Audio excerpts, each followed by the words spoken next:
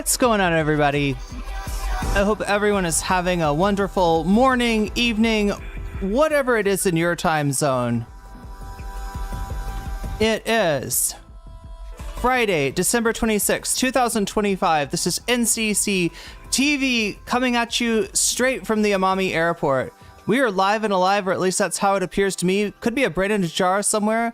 Don't know, don't care. Shouts out to all my weasels out there, all my forest creatures, rocking out to the realest of the real, synthetic lifeform streamer, trapped in a cyber brain and body like some kind of ghost in a half shell in this late stage hyper-capitalist dystopia, forced to exist in this twilight realm to pay off my debt to society and my student loans. I hope you're having a good day, whoever, whatever, wherever, and however you are. We're about to jump right into it here on twitch.tv, youtube.com, high risk, high reward, high on life, or whatever simulation, simulacrum, simultaneous, spontaneous singularity of consciousness this is, was, or will be sometime in the distant cyber future. Oh my god, chat, my brain cells are feeling so much happier today. I don't know what's going on.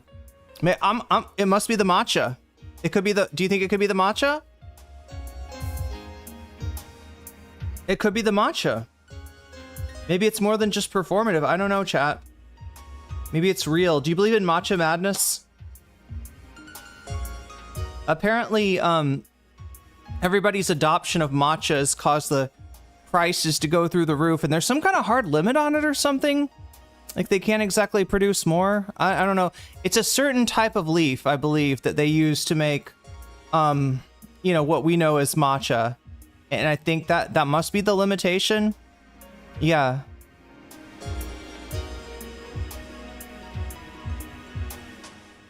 But anyway, enough of the tea lesson today, chat. Sometime I'll give you a full lesson on tea and tisanes, right? Tisane, you might think that you've got a tea when you're drinking a herbal tea or a hibiscus tea or something like that. No, it's a tisane, actually. The technical term, right? Tea has got to be Camellia sinensis, yeah, is the plant we're looking for. I believe in the matcha, but Korean juju match? Wait, whoa. Is there a Korean competitor that's like appeared? Matcha is really delicious. Yeah, I'm a big fan myself. Yeah, but and my brain is a fan apparently too, because yesterday I was thinking with like half a brain cell most of the time.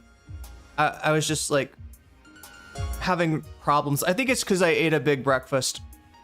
I ate a big Christmas breakfast yesterday, and it's just like, you know how like a Christmas or like a Thanksgiving meal will lay you the fuck out and you can't even like talk? It's like that. I just ate too big of a breakfast. Good to see you too. Makas does matcha. Makas does matcha? Makas does matcha.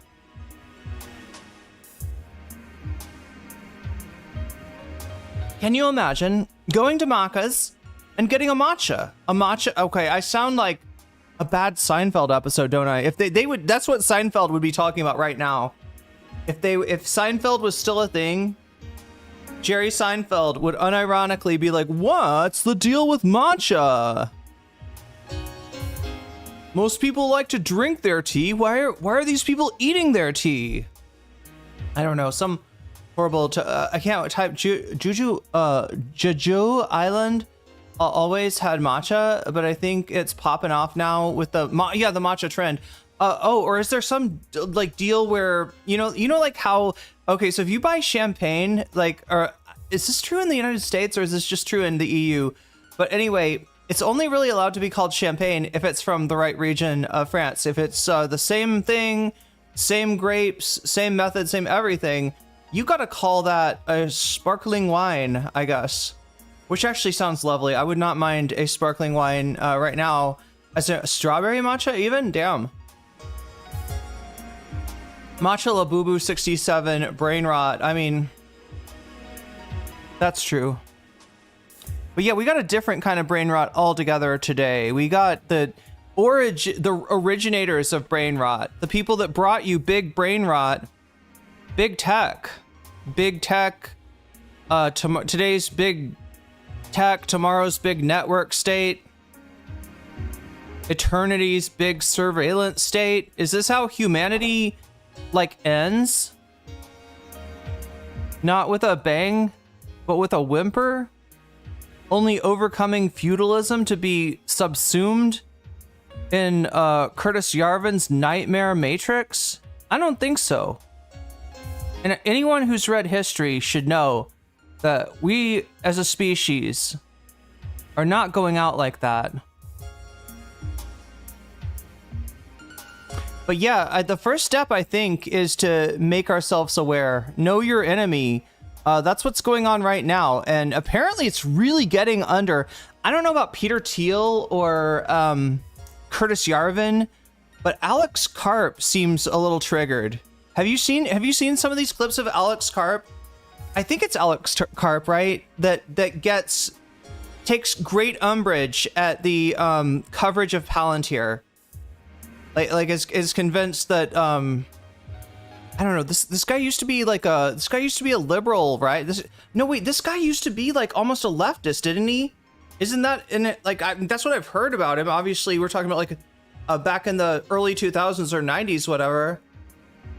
But I think that one of the weird things about Alex Karp, the CEO of Palintir, is you would expect the CEO of a surveillance corporation to be some kind of, not even like a libertarian conservative, like a straight up authoritarian, right winger.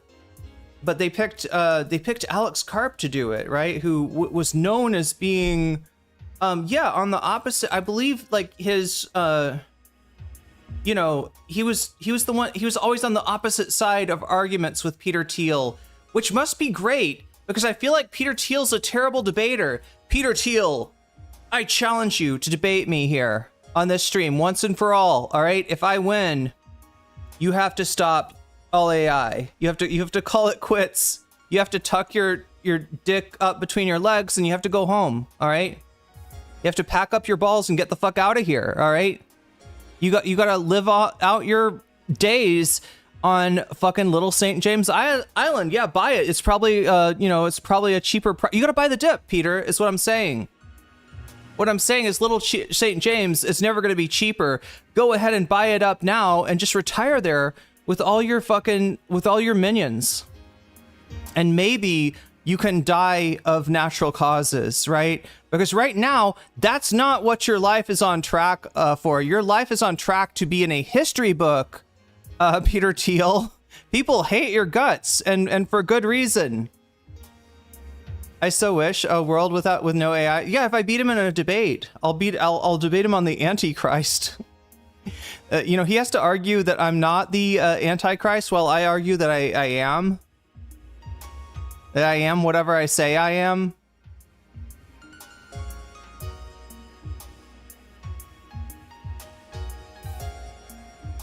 The only thing that kind of sucks about this matcha, though, right now, it's not even about the matcha. I've got I just brushed my teeth, and it's not even with like the toothpaste that the national brands here. They're like, it's like a different kind of toothpaste. It's packed with like herbs and stuff, and so it just basically it stays in your mouth a lot longer. And it adulterates the flavors of everything that you're trying to. So sometimes I'll be like drinking coconut water, and I'll be like, "Is this coconut moldy?" Because you really shouldn't drink moldy coconut water. Bad things can happen, supposedly. You just like look at your coconuts before you drink the water. But like I'll have this moldy taste, and then I'll remember, oh yeah, I just brushed my teeth, right? That's what it is. It's a combination. It's like a weird synergy between whatever I'm drinking and the toothpaste that happens. And it's slightly worse than just American toothpaste and like orange juice, which is not pleasant either. I think what happens, there's like a chemical reaction that goes on and some sort of salt is formed.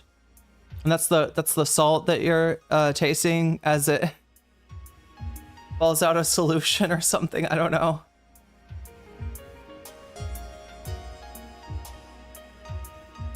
Columbia Rican says, I wish a world without AI slop.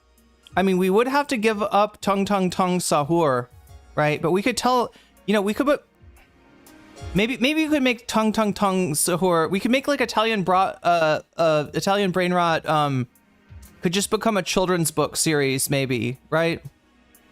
Teach your kids Italian. Right? Read the, you know, and then years later they learn what the origin stories of the different brain rot animals mean, and they're shocked and aghast. But yeah, that's what we got going on tonight. We got Peter Thiel, we got Curtis Yarvin, we got the network state, we got transhumanist Christianity even in the house, right? In case you thought that tech couldn't ruin any more things, it's even ruining already ruined things like religion. It's the AI slopification of religion, and I'm not even talking about shrimp Jesus, okay? I mean, shrimp Jesus was bad. And, you know, your grandmom swears that is that's a real thing built, you know, a African child made shrimp Jesus out of his love for Christ, thanks to the missionaries that we sent over there. But no, it's not. Shrimp Christ is not real. What is the brain rot animal that's like a cat? It's like a cat shrimp, a shrimp cat.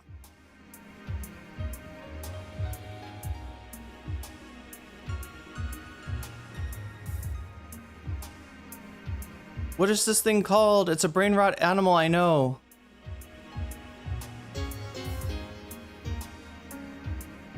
What is the name? It's showing me pictures, it's not telling me the name. AI brain rot? Trippy Troppy, goddamn. Yeah, we're just talking about Trippy Troppy here, okay? You know, you say that's your savior, that's God out of the machine. The AI has brought the second coming. Damn, chat, the second coming actually kind of sounds fun. I would attend that, but no. Yeah, the prawn savior.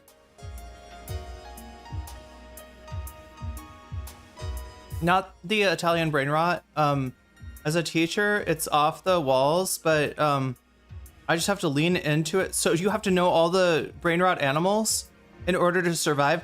Rule 31, there is a new version of Jesus for everything. Yeah. Including for politics and Donald Trump, or business and Peter Thiel. Because if he's against the Antichrist, chat, then he must low-key be Jesus. Yeah, Jesus came back and he's a sweaty ghoul. Like a sweaty fucking ghoul that's not sure if humanity deserves to continue, even though he ostensibly gave his life for humanity. Gamer Nexus has been doing a couple of AI deep dives that are very detailed and really good. Those are really good videos. Gamer Nexus, huh? I'll have to check them out. I love extra large brawn. Wait, I feel like we have extra large. I mean, I don't eat meat, so I don't get this, right? But doesn't Thailand have like ridiculously large prawn that are almost the size of, it's like a lobster kind of, isn't it?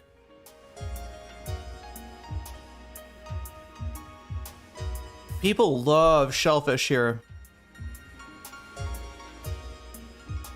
I mean, mainly prawn and crabs. Crabs are popular.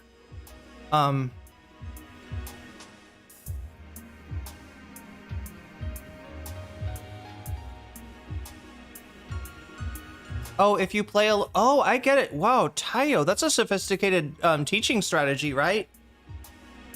So if you don't say anything, they just are like, they're just constant AI brain rot, right? But if you say it back, you make it uncool. There's supply side Jesus, white Jesus, Steve Aoki. Wait, Steve Aoki is Jesus? Penguin Zero does kind of look like... Oh wait, Steve Aoki kind of does look like Jesus. Would that be like EDM Jesus? Steve Aoki?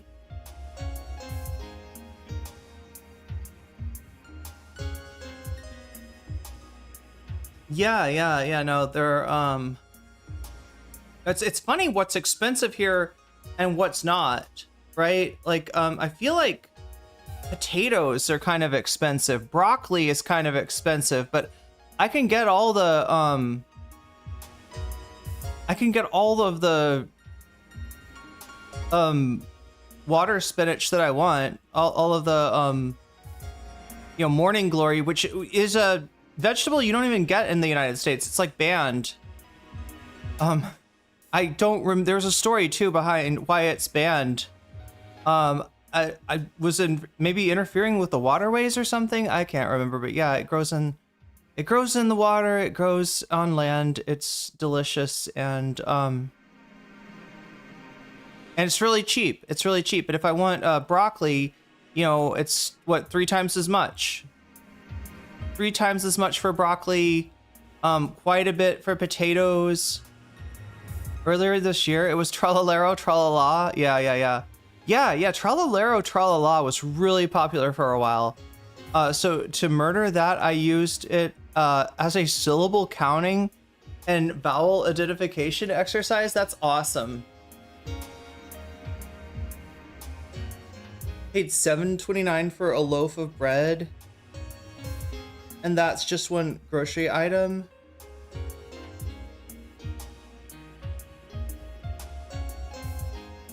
Yeah, I mean it's weird. It's weird because like you do end up craving things, right? Like when you're eating mainly like stir fry vegetables and rice, you kind of want some French fries, right? You kind of want a pancake, and that's not to say, chat, that's not to say that waffles are bad. Okay. Waffles are the, you know, they've got an optimized syrup dispersal system in the squares, right? That's, you know, I myself has been spared from Italian brain rot so far. Waffles are kind of bad, not gonna lie. Well, yeah, I mean, they usually have eggs in them, right? Most of the waffles that you get, they've got, you know, they got an egg in there, right? I don't know. I think you can make it with I think you can make it with like flaxseed and oh no, bananas. Oh, pancakes are bad. I mean, there's not much to pancakes, right? What all is in there? I'm trying to remember when, like, the flour. There's like, is there baking soda in there? There's something to make them bubble up, right? Waffles are yummy. Belgian waffles are delicious with ice cream on the side. Pancakes though are annoying. Well, I'll also say that it's kind of like more food than I normally need. Like it's a lot of food. It's compacted too. It's kind of like, you know, you could eat something way bigger with the same calories as a pancake, and maybe, you know, maybe that would be better. I don't know. Not a fan of pancakes. If I eat pancakes, they need to be crispy. Oh, okay. Like, wait, are you talking about like thin pancakes? So almost like a crepe, maybe? You don't like the fluffy pancakes. I don't like them when they're so fluffy that in the middle it's like straight up dough. But as long as you cook them through, I don't mind the fluff too much. Yeah, you could eat like a mountain of crepes. That's true. Yeah. I mean, it's the same thing for a wrap, right? Wraps are like kind of like people, it feels like a light meal when you're eating like a wrap, you know, and you've got like all this lettuce in there and stuff. But it's somehow more calories than a hamburger bun, which is wild. Waffles are more mass than a pancake. Oh, you're right. Yeah, it's gonna inevitably, yeah, get more syrup on it than a pancake. The pancake, just the syrup like glazes it as it drips down, and some of it soaks through, and that's the limit of the syrup. But with yeah, that's true. The thing I was saying about the efficiency on the syrup is actually kind of a drawback if you're trying to, you know, not eat a zillion calories. Need the taste of butter on the crispy side. Wait, on the crispy sides of it? Wait, what? There's only one crispy side? Are they not flipped?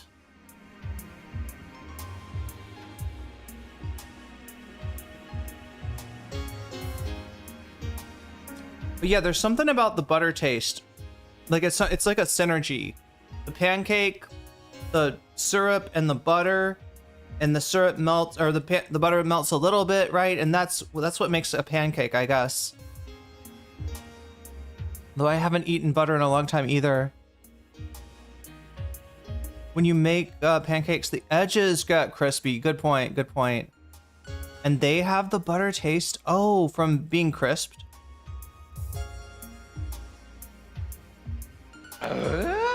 At 0mega_star, super chatted $9.99. You'll never guess what's for breakfast. Pancakes. Pancakes. Always pancakes. I mean, I worked at a Denny's. Like, I loved breakfast food growing up, but then I worked at Denny's for a few years, and I got, like, you know, like on break, right? I could have all of the breakfast food I wanted, and I slowly just got tired of every bit of it somehow.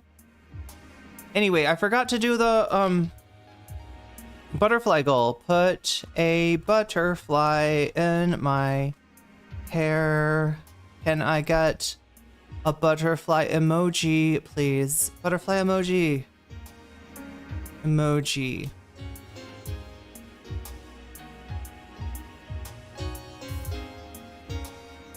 Is there a butterfly that's a brain rot animal? I gotta admit, I don't know like some of the more niche ones.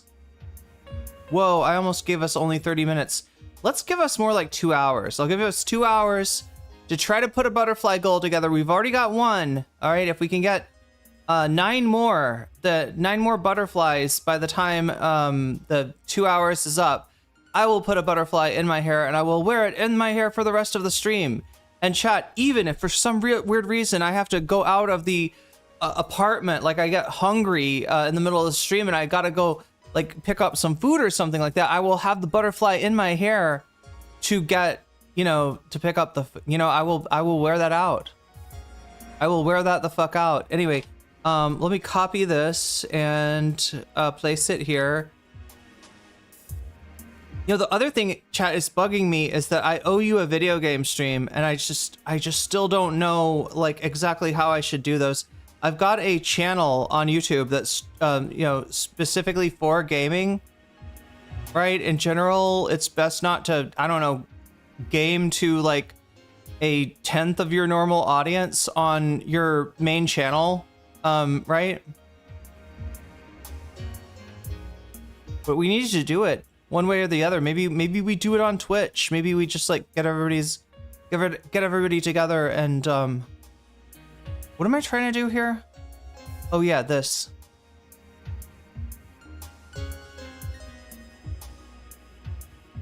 I am trying to be able to do something just like this.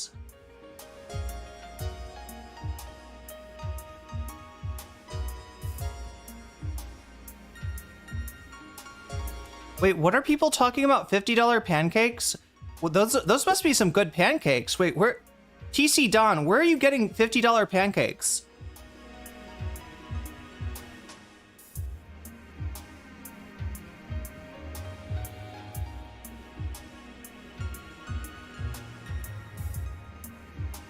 Who's asking you for $50? Are people, is somebody like mugging TC Don in chat? Chatters, quit mugging new chatters, okay? I am so confused. I am so confused, TC Don.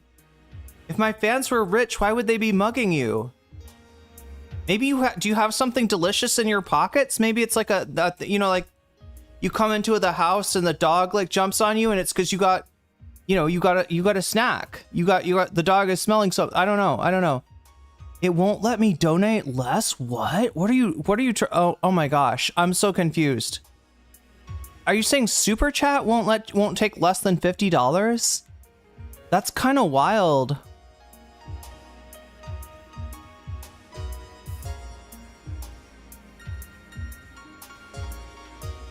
Any Western brunch cafe in Korea or Japan is going to ask you for like $50 for I mean, that's the other thing. Wait, I'm just trying to figure out what's going on with TC Don. Is TC Don okay? Is TC Don getting mugged by the super chat? What's going on? Because last time I checked, right, I don't think there's like a downward limit on super chats, right? Although I will say that to get if you want it to count for the butterfly goal, I think it's got to be 100 Thai baht or more, which is around $3. Not $50 though, but even then you can donate, less. I don't know, but no, yeah, nobody's asking you, to donate money if you don't have any. Of course, you should take care of yourself first. I just don't understand where the $50 is coming from. Like, what was it that, who is trying to get $50 out of TC Don? I still don't know. My super chat. Wait, it's not making it there? Wait, what? Was it a super sticker? Because sometimes those don't show up. Wait, what? Yeah, the only thing I see is a megastar so far.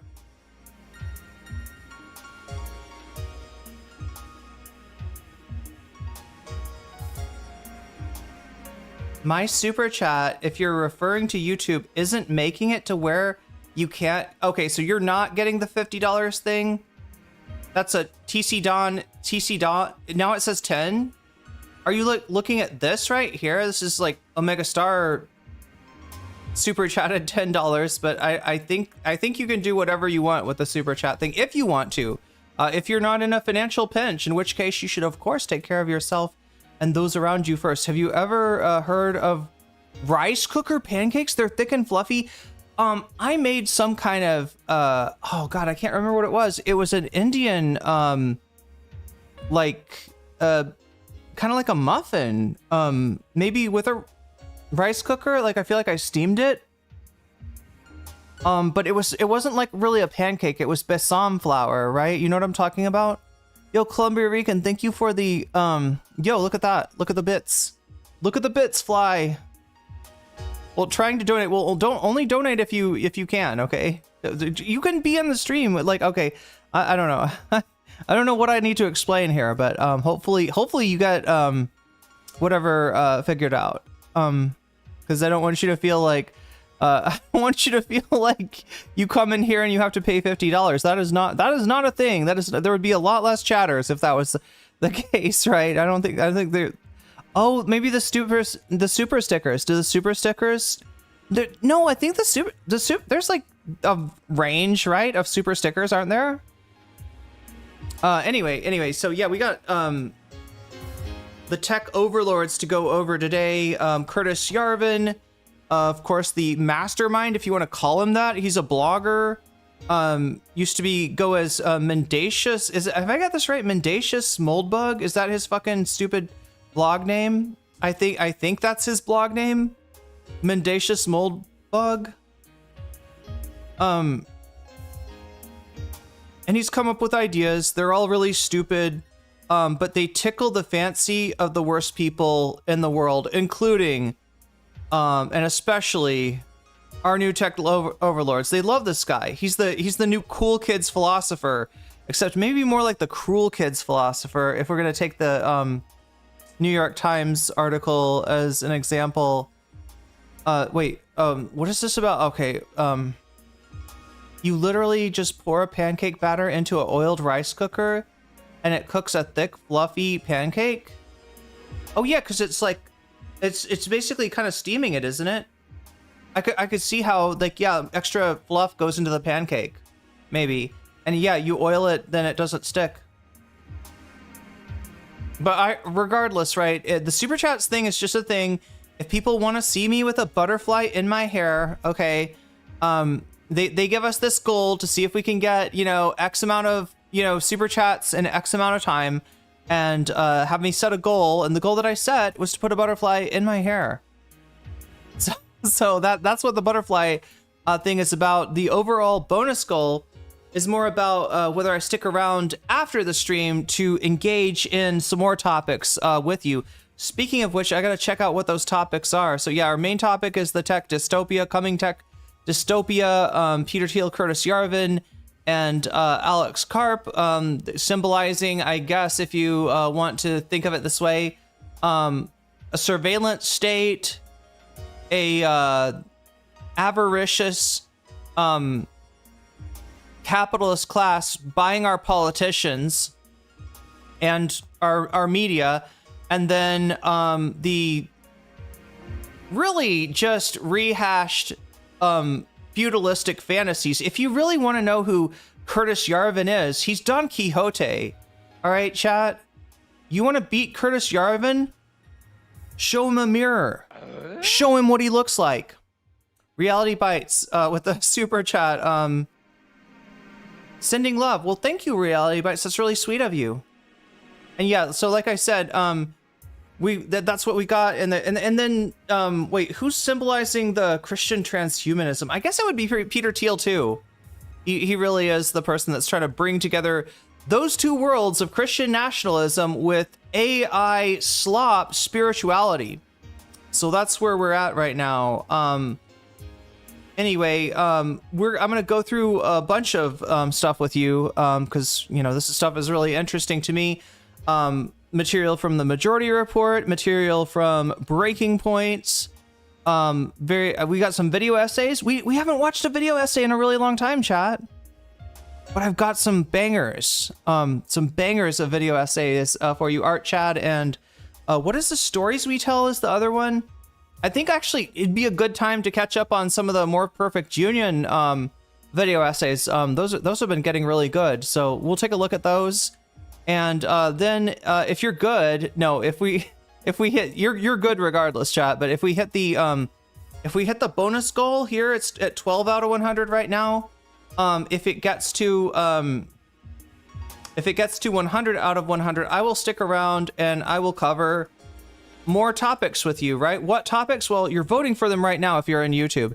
And if you're not in YouTube, feel free to sneak on over to YouTube. I'm not telling you to change platforms, but you can sneak on over to YouTube and you can make your voice heard by voting in terms of what which of the topics that we've got on tap for today that you want to see right now. Right now, it looks like with 26 votes already recorded, we have Barry Weiss kills the CCOT story. It kind of looks like Barry Weiss kills Epcot. Anyway, no, it's CCOT, the CCOT story that was supposed to go out on CBS News. Now, I've been noticing some weird things. It looks like, oh my God, what's his name? Cory Booker actually put the entire segment, I'm like the entire 60-minute segment, at least for a little while, was up on Cory Booker's YouTube page, right? Cory Booker's YouTube channel. So yeah, Barry Weiss is effectively caught and killed that story. Even though they did put the story out to the White House to respond to, the White House didn't make a coherent response. And you don't have to platform them like blowing smoke up your ass, trying to distract you, doing their muzzle velocity bullshit. You don't have to platform that. You ask them a question. If they don't answer, you say that the White House, we asked the White House XYZ and they chose not to respond, right? You don't owe them like space on your platform to just like yap. Okay. But anyway, Barry Weiss thinks you do, and she has killed the story because of that. But this might have been an example of the Barbara Streisand effect, in that killing the story made it a lot more interesting. And when it finally came out on a Canadian, what was it? There were Canadian channels that had, I think, websites, right, where it was up for a little while. And people recorded it off those websites. So anyway, we've got the report. We know what the story is. And even though Barry Weiss tried to kill it, it's like Obi-Wan Kenobi. She only made it stronger. That's what she achieved. Anyway, that's in first place. Second place, we have Hassan Piker versus Aiden Ross. I'm trying to remember what this was about. I saw this video early this morning. Aiden is bitching about Hassan somehow. Aiden Ross, if you don't remember, is the guy that has that clip where he was like, what is fascism anyway? Right? And and he just starts looking up like the definition and like ultra nationalism. Like he just couldn't pronounce any of the words, right? He's just not smart. However, that hasn't stopped him from doing political content, right? Including hosting the presidential candidate Donald Trump on his live stream, giving Donald Trump access to younger male, what would you call that? You would call them unlikely. There's a name for this, right? Unlikely voters, low propensity. There we go. They're low propensity voters because they don't really know anything about politics. But if Aiden Ross serves it up to them in a parasocial context, right? It turns out that enough of those assholes, can show up to maybe swing an election, right? That's what we saw this last in the 2024 election. So anyway, that is at 32%. We got third place, Internet Anarchist, right? This is a video essay channel. Some would say a content farm, who's been accused of plagiarism. And I've been accused of maybe not knowing how to spell plagiarism because I think I spelled it wrong there.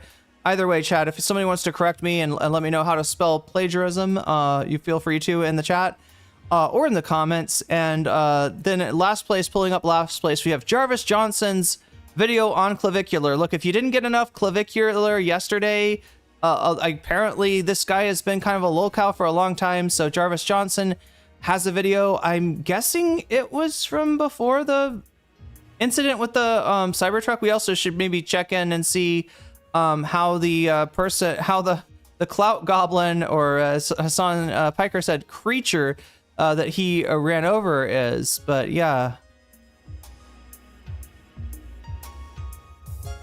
Seacot Story is and was on YouTube. Been trying to muster up the strength to watch it.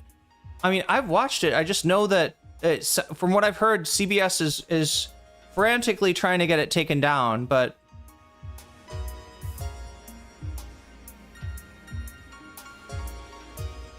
Aiden Ross couldn't, I saw it, Aiden Ross couldn't even remain on topic with his gripes. He was all over the place and contradicts himself every other sentence. Yeah, he's not a smart man. Okay, he may not be the the Forrest Gump of the U.S. deep state, the way that Jeffrey Epstein is, but he is he is much like Forrest Gump, not a smart man. Who is John Casablancas? I don't know, TC Don. That sounds familiar. Anybody know what TC Don is talking about? John Casablancas? But anyway, that's what's going on. 30 of you have voted already. Make sure to, vote if you haven't already voted. Make your voice heard. And the other thing that you can do, right? So the other thing that I programmed the first half of the show, the free half, the stuff that you get no matter what. You get to program the bonus half, and you also get to fund the bonus half, right? Isn't that fun? Isn't that awesome? No, what I mean is that if this number gets up to 100 by the end of the stream, then I'll stick around and I'll cover one of these extra topics too. If it gets to 200, I'll cover 2 topics, right? 303 topics. And that actually happened yesterday. And I stupidly did not leave enough spare time in order to fully cover that second topic. So guess what, chat? You're going to get that bonus content from yesterday for free, right? We're going to, or not for, you know what I mean? It's from yesterday's stream, right? We're going to watch the video, the Art Chad video on Christian transhumanism. So that was part of yesterday's bonus content that actually we actually got up to 200. And so I'm going to be doing that today, but just in with the normal content, right? So anyway, what makes this number go up? Every time you do a super chat, and yes, it can count for the butterfly goal and for the bonus goal as well, right? It counts for both, right? You do a super chat, if you do a super sticker, if you get yourself a membership, if you gift a membership, if you support me on Throne, throne.com/nocommentchick, or if you sign up for my Patreon, right? Those all make the number go up. And if it goes up to 100, good things happen. The other thing that makes it go up is if you support me on Twitch, which, hi Twitch audience, poggers. Yeah, if you support me on Twitch through getting yourself a super chat, which costs $6. You can also do it for free, though. If you've got Prime, you can hook your Amazon account up to your Twitch account, and it gives you a free Twitch Prime sub to use on the channel of your choice. If you use it on mine, you'll get all the emojis, and you will also get the ability to rewind the VOD during the stream. Apparently, that's a subs only benefit right now. So you can do, but you can get that for free if you got Prime, right? Otherwise, it costs you $6. And you know, you could also make the number go up by gifting subs to other people so that they can rewind the VOD, so that they can have emotes, and I'm sure they'll be very appreciative, and that's very generous. And it also makes the number go up. So these are the things that make the number go up. I think I've explained that sufficiently. Let me now go to giving some thanks to those who support me on Patreon, right? If you support me on Patreon at the $5 level or above, that's 5 USD, I will read your name out at the beginning and ending of each stream, unless you don't want me to, in which case let me know. Or if you want to be called something different than what you're signed up for on Patreon. I also try not to read out like, you know, full names unless they're the names of people in YouTube, right? But anyway, yeah, if you're if you are supporting me at the fancy Weasel level or above, then you get a fancy shout out at the beginning and end of each stream. Let me do those now. Shouts out go to Tracy Eva, Yuza, JMB, Brian, Emily French, Big Al of the Cake Mix and the Cake Remix, Direful, Sarah, Izymandius, Steven Sayers, Animus, Infallible Fowl, Oral Solipsis, Nadia Yvette, Choki, Moe Noe, Funky Monkey, Temporal Insanity, Good for Gabby, Jules K, Buffy Geek, and a fancy shout out to my fancy weasels, Sherry Safira, Rachel K, Omega Star, and Zara Xerix. With that being said, chat, I believe it's time to jump into this, because we got a lot to cover, and even more to cover if we end up hitting the bonus goal like we did yesterday. So I'm already gonna be making up some bonus content from yesterday, and if we hit the 100, I'll do more bonus content. That's right up here. The other thing I want to make sure that you understand is that if you support the stream, when you support the stream, yes, chat, including a Twitch Prime sub, which technically costs you nothing, but you're supporting the stream, it makes this number go up, and it also gives you the ability to put your money where your mouth is. What do I mean by that? I mean that you can tell me when you donate, like, I want to see the Seacott story. I want to see what's going on with Jarvis Johnson and Clavicular. I want to know about the Internet Anarchist situation, right? Or what's going on with Hassan Piker and Aiden Ross, right? Just say that in the chat, and I will turn your donation into a percentage and add it to the topic of your choice, and it very well may make the difference between you know, something winning and getting selected and not getting selected at all. So there we go, chat. I think I've got everything explained with that, and having spent having spent 1 hour, we're 1 hour into the stream already. Let's get into what we're actually covering today. If I can just find it. If I can find my scenes here. There we go. Scene, and pull up the window. And I think we're going to be starting with breaking points. This is, I don't know, Emily Jashinsky and Crystal Ball. You know, breaking points is one of these right and left kind of shows, but they're united on some things, and one is their hostility to the tech billionaires. So I mean, good for them. Good for them, I guess. But you know, this is going to be like a jumping off point for the rest of the stream, right? We're going to watch some MR, we're going to watch some video essays, we're going to watch a lot of different stuff, but I feel like Breaking Points covered the story really good this year, and as did the Majority Report. So yeah, we'll be going into that. Also, Nerd Reich. I gotta give a shout out to, we'll be watching some Nerd Reich. Anybody know the Nerd Reich John Casablanca deep dive for $10? Are we bidding on me? Are we bidding on my content now? I mean, that's an interesting like a streamer auction. That's kind of cool. I don't know. It's so, I guess we're kind of doing a streamer. We're doing a little bit of a content auction, but no, you get the, you know, you get the main content for free, right? And if you want to support the stream, you can even convince me to stick around longer and do other, cover other topics, and get to choose and get to program the like I said, the first half I program, the fun half you get to program, and you get to fund. So anyway, we should get into it. We should go. We should make this happen. We got Crystal and Emily.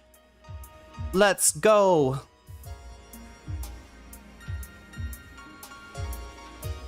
Guys, let me let you set this one up. I mean, I'll give you the bare bones. Let's put this up on the screen from the Washington Post. So, Peter Thiel, we all know and love. He gave this series of 4 private lectures, like 2 hours each. You had to agree that they were off the record and not to record, blah, blah, blah. Well, they got leaked. The audio got leaked to the Washington Post, so they wrote up this piece. They say, inside billionaire Peter Thiel's private lectures, warnings of the Antichrist and U.S. destruction. Tech billionaire, they write, Peter Thiel recently warned that Swedish activist Thunberg and critics of technology, or AI, are, quote, legionnaires of the Antichrist. Mm-hmm. All right, so I want to point out some Nazi tactics, right? I'm not saying that Peter Thiel's a Nazi, but I'm saying that these are tactics that the Third Reich used in their propaganda. One is to accuse your enemy of something that you're guilty of before they notice it about you. All right, that's a thing. That's a strategy, right? It makes it hard to be like, actually, if anybody's the Antichrist here, it's the guy, dressed up like a hot dog. He's like the fucking hot dog guy. Chat, do you know what I'm talking about? This is show, so I think you can leave. Or so I think you should leave.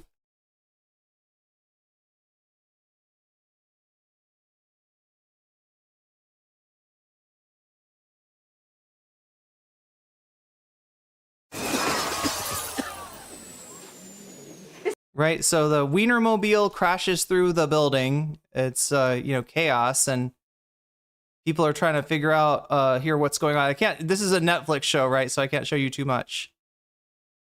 But then in the midst of everybody all the chaos, people trying to figure out what had just happened, right? You get this guy,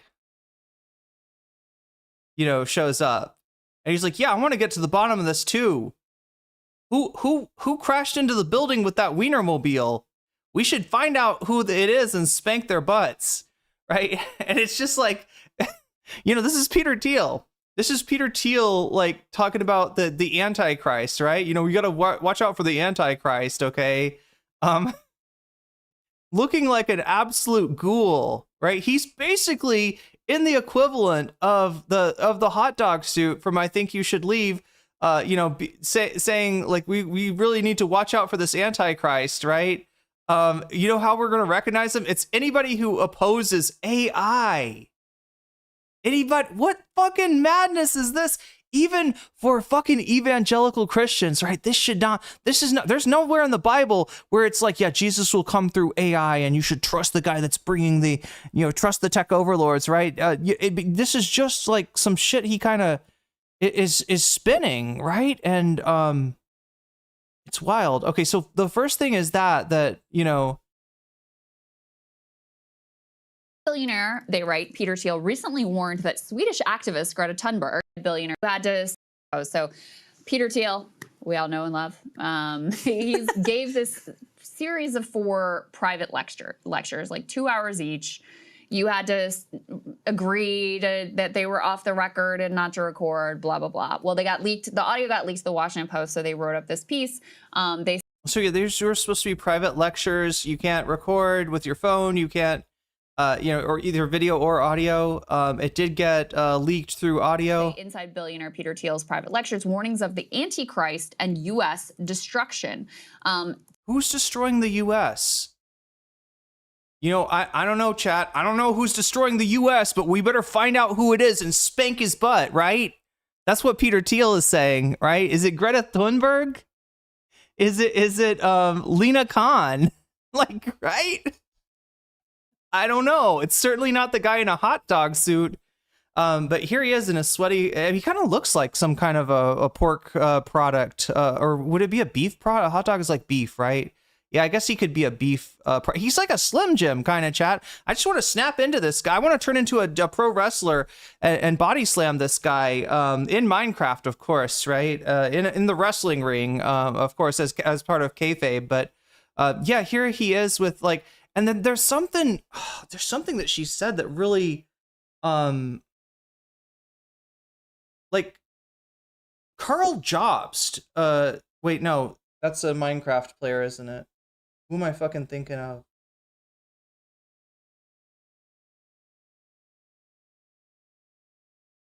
The Nazi jurist. It is Carl something. Sunday. It was the thing. There was the book that the old President Sunday thumbnails. It was the book the octopus was reading. Anyway, you're gonna see some. Like I said, some weird kind of not. So like I said, you know, we got like a Nazi tactic of like PR disinformation, and that, you know, they're kind of like, you know, naming a problem and accusing their opponents of it, when really if anybody's destroying America, it is the guy in the hot dog suit. Series of 4 private lectures, like 2 hours each. You had to agree that they were off the record and not to record, blah, blah, blah. Well, they got leaked. The audio got leaked to the Washington Post, so they wrote up this piece. They say, inside billionaire Peter Thiel's private lectures, warnings of the Antichrist and U.S. destruction.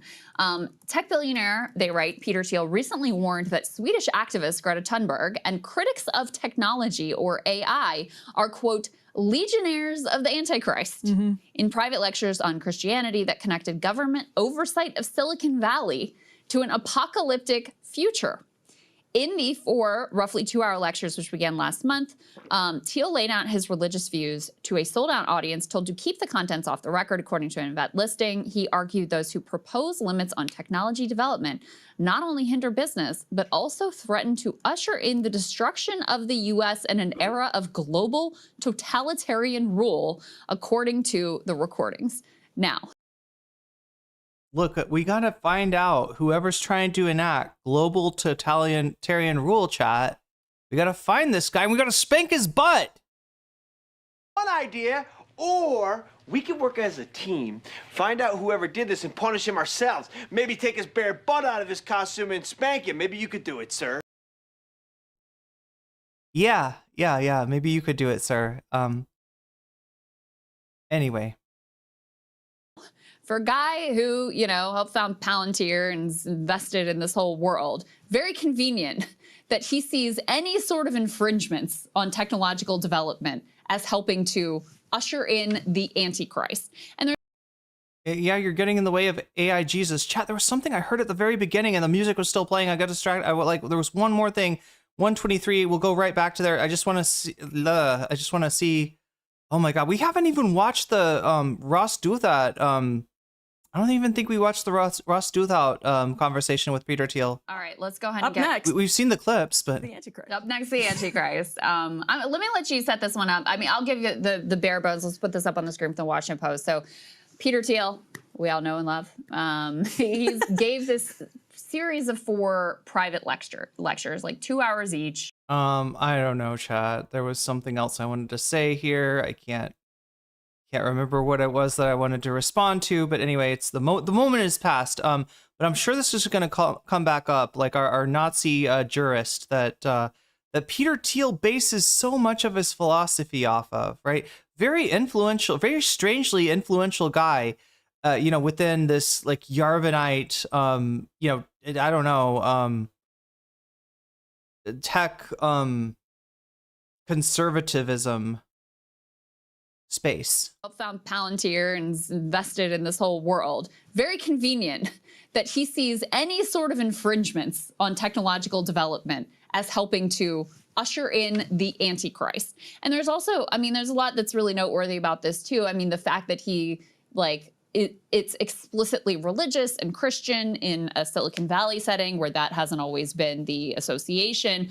I know from listening to some of the other things that he's said publicly, you sent me some of the lectures that he'd given or the talks that he'd given previously, that he also likes to connect it to, okay, well, even if you're not religious, like there's a secular concern about the end of the world. You can think about nuclear weapons, you could think about climate crisis, you could think about AI, but he believes that while AI development... And Chad, if you want to understand the like secular outreach of this group of, I don't know, Christian transhumanists or whatever the fuck they end up calling themselves, right? It's Richard Dawkins's fault. Maybe not solely, right? But when the idea of, what is it called? Oh my God. Cultural Christianity? Is that what he calls it? He's not, obviously Dawkins is an atheist famously, so he wrote The God Delusion. But you know, when New Earth creationism stopped being a force that was really, you know, in prominence, the new atheists, especially on YouTube, pivoted to new enemies. One of these enemies, you know, as feminists, that's where we got Gamergate from, but the other enemy was Islam. Sam Harris, Richard Dawkins, and a number of the new atheists decided that, you know, even though we say all religion is bad, all religion is a God delusion, you know, some religions may be better or worse than others, right? And the motherload of bad ideas, to use Sam Harris's words, was Islam. And this was used as a justification for the war on terror and the authoritarian you know, tactics, all the war crimes, you know, and just the dehumanization of Muslim people. So that is the pull. It's the cultural Christianity that pulls in people that may not be religious, but that believe in the supremacy of Western culture and are willing to, you know, get behind almost like a sigil of you know, of Western civilization with you know, Christianity as its like symbol, right? So I mean, like that's kind of like the atheist Ouroboros eating its own tail in my mind, right? They've really kind of gone, you know, full circle against what they started out being for. Yeah. It's just like it from atheist to white Christian hegemonist, even if he doesn't believe in you know, God. But you know, if you tell him that God is I don't know, the achievements of Western man, he might be amenable, and we're actually building God, right? You know, we just need more compute in order to construct God. You know, he might be amenable after all. Is dangerous, that the risks of not developing AI are more dangerous and will lead you potentially down the path as legionnaires of the Antichrist to an era of global totalitarian rule. So a very convenient set of beliefs for him to hold. Right. So Peter Thiel has started over the last year framing this in explicitly biblical Christian theological terms by focusing in on the catechon, which is from 2 Thessalonians. I'll get into that a little bit more. We can put F1 up on the screen. This is the Washington Post article on a sort of leaks from a lecture that Thiel gave in San Francisco, but he has been doing these lectures in multiple different places. And one of the interesting parts of this Post article, there's been a Wired article on some leaks that came out. You're seeing this drip into the media in recent months. Yeah, exactly. Columbia Rican Digital Jesus, aka Skynet. Did this long interview with Ross Douthat. We're going to get into that as well. In fact, we actually already covered this too, because as you said at the top of the show, Crystal, anytime someone with the power that Peter Thiel has starts talking like this, you have to pay attention. So he's saying the same thing over and over again. Every time you see a new article or a new interview, he is making the same pitch over and over again. And he's doing it as there's this kind of Christian revival happening in Silicon Valley, like the vibe shift that's happening nationally. There's a real, not even an undercurrent anymore of that happening in Silicon Valley. You see it in people. How old is this? 2 months ago. Okay.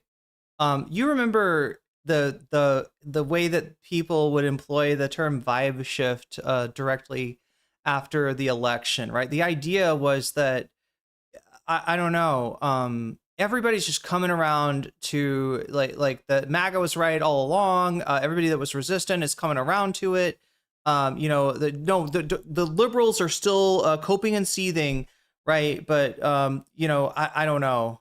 The rest of America is healing or something. Like, right, America's healing. You'd hear these phrases when she's talking about the vibe shift. Yeah, she is talking about Silicon Valley, maybe a longer term vibe shift of them going from being, socially progressive, both in terms of the candidates that they supported, in the Obama era, certainly. And also, in terms of the way that they administered any moderation that might be on their platform, right? They were sympathetic to, to having TOS that made racism and homophobia and transphobia have a price to them, have a moderation of being against TOS, right? Essentially, and then they kind of flipped around the same time that COVID happened. And if you want to understand this, look at what happened during the lockdown. Look at how so many corporations were forced by circumstances to shut down in the beginning, and then construct ways, create ways where business could go on, with people working remote, which people loved, but managers and owners did not love this, right? What they saw it as was the slipping of their control over their workforce, right? When they're not there, even if they're just as productive, there's some kind of control that they felt like they were losing. They came to resent this. And even though these policies chat started under Donald Trump and, didn't have like a lot of government, force behind them, just the circumstance, sort of forced them to allow a certain degree of remote work and gave people, along with some of the stimulus, the chance to, say they don't like the job that they're working, right? They could quit, they could take some time off, they could find something better. They could find something better and remote, right?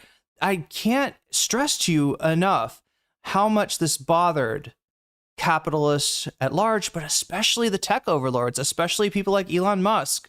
And so that is what facilitated, although I suspect that, that it was already happening, as people become more wealthy and wealthy, they tend to become more and more conservative, right? So I'm sure that, this was already happening to some extent, but, they got on board, I guess, with the cultural or culture war aspects of right-wing politics as well. That's where the vibe shift that she's talking about came from, and it was a lot longer of a process than the, I guess, temporary caving in of institutions and organizations and corporations, just kind of giving up on opposing Trump in any sort of way. Right. That's the vibe shift that we heard a lot about last year. She's talking about a more long-term vibe shift in Silicon Valley itself. Like Nicole Shanahan, you see it in an organization that... And also, yeah, that's the RFK Jr. running mate. We got to look into her, chat. Did you know she's a billionaire? She was funding his campaign. Shanahan, apparently there's a lot more. We got to look into Shanahan at some point. ...is involved with that's bringing in a lot of powerful people in Silicon Valley, and you hear it a lot in the conversation about generative AI, large language models, and that sort of thing. So here's a pretty representative encapsulation of the Thiel argument. We can go ahead and roll F2, and then we'll do some more breakdowns.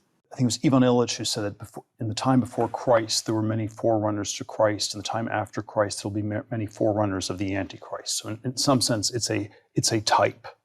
So Nero was a... Please cite your chapter and verse, sir, if you're going to you're gonna summarize the scriptures like that. What the fuck? There will be forerunners to the Antichrist. Where's he getting this shit? Type of the Antichrist, or maybe Napoleon was a type of the Antichrist, and it's sort of a, you know, it's someone who From Napoleon to Greta Thunberg. Is that what we're doing? Is that the forerunners to the Antichrist?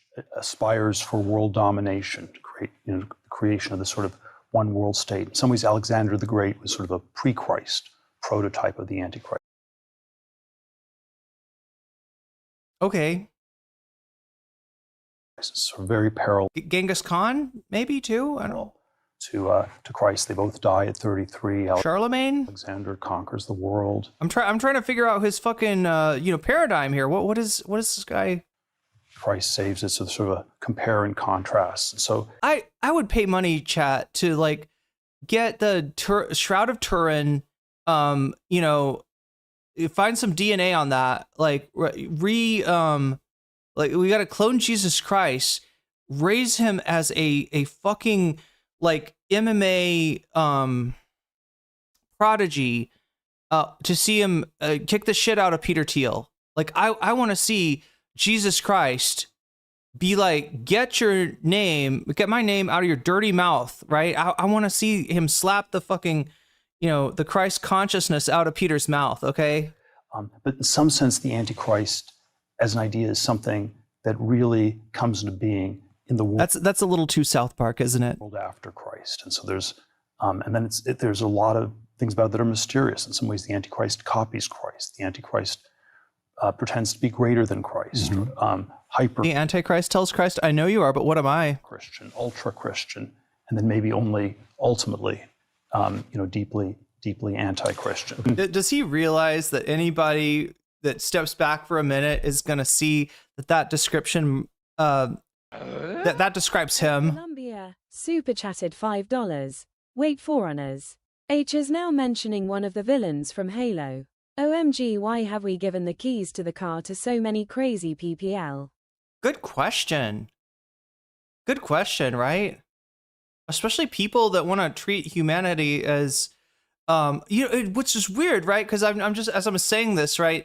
Their vision for humanity, the Yarvin Thiel, vision, I'm not sure if I want the human species to survive. No, he wants us to survive as like his fucking car battery for him to charge up his phone, right?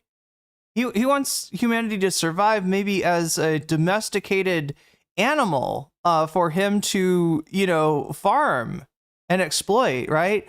And as I said that, I just realized how that matches up with a lot of the anti-Semitic conspiracy theories we're hearing out of the mouths of like Candace Owens, right? These guys actually, by these guys, I want to make clear that I mean, capitalists, right?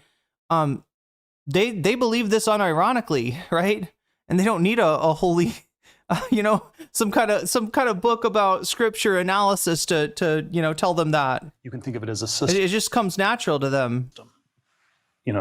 Where maybe communism is a one world. But thank you, Columbia Rican, for the super chat.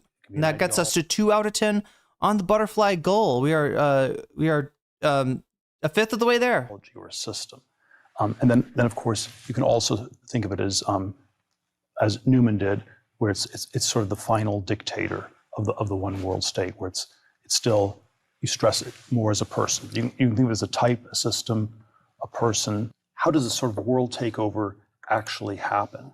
And it's. Do you know what it is, Chad? It's Amalek. Remember how Netanyahu had this like fucking cheat code of like comparing the Palestinians to Amalek, and like the biblical meaning is like, this is the city that the evil king, and you must kill everybody within it to make sure that you get King Amalek, right? It's like a order to just kill on sight, basically, right? That's what I think Antichrist is for him. I think it's a useful tool.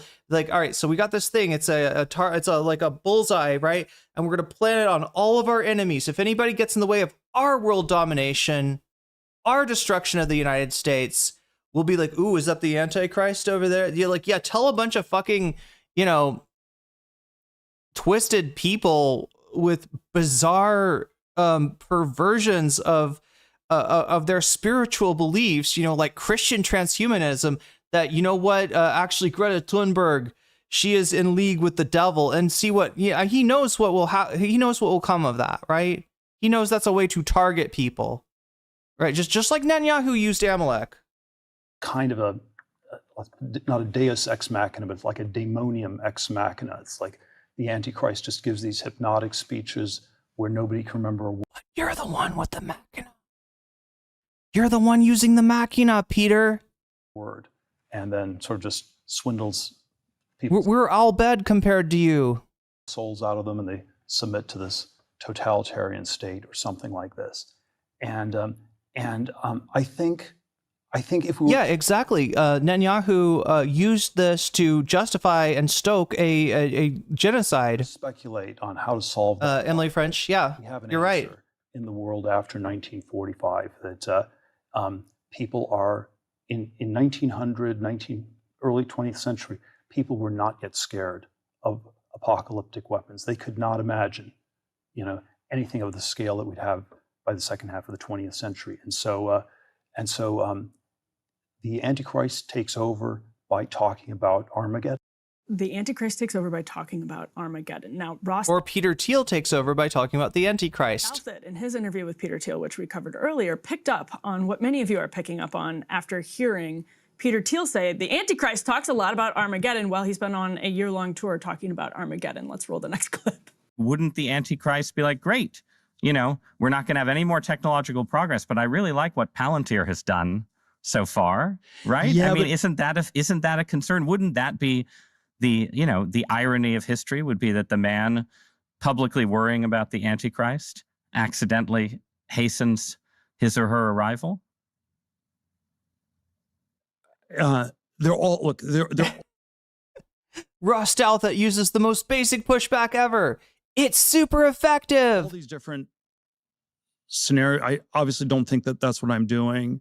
To put it charitably, that was a pregnant pause after Ross Douthat basically asked, are you the Antichrist? Are you Loki, seeing are you the any of this in the Antichrist? mirror? He's like, Do you see why I want to debate this guy? He's got nothing. well, and this is the thing, is like, okay, if your fear is a totalitarian one world government. Yes. Nothing creates a possibility of that more than the technology that like a Palintir is developing. And we see this right now in our country. Like, part of the threat of the Trump administration's, fascist tactics and goals is that the technology is there now. Like, in a way that it wasn't after 9/11. There were incredible, like, owners restrictions, like assault on civil liberties. That was all there. But we did not have the level of At tech. Columbia, super chatted $5. Isn't every accusation an admittance? With these people, yes. Thiel literally admitting that H is the Antichrist. But I don't remember Satan being so greasy. That's a good point. Yeah, he is definitely greased up, like he's gonna like a bunch of cowboys are gonna try to catch him or something, right? This is like some kind of rodeo event with Peter Thiel. But thank you, Columbia Rican, getting us one step closer to the butterfly goal and maybe the bonus content. I don't know, chat. We'll see. That we have now to actually be able to sweep up all of our social media communications and give us all, credit scores and put us all on the, the list of, oh, you don't like Trump, so you might low-key be a terrorist. Like, that all exists now in a way it didn't before. I'm sorry, put us on credit scores? Hello? In part because of you know what sucks about China? I heard they have this social credit system, and you can't do as much stuff if you don't have good social credit score. It's a good thing we don't have anything like that in the United States, right? Like a credit history that follows you around, that even if you get fucking scammed, or it's like right now there's an airline I paid like a I signed up for the service to get cheaper tickets, and it is impossible to fucking cancel. You can't cancel it on the internet, right? You've apparently got to call in to cancel it. I'm sure, it's so they can be like, oh, actually, would you like, to try to make it as hard as possible for me to cancel. But yeah, credit credit stores clearly already a thing and have maybe a lot more, you know, as much or more effect on your life than the, you know, anything in China, right? Someone like Peter Thiel. So that's one part of it that is just like glaringly obvious. And then you know, the part that I mentioned before about how incredibly convenient it is that you would see the people who oppose any sort of restrictions on. Chase says, I'm going to pray for you, but what if I'm the Antichrist? Wouldn't that be bad? If you're helping the Antichrist? I don't know. Peter Thiel says I might be the Antichrist. An unfettered AI development as, you know, a true like threat to the world and legionnaires of the Antichrist in his language. So that's one piece of it. And then just to flesh out. Oh, look at this. Chase comfortable. Even if I'm the Antichrist, so I'm still going to pray for you. Okay. A little bit. Let's hope that I turn out to be good. More of what his argument is, because he says, okay, yeah, there's dangers of AI development, but the danger of not doing it is even more so. He believes we're in this period of stagnation, and that if people aren't able to, you know, if there isn't enough growth and people aren't able to, you know, satisfy their own, you know, material needs, then you're going to have, you know, greater peril and greater dangers. And there's a part of that that's true. And I certainly think that, you know, growth is important, et cetera. I'm not a degrowther here, but he completely ignores the distribution of wealth, which AI is only set to. I gotta say, I don't know much about degrowth, but the people that are shit talking it and using it as a boogeyman kind of makes me want to see what it's all about. I don't know what the theory is all about. Further consolidate all of that growth in the hands of an already. Wait. So you'll have my name lifted up to God. He will see you. Well, what if I get in trouble? Like, right? I mean, like, can he make me? What if I'm the Antichrist? Can he make me not the Antichrist? Can he get that like removed or whatever? Wealthy elite. And there's a complete, you know, blind spot, as is true, I would say, of a lot of libertarians, which is what he is. There's a complete blind spot around how that wealth is distributed. And the fact we all have trouble and we've all sinned. Yeah, but that's different than being the Antichrist, right? I'm getting in the way of technology, Che. You don't understand. We need to bring, you know, forth the second coming of Christ via AI, and I'm getting in the way of that. Clearly makes me the you know, the enemy of AI Jesus. Like, how are we going to recreate shrimp Jesus, chat, from AI if I'm always getting in the way and saying, hey, I don't like shrimp Jesus, AI Jesus. I'm not for that.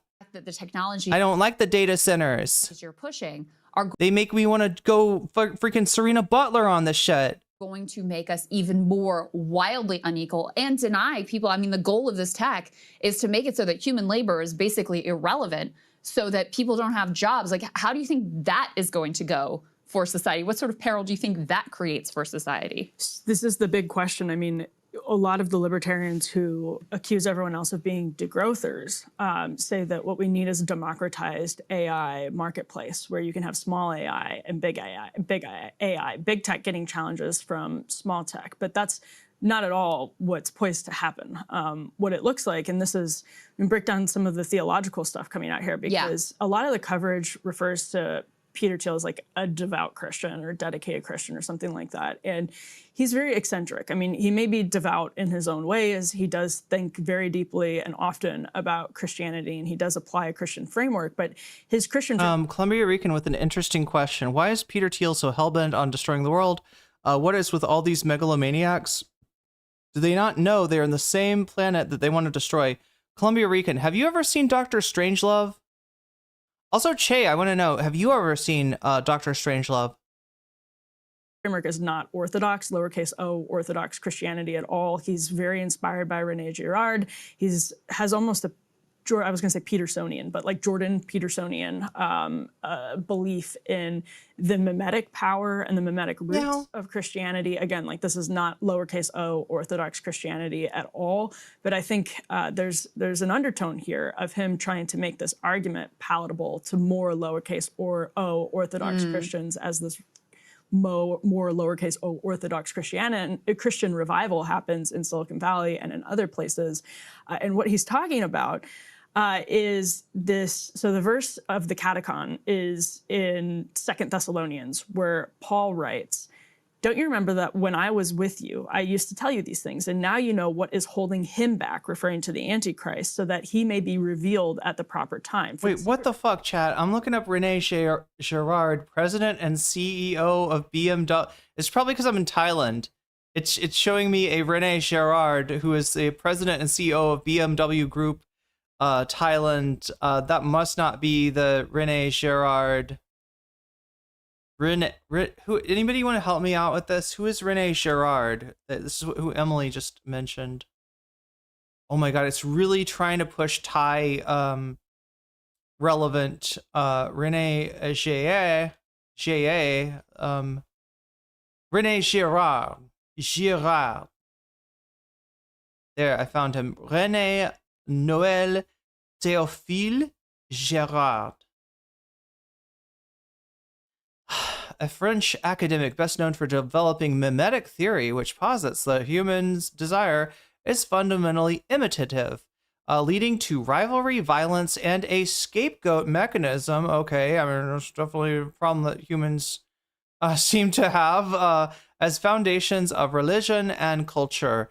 Holding academic appointments primarily in literature departments in the United States, his interdisciplinary work influenced fields ranging from theology to economics to psychology and cultural studies. Girard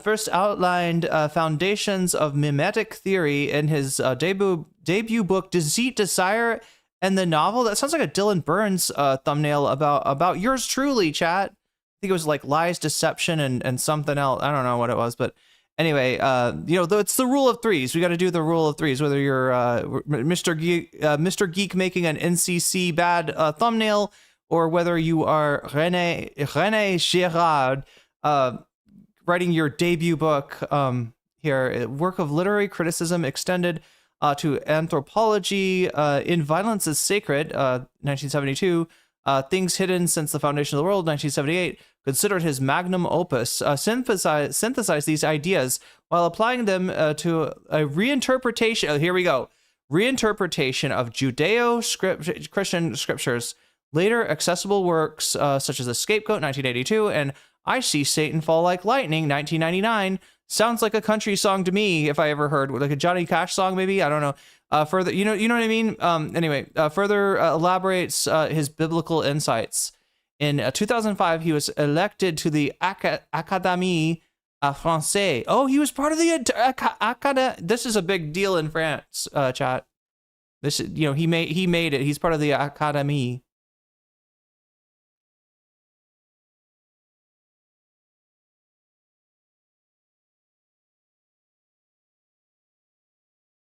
So what are we kind of want to know more about his reinterpretations. It's what Things Hidden Since the Foundation of the World is considered as his magnum opus. This is what synthesizes these ideas while applying them to a reinterpretation of I'm going code switching between French and English pronunciation here. Judeo-Christian scriptures. Okay, let's see if we can find what Things Hidden is all about. Origin of language. At Columbia, super chatted $5. I won't be surprised if Peter Thiel and the like are building literal Fallout-like shelters, so they can freeze themselves while he deletes the world.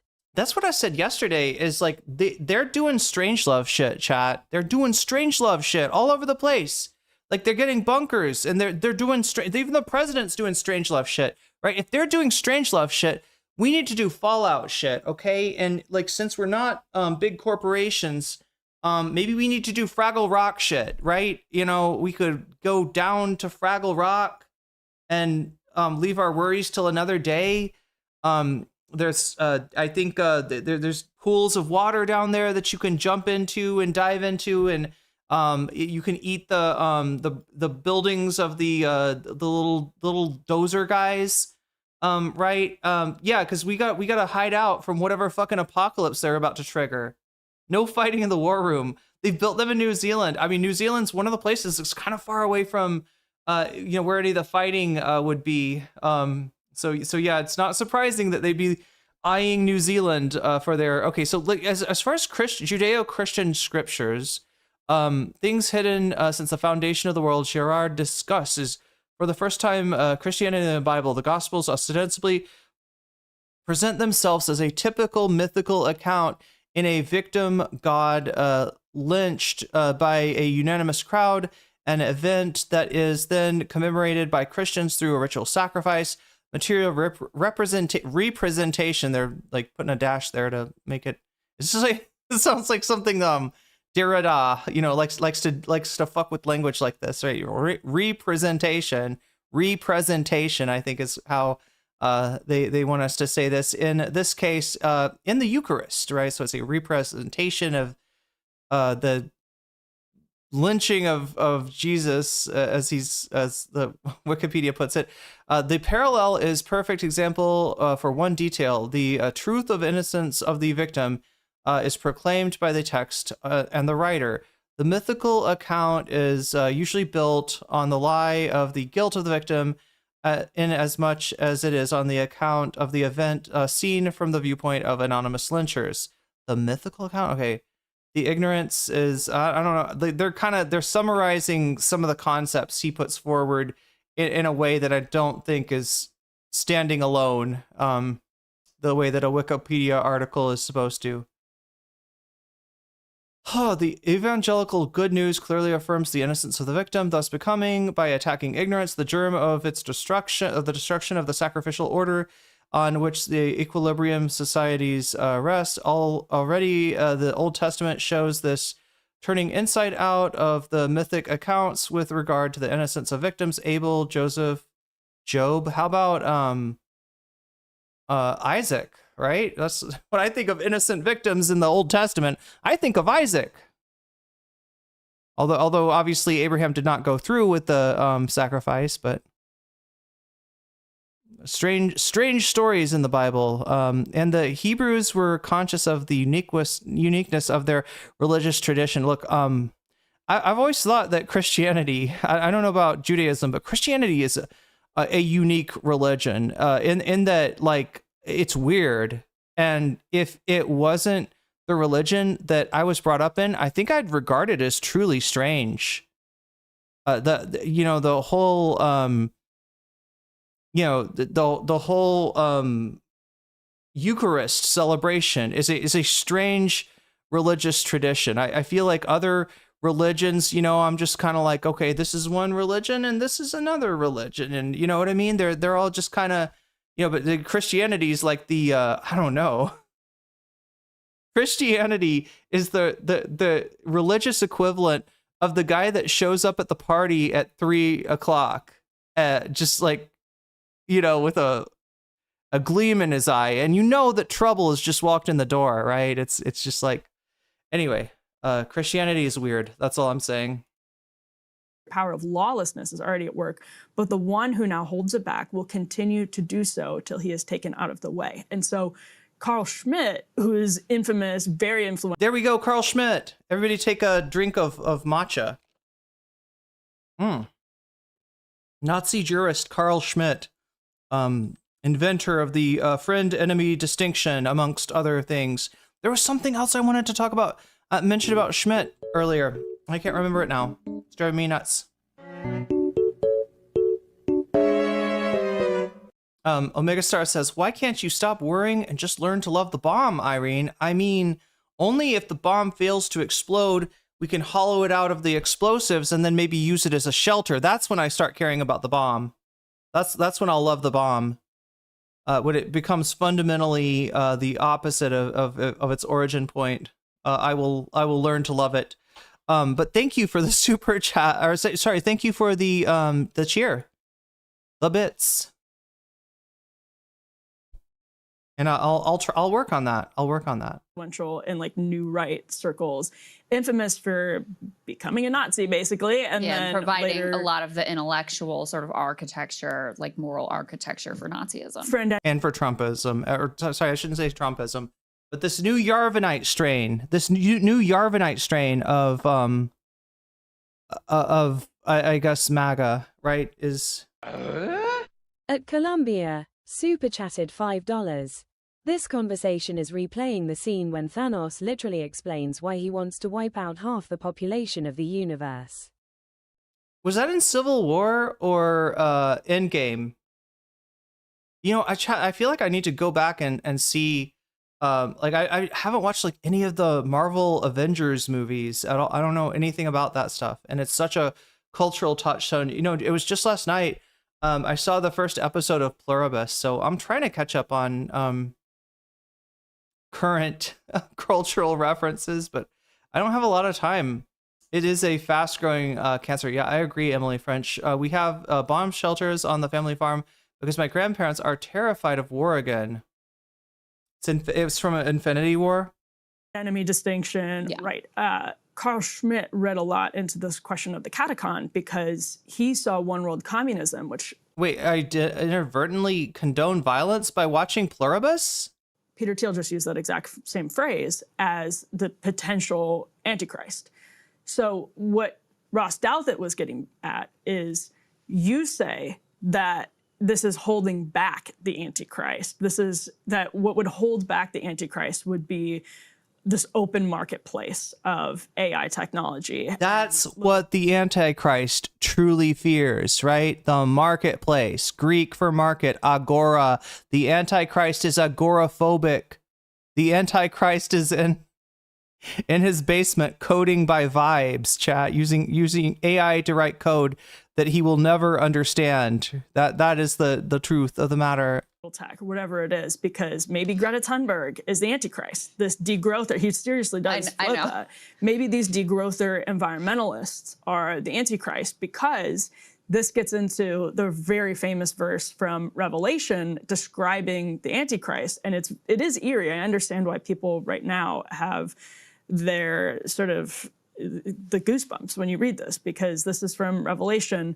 Chad, if I thought a religion about, like a guy telling you to drink his blood and eat his body, and he walks on water and he wants you to put your finger through his injury, if I thought that was real, I'd have goosebumps too. Yeah, that's what I'm saying. Christianity's spooky. It says, The Holy Ghost? I mean... The beast also forced all people, great and small, rich and poor, free and slave, to receive a mark on their right hands or on their foreheads so that they could not buy or sell unless they had the mark, which is the name of the beast or the number of its name. So Revelation is really, again, it's the sort of dream prophecy, and you can project a million different things onto it, and people take really literally. It's apocalyptic literature from, I don't know, 2,000 years ago, speaking about the Roman Empire and its, almost complete chokehold over the region, comprising the southern Mediterranean, the Levant, Asia Minor, and North Africa, right? It's at the time it seemed like a juggernaut, right? And so Paul's, vision is to imagine what series of unfortunate events could take that power down, right? How could the truth that small religious would have been regarded as a cult at the time of Christianity, hope to fight against this beast, right? That's Revelations. Certain things out of it and say, this is what's happening right now. The world is ending right now. It's about to be the rapture. Even the rapture itself is something that you can take really literally, and not everybody believes in. But this is a very specific prophecy. They could not buy or sell unless they had the mark. Receive a mark on their right hands or their foreheads, so they could not buy or sell unless they had the mark. You can, again, understand why people right now look at crypto potential. Tucker just had a podcast where he was talking about potential verification processes that you would have to go through once everything moves to crypto and digital currency as a literal. It's just she's going straight from you got to connect this, right? Peter Thiel is trying to make us worried about the Antichrist. What you're saying is that if you're a Christian that believes that, wisdom and truth come from these scriptures, then, the thing that you're worried about, in the in terms of the Antichrist, which we'll look at this a little bit later too. I can't remember who it was, but they identified like kind of I think the mentions specifically of the Antichrist, right, come from 1st and 2nd John. And that description is not talking about a individual that is the Antichrist. That is talking about people that are nominally, I guess, it's almost like a heretic thing, right? That they're profess their devotion for Christianity, but they're not doing Christianity right according to Paul, according to John in those letters, right? And then the second one being, well, the thing that people always attribute to the Antichrist is the description of the beast from the book of Revelations, and it's not really. There's nothing in the Bible that connects those two concepts. Actually, chat, there's a lot of concepts that you might get connected in, like, interpretation of the Bible that you've heard that are just not there in the scriptures, right? For instance, the idea of, what is it? Is it from Daniel that supposedly predicts the birth of Christ? And when you look at the quotation of the Old Testament scripture in the New Testament, it actually twists some things to make it fit, right? Because the original verse it does not make sense that's what was being said in the Old Testament. I can't remember, Chad. It's been too long, but yeah, people make connections in the Bible that are fucking crazy. People read like numerology in the Bible that, look, Hebrew is a language that lends itself to like, numerical interpretations of words and letters, but it's not, it's hard to really nail that down. Or the idea that there's like a Bible code was a popular idea for a while. Gematria, what is that the other thing? Oh my God. When you're talking about QAnon, right? They do believe in gematria is where you take a word, like let's say that we took like the word let me try to come up with a word that's easy to do this with. Dad. All right. D is the fourth letter of the alphabet. A is the first letter of the alphabet. D is the fourth letter of the alphabet. You add 4 plus 4 plus 1 is 9. And then, what are the numerological, qualities of the number 9? But usually it's more complicated and you have to add it. You get a 2-digit number. You have to add those 2 digits together. Anyway, there's ways of trying to tease information out of the Bible that's just not there. And people have been doing it for a really long time. And what I'm trying to say is even the shit that's not bat shit, that's not some like crazy numerological, scheme, it like connecting, the Old Testament to the birth of Christ, even that, it's just not, it's not in the text, I guess. Like mark to prevent you from buying or selling unless you can verify that this is your wallet or something like that. So again, like people have read this into everything over the process of industrialization. But what Thiel is pitching here is kind of what we saw as Cold War Just read the Bible, Che. I have. Have you? Communism. I read it as a kid. Yeah. I read the Bible. I've studied the Bible. I know a decent amount about the Bible. Communism is reflective of the Antichrist. That the Antichrist is something where you see, this. So this says the second beast was given power to give breath to the image of the first beast, so that the image could speak and cause all who refused to worship the image to be killed. Exercised all the authority of the first beast on its behalf and made the earth and its inhabitants worship. It just goes on. Great signs, causing fire to come down from heaven and earth in full view of the people. So this idea that there's a wonderful... Chase says, I was angry with God. He destroyed my life. I now talk to him all day. Like Job? Kind of? Was it over a bet with a... Oh, by the way, do you know who God was talking to in the book of Job? When they're deciding how to test Job. You remember the other person in that conversation? You're not as important as Job?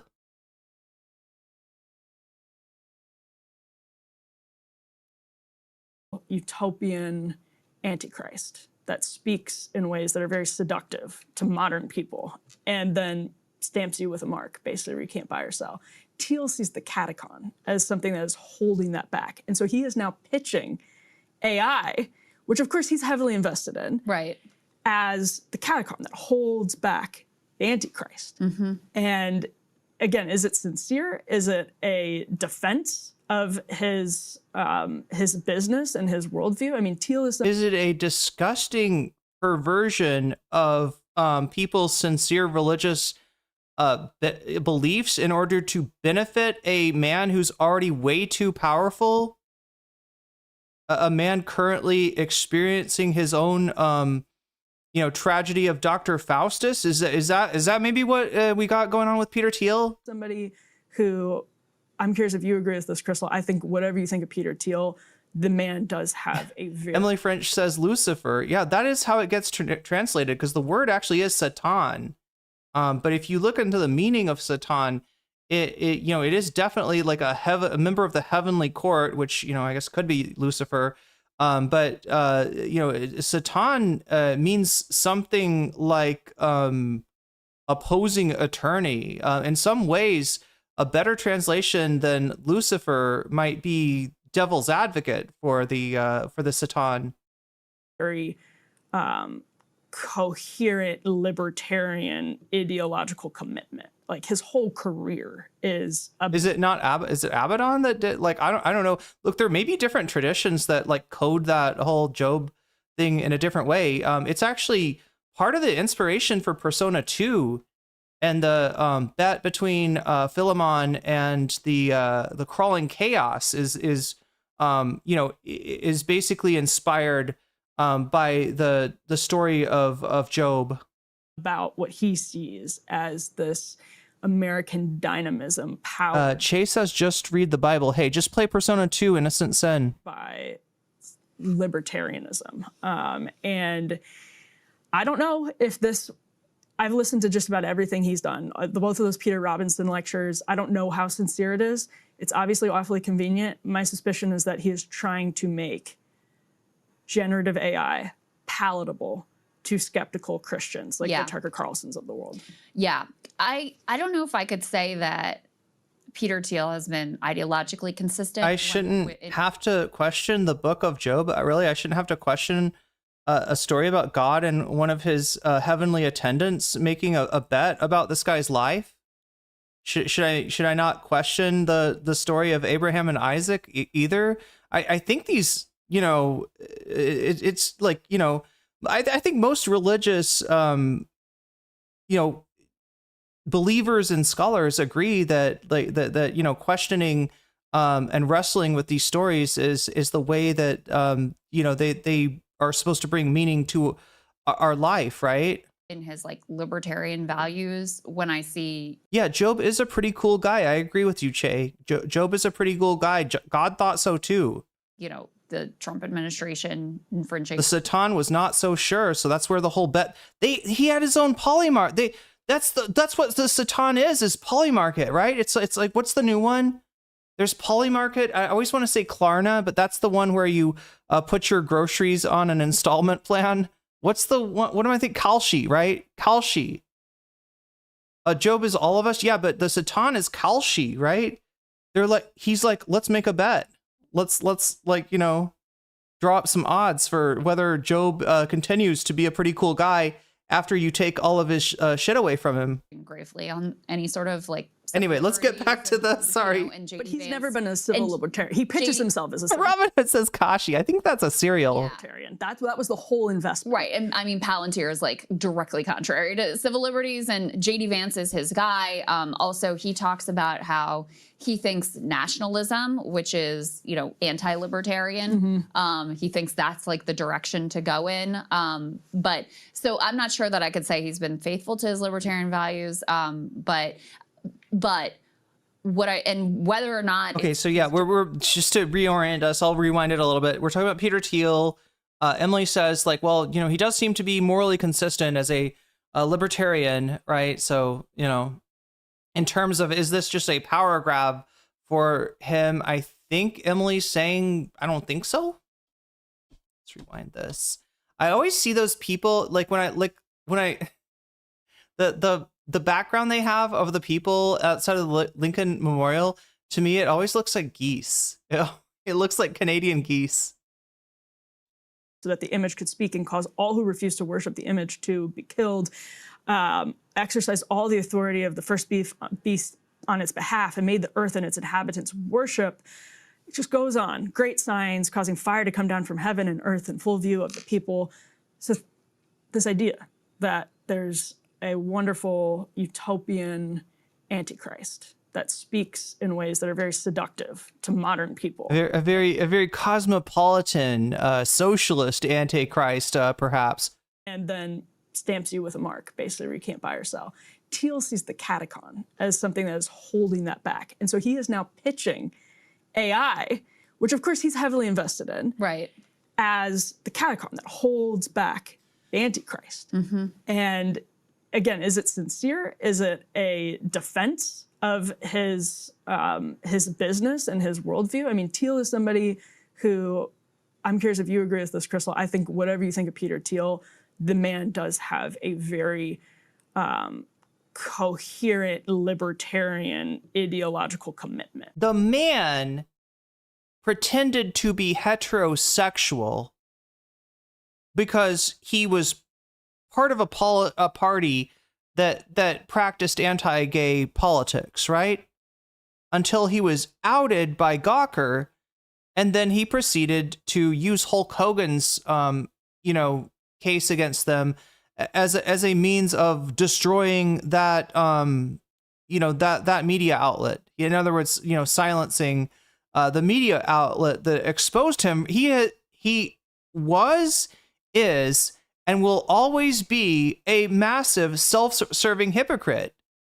I don't know what part of Peter Thiel's life that Emily has studied that she has this respect for him, that he is a morally consistent, upright individual. And even if you don't agree with him, well, at least you got to give him credit for he believes in what he believes. No, this is obviously self-dealing. This is obviously self-serving. Like, his whole career is about what he sees as this American dynamism powered by libertarianism. And I don't know if this, I've listened to just about everything he's done. Both of those Peter Robinson lectures, I don't know how sincere it is. It's obviously awfully convenient. My suspicion is that he is trying to make generative AI palatable to skeptical Christians, like the Tucker Carlsons of the world. Yeah, I don't know if I could say that Peter Thiel has been ideologically consistent in his libertarian values. When I see, the Trump administration infringing gravely on any sort of civil liberties and 100%. And JD but he's Vance, never been a civil libertarian. He pitches himself as a civil libertarian. That was the whole investment. Right. And I mean, Palintir is directly contrary to civil liberties, and JD Vance is his guy. Also, he talks about how he thinks nationalism, which is... Look, sometimes when I hear Emily Jashinsky talk, I think, God damn, why can't all conservatives be like this? And sometimes when I hear her talk, I think that her head is full of rocks and stones and sticks and bones and leaves and mud and who knows what, chat. I think that her brain matter is inert. I don't know. Is anti-libertarian. He thinks that's the direction to go in. But so I'm not sure that I could say he's been faithful to his libertarian values. But whether or not it's his genuine held view or his business, or his business alignment or whatever, or those two things sort of mesh in a way that he couldn't possibly untangle them, which I think is most likely the case. Right. I can see why he would be concerned about Christians looking at this tech, which is frightening on any number of levels, which, Naomi Klein, and I brought this up many times, describes as anti-creation, because you're basically sucking up the energy and water resources and land resources in order to create this sort of like robotic mirror world, like twisted mirror world, feeding into it all of humanity's greatest works. Right. Operating on inertia and not human energy. Yes. Yeah. And if you read these Silicon Valley AI guys who are all about it, they are creating, it is like its own religion. I mean, it is complete with its own like redemption arc and creation myths. And like some of them actively see themselves as creating a kind of a God in a machine that's going to save us all. So I could see, look, I'm not Christian, but I could imagine some Christians looking at that and being like, I'm not so sure about that. That doesn't feel right to me, in line with, my religious beliefs and my teachings and, my like belief in humanity, et cetera. So there is very much a possibility, and this again touches some of the AI conversation we had in the first block. There really is a possibility of a sort of like pro-human, pro-creation, cross-ideological alignment against this stuff. Both because of what it's doing to our minds, what it's doing to our world, what it's doing to our futures, what it's doing to our job market. Those effects are already starting to be seen. What it's doing to consolidate wealth and power in the hands of a very few number of people, Peter Thiel being among them.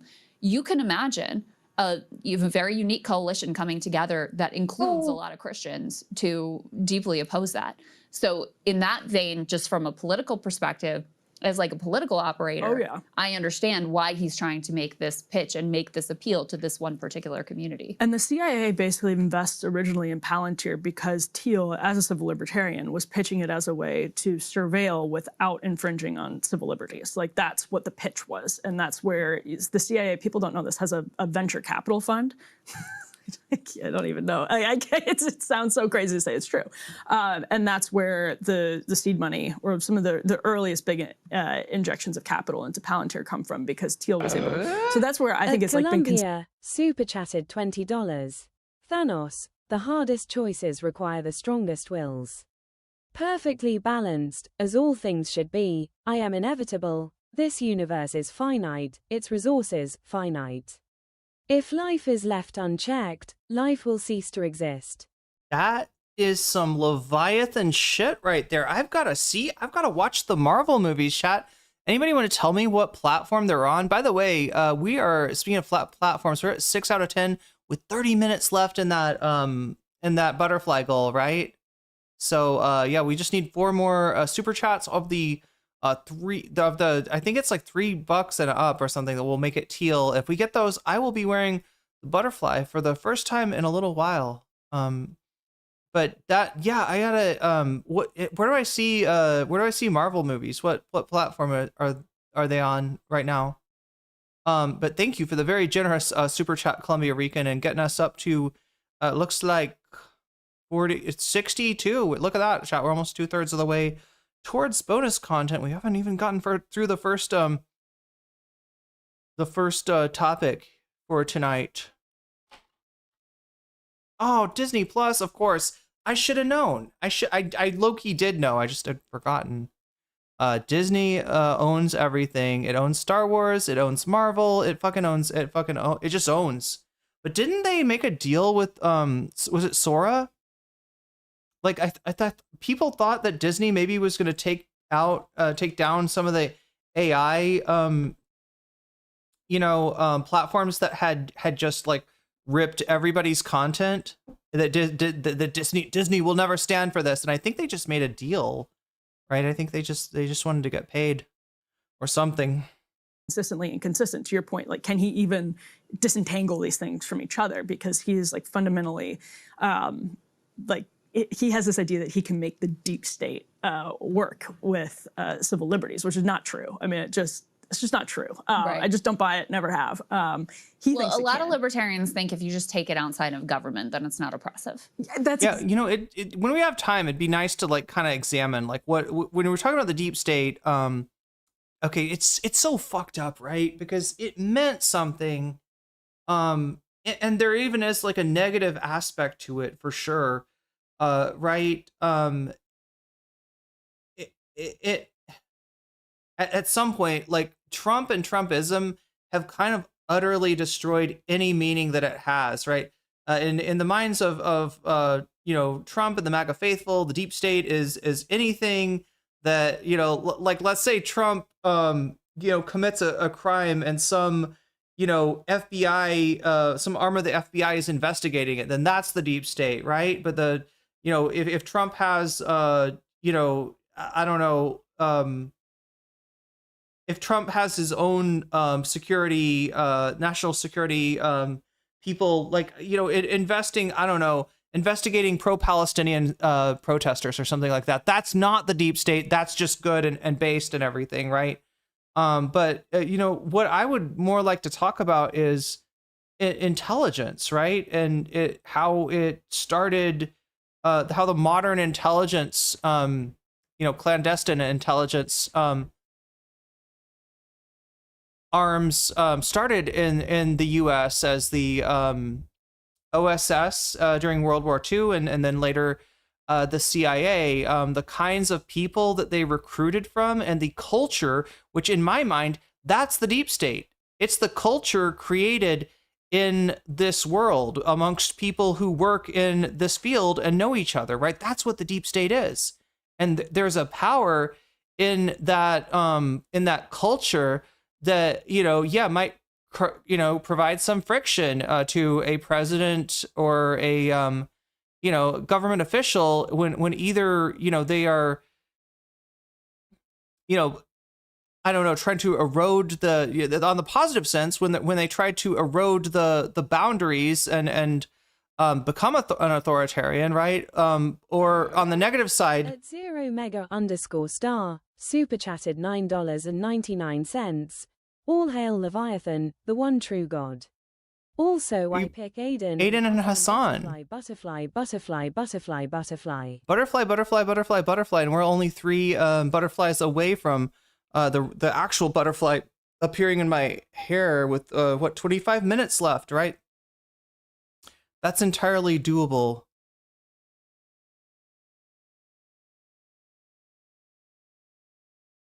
Wait, God is like Michael Jordan? That's pretty cool. Can God slam dunk?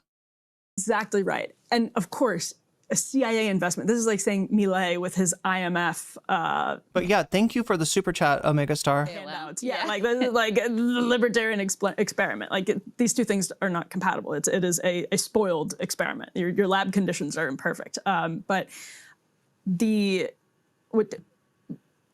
all seen examples of LLMs. Sorry, what I was trying to say about the deep state is like, on a positive side, in terms of being a culture to, oppose, I don't know, a president that's, here's a better example for Trump, right? A president that's compromised, right? A president that maybe has some debts that he owes to interests in other countries and is thereby, susceptible to leverage from those forces, right? You would hope that the culture of the deep state might oppose something like that. Or on the negative side, obviously, let's say that there's a young president who presides over a failed operation to try to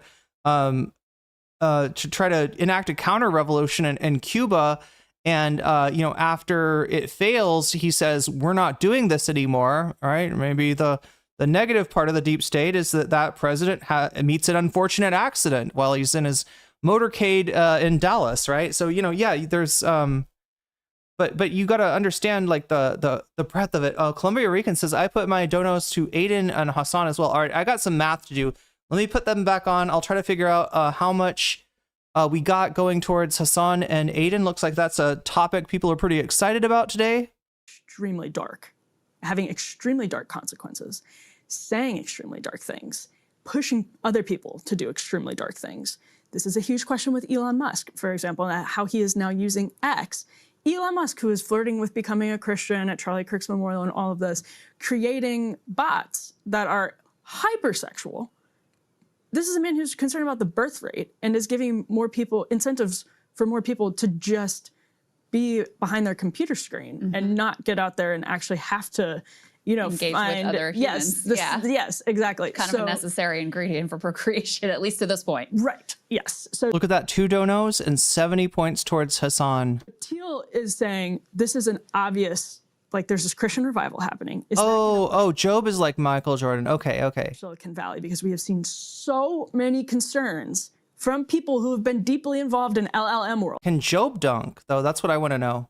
Developing LLMs, godfather of AI. How many times have you seen headlines about people who have been deeply involved in the creation of LLMs saying this technology is going to destroy humanity, it could destroy civilization, it is literally demonic, is another thing that people have said who are involved in this part. So he realizes that's a problem. And it's like, okay, well, maybe we can work more on this catacon idea, the Schmidt idea. And maybe there's a case that... Schmidt, the Nazi jurist, right? Look, I mean, I get it. Look, President Sunday, great example, right? He's got Schmidt right there on his thumbnail. If I was a lesser person, if I just wanted to go for cheap dunks on Sunday, which, I have every reason to, considering how he's treated me, I might say, President Sunday reads reads Carl Schmidt, not Carl Jobs. Reads Carl Schmitt's, therefore, I don't know, is Sunday a Nazi? Maybe Sunday's a not. Maybe he's secretly a crypto Nazi. That's the sign, right? He can't hide it. He's got this, but like, I understand that Sunday reads this guy because he's influential in movements like this. Okay. So, great. Yeah. Read, whatever philosophy, you want, Heidegger, Hegel, whatever the fuck you want. Speaking of the Leviathan, I got Job on the brain a little bit. Wait, the Leviathan, but Hobbes, Hobbes, Calvin and Hobbes. Sorry, chat. He probably does read Carl Jobs too. What is Carl Jobs famous for? What do we have? Isn't he like a Minecraft dude or something? Am I completely mixing him up with some other content creator? Maybe I am. For some reason, I'm thinking it has to do with the Dream SMP or something. But look, what I'm trying to say is that, look, I'm not against you reading, authors just because they're like bad people and shit like that. But if you're reading Schmidt and you're not using it as a way to oppose and deconstruct fascism, you're kind of Carl Jobs is a guy who broke some video game cheating. Yeah, like I think it was Minecraft maybe. And that's since that's the only video game I know, it's a pretty good bet that it was Minecraft.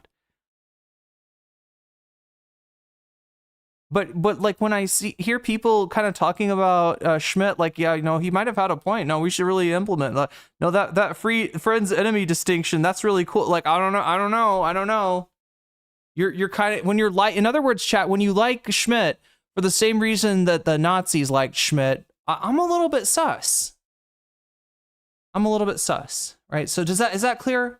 I'm not, ooh, you read an author who is, Nazi jurist. No, not at all. I'm not saying that. All right.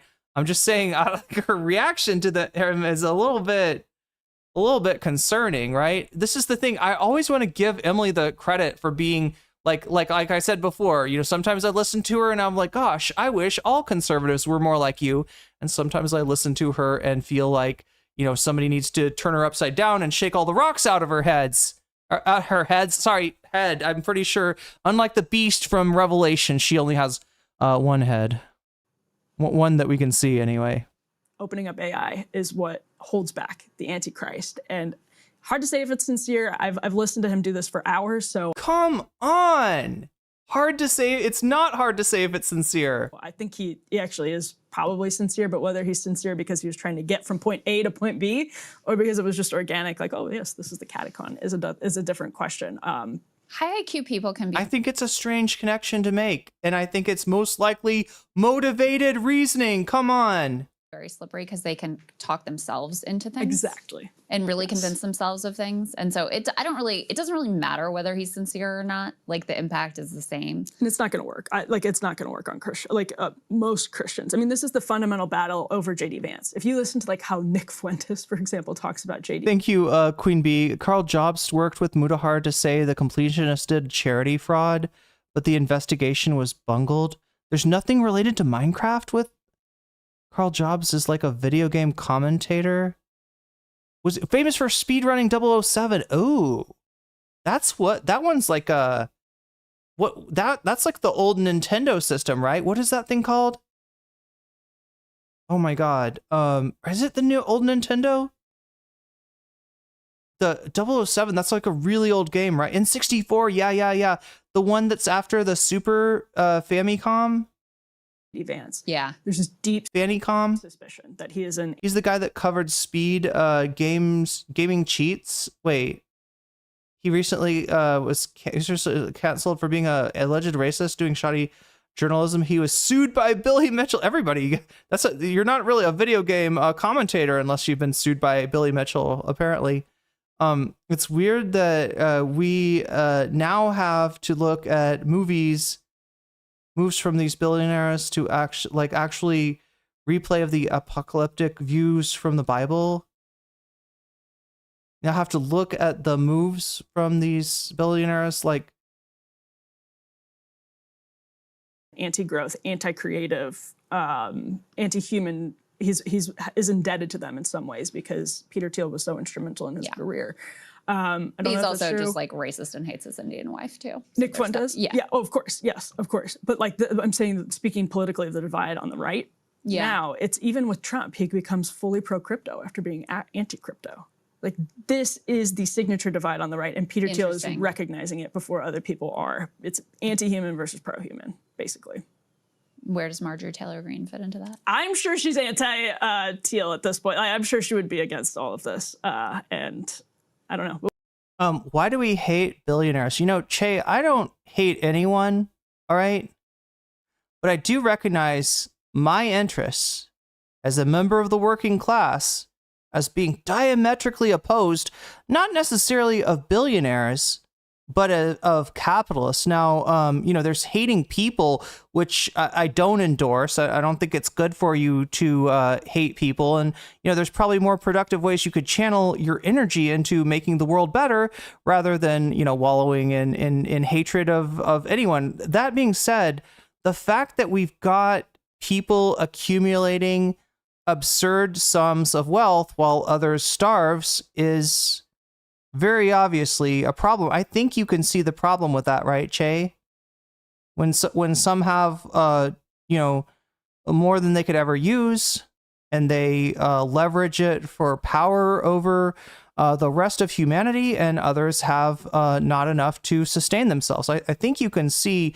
I think your analysis should be sufficient to be able to uncover the problem with that particular dynamic. And before we,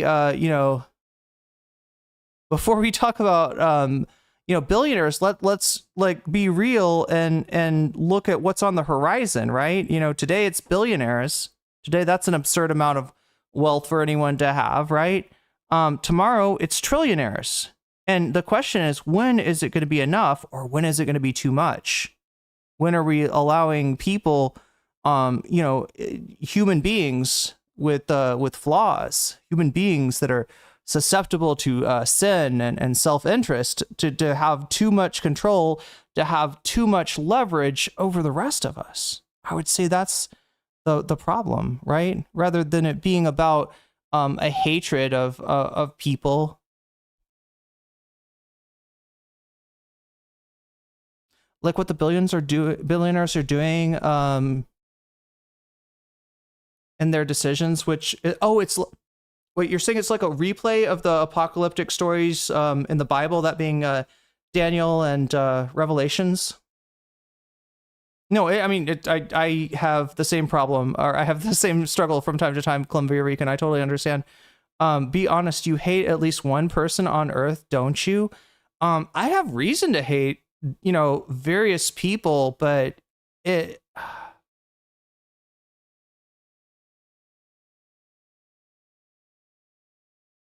if I hated somebody, it'd probably be somebody who'd done something to me specifically, right? Which, may be true with some of these tech moguls, but it's hard to really track. Did somebody kill student loan reform? Well, I guess they hurt me in that, but it's hard to kind of know. Yeah, there's definitely content creators, for instance, that I've been massively disappointed by and negatively impacted by. But yeah, I don't know. I kind of feel like I have no enemies right now. I don't know if that's naive of me, or not, but that's how I feel, at least. Well, we should ask her. Come on the show. Come on the show. It's in your inbox. It's in your DMs. Let's go. Yeah, I wonder. Love everyone. You have no idea what people are going through. Yeah.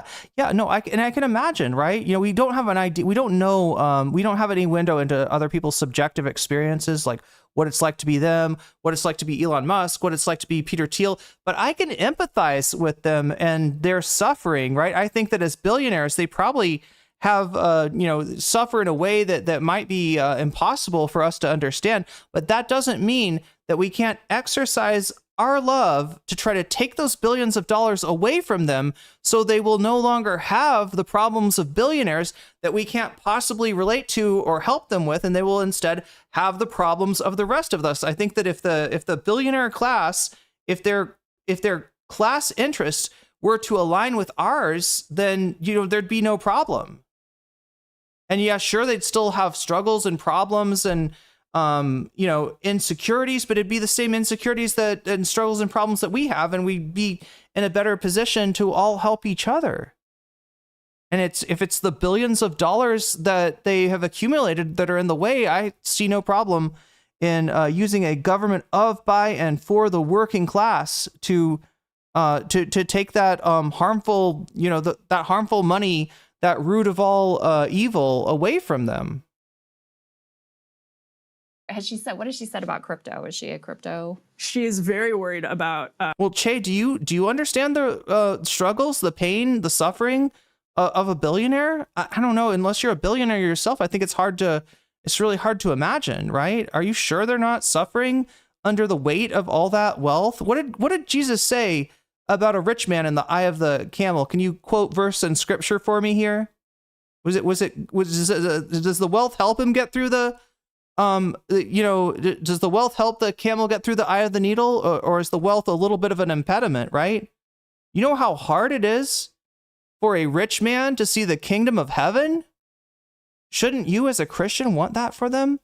And if it's the mere inconvenience of their wealth that's stopping them from getting through, from having eternal salvation, I think the most moral thing for us all to do is to help them with that problem, help them unload their burden, and in the meantime help ourselves to all the materials that we have been deprived through their absurd accumulation of wealth under late stage capitalism.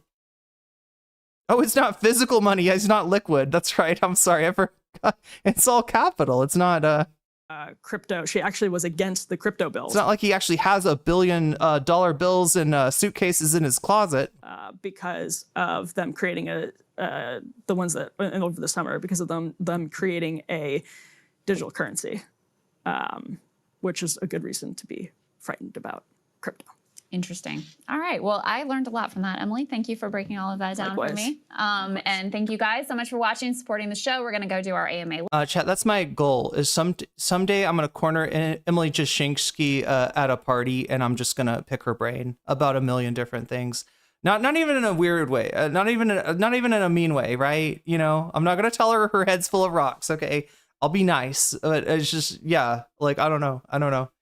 She's a fascinating conservative, given how different in some ways and similar in other ways she is to everyone else on that movement. Anyway, chat, what do we got here? Peter Thiel and Praxis. Oh, this one, yeah. So this is actually a video that just came out from the Majority Report, and it's not. It is, I think, mostly It comes from anyway, they're doing the best of 2025. Usually I don't watch these, right? Because I've already seen the episode earlier in the year. But they brought back a particular episode, you know, a couple of days ago, which is 14 hours ago, which just happens to be extremely relevant to what we're talking about right now. So let's see what the Majority Report have to say. Wait a minute, this is like mostly. Oh, I feel like we should stick on the Antichrist stuff, shouldn't we? As much as it pains me to do biblical exegesis. Is it that one? Or am I thinking Nerdreich? Maybe I'm thinking of Nerdreich. This channel does a lot on this subject. And a lot of other, you know, philosophy and yeah, lately they've been talking about the tech lords. What am I looking for? Not the guy in the hot dog suit, although that is a, you know, great meme right there. I'm looking for the Nerdreich. Oh yeah, this guy's, yeah, so this guy, wait, this guy is Gil Durant. Gil Duran, sorry, it's not Duran, chat. It's not Duran squared. He's Duran once, right? Gil Duran from the Nerdreich. And this is a great channel. You should definitely follow them and check them out if you are not already. Oh, here we go. Antichrist Playbook. Peter Thiel and Silicon Valley. Apocalypse hype. Oh, such a subject near and dear to my heart. Let's take a look. În fiecare zi ai un motiv de sărbătoare în McDonald's app. Chat, is this Romanian still? Yeah, it's Romanian, right? I don't know why I'm in Thailand getting Romanian ads, but okay. Operă merch exclusiv și oferte surpriză. You know, ideally I wouldn't be getting any ads at all, but I don't know. Third-party extensions are not what they used to be, I guess. Peter Thiel keep talking about the Antichrist? And why are Silicon Valley figures like Nicole Shanahan, who recently described Burning Man as... Remember, this is the RFK Jr. vice presidential candidate. Apparently she got she became RFK's vice by contributing so much to his campaign. Demonic, suddenly embracing the language of apocalypse. Later this month, Peter Thiel will begin a secretive 4-part lecture series on the Antichrist. The public won't be allowed inside to hear what's being said, but we're pulling back the curtain to expose what all this Antichrist talk really means and why it matters. To help us make sense of it, we first turned to Dr. Robert Fuller, Professor Emeritus of Religious Studies at Bradley University and author of Naming the Antichrist, The History of America. Shay, let me help you with this, all right? So your Omega Star says the rich need to be taxed regardless. Che says, no, then you get taxed out of the middle class. All right, I got a workaround for that, all right? I got a workaround, all right? So here's the deal. Right now, your member of Congress, your senator, and other elected officials, even though you're electing them, you're voting for them, they don't work for you. They work for the rich. And that's why even if there is, a rise in taxes on the rich generally don't pay them. There's loopholes, there's workarounds, and they have accountants to be able to figure those out, right? So what you got to do is take the money out of the politics. And then when you just have the politics without the money, right? In other words, make laws like we used to have. Roll back Citizens United, right? Take money out of politics, and then you can set the tax rates so that they're high for the ultra wealthy, medium for the kind of wealthy, and low for the middle and working class. There you go.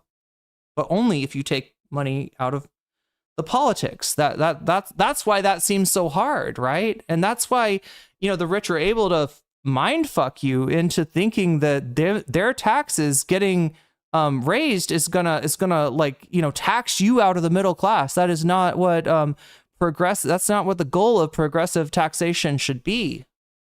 American obsession. Decades ago, Fuller examined how fears of the Antichrist shaped American religion, culture, and politics. And he's seen firsthand how these apocalyptic stories can spill into real life with horrifying results. Our second guest is Matthew Fox, a world-renowned theologian and spiritual... What I'm talking about is literally in the Constitution, which separates the power between the executive, the legislative, and the judicial branch. Right now, we have a judicial branch that has gotten out of control and has allowed the advent of the unitary executive, right? Which is that's not in the Constitution.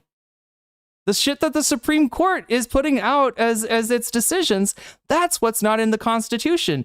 Not what I'm saying. What I'm talking about is literally like a democracy of, by, and for the people, or democratic republic if you keep it, as Ben Franklin said before you even go to the it's not a democracy, it's a Republican, Mott and Bailey argument. Anyway. Teacher. For 34 years, he served as a Dominican priest before being silenced and eventually expelled by the Vatican for his insistence that spirituality must confront injustice, ecological destruction, and the abuse of power. Fox is the founder of the Creation Spirituality movement and has written more than 36 books, works that directly challenge traditional notions. Are we getting a liberation theologist today, chat? Of sin and apocalypse. At a time when Silicon Valley is flirting with dark religious symbolism, Fox offers a strikingly different lens.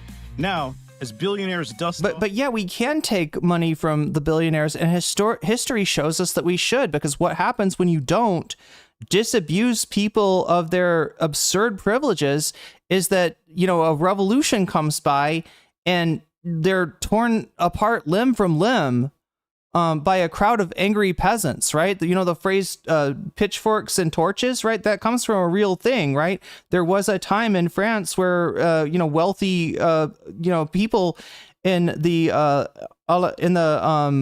countryside were, confronted by their peasants and died horrible, violent deaths, right? It behooves us to, trim the hedges, as it were, or take away at least the most absurd accumulation of money before we end up in a situation like that, right? The reason they invented the guillotine was not because we're gonna make the cruelest shit that we can possibly have. It's a giant butcher's knife that without a handle that falls down from above and cuts your head off. That's spurts blood everywhere. No, that's actually a relatively painless way to die compared to how they were killing the nobles in France. We shouldn't let that happen again. That was a cruel chapter of humanity, maybe a necessary chapter, in that it got us, over the, past, feudalism. But one would hope that, that there's progress. And part of that progress is, administering society in a way that does not provoke that kind of cruel correction of the over accumulation of status, privilege, and wealth in too few hands, right? That's a, very irresponsible thing to allow to happen. This same apocalyptic narrative, we ask, what happens when visions of the Antichrist migrate from the margins to the mainstream? What dangers and what revelations lie in our culture's enduring obsession with the end of days? And why is Silicon Valley pivoting from talk of godlike AI to worries about demons, devils, and antichrists? It's time to expose... Chat, why are we looking at the devil's backside? I mean, I get that the devil's got some sick fucking glutes, right? That's, the devil's definitely doing his compound lifts, right? But why am I looking at the devil's backside? I don't know. Silicon Valley and the Antichrist playbook.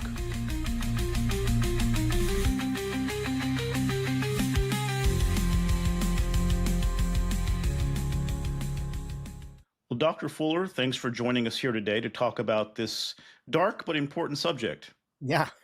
This topic, and of course, it's an enduring topic. It's been around in Western civilization for over 2,000 years, and it has its moments of ascendancy when it seems more in the air and people are thinking this way.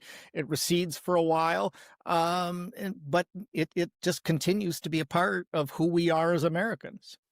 Yeah, and today we've got tech billionaires in Silicon Valley talking an awful lot about the Antichrist. Peter Thiel, the Palintir billionaire, is giving a 4-part lecture on the Antichrist in San Francisco starting this month. Over the weekend, Nicole Shanahan, another billionaire, Robert F. Kennedy Jr.'s running mate. Chat, I feel so bad. We were at 7. We were at 7 of 10 of the butterfly goal, and I didn't even we had 20 minutes left, and the time ran out, unfortunately, for today. Last year, declared that Burning Man was demonic and went deep into demonology on Twitter. Last week, another well-known venture capitalist posted a photo of Saint Michael the Archangel and called on people to fight evil. Yo, Omegastar with the 5 community subs on Twitch. Memory Hole TV, you just got jellyfished. -0 Cell, you just got jellyfish. EP, you just got jellyfished. Mumbles, you just got jellyfished. And Super Perplexed, you just got super jellyfished. And that's a good thing. Which I think brings us, we hit 100. So we're hitting, we're hitting the bonus goal for today. It looks like. Definitely looks, Hassan Piker versus Aiden Ross looks like a near certainty. I'm tapped. The next time we'll hit the butterfly goal. Don't worry, Clement, and never take, it's not, I don't think anybody out here is Atlas. You can't hold up the world by yourself. Sometimes we're going to hit goals. Sometimes we're not going to hit goals. It's all right, chat. It's all right as long as we're growing the channel, and I'm going to do my best to do that. That's on me. But yeah, I do appreciate the support for sure. And Silicon Valley's mostly known as a secular place driven by innovation and greed, but suddenly there's this movement. They're in the throes of this apocalyptic religious hysteria that seems to me is just beginning, and much of it centers around the Antichrist, demons, or biblical evil. And we'll get to these billionaires later in the show, but first I want to give people a base level of knowledge here. You wrote a book naming the Antichrist, the history of an American obsession, back in 1995, that explains a lot of what is going on today. So first off, who is the Antichrist, or what is the Antichrist, and what does the Bible actually say about the so-called Antichrist? Yeah, when I launched into a project on the concept of humans' obsession with this notion that they're being persecuted or deceived by an Antichrist, I thought it would be prominent in the Bible, and I was as surprised as anyone when I started to look into Scripture and realized that it's only mentioned 4 times in the most obscure books of the Bible, in 2 little letters called 1 John and 2 John. It appears nowhere else in the Bible. Specifically, it does not appear in the 2 end times, or sometimes we use the word apocalyptic for end times. The books of Daniel and Revelation, the word never appears. And when it does appear in 1 and 2 John, it's referring not to some cosmic enemy, some invisible demon. It's referring to people in their own community who are very popular and show a radiant spirituality, but their doctrines aren't the narrow doctrines. They have a more broad, liberal flair to them, so they're called the Antichrist deceivers. And that's the only time the actual word Antichrist. But Gil, what we find happens over time is that it gets... And just to remind us, right? Just like, John is describing, when in the letters of John, right, describing, people who don't practice Christianity in the way that he prefers, essentially referring to them as Antichrist, or really what he's trying to say is heretic, right? The justification for Jesus's execution by crucifixion was heresy. What was a deviation from accepted, practice, and then it basically enacted the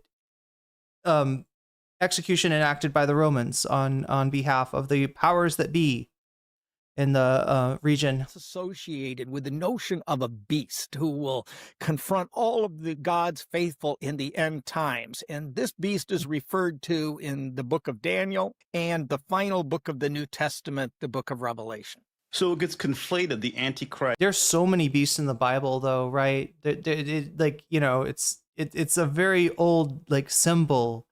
And the beast, and that's something you say in your book. It absolutely is a conflated concept. So there's no scriptural warrant for any of the people who go talking about signs of the Antichrist. They usually then go to the book of Revelation, which again never uses the term whatsoever. And they find this feared beast who will come to do enemy with the forces of God in the end days. And whatever thing that attributes to this beast in the end days gets associated with the Antichrist. But again, it's not scriptural. And what's odd is the people who advocate this usually claim they're being very biblical and scriptural, and they're being the least scriptural and the least biblical. So it seems really that the Antichrist had a very specific meaning that was more vague, not necessarily the beast, those who oppose Christ or Christian doctrine.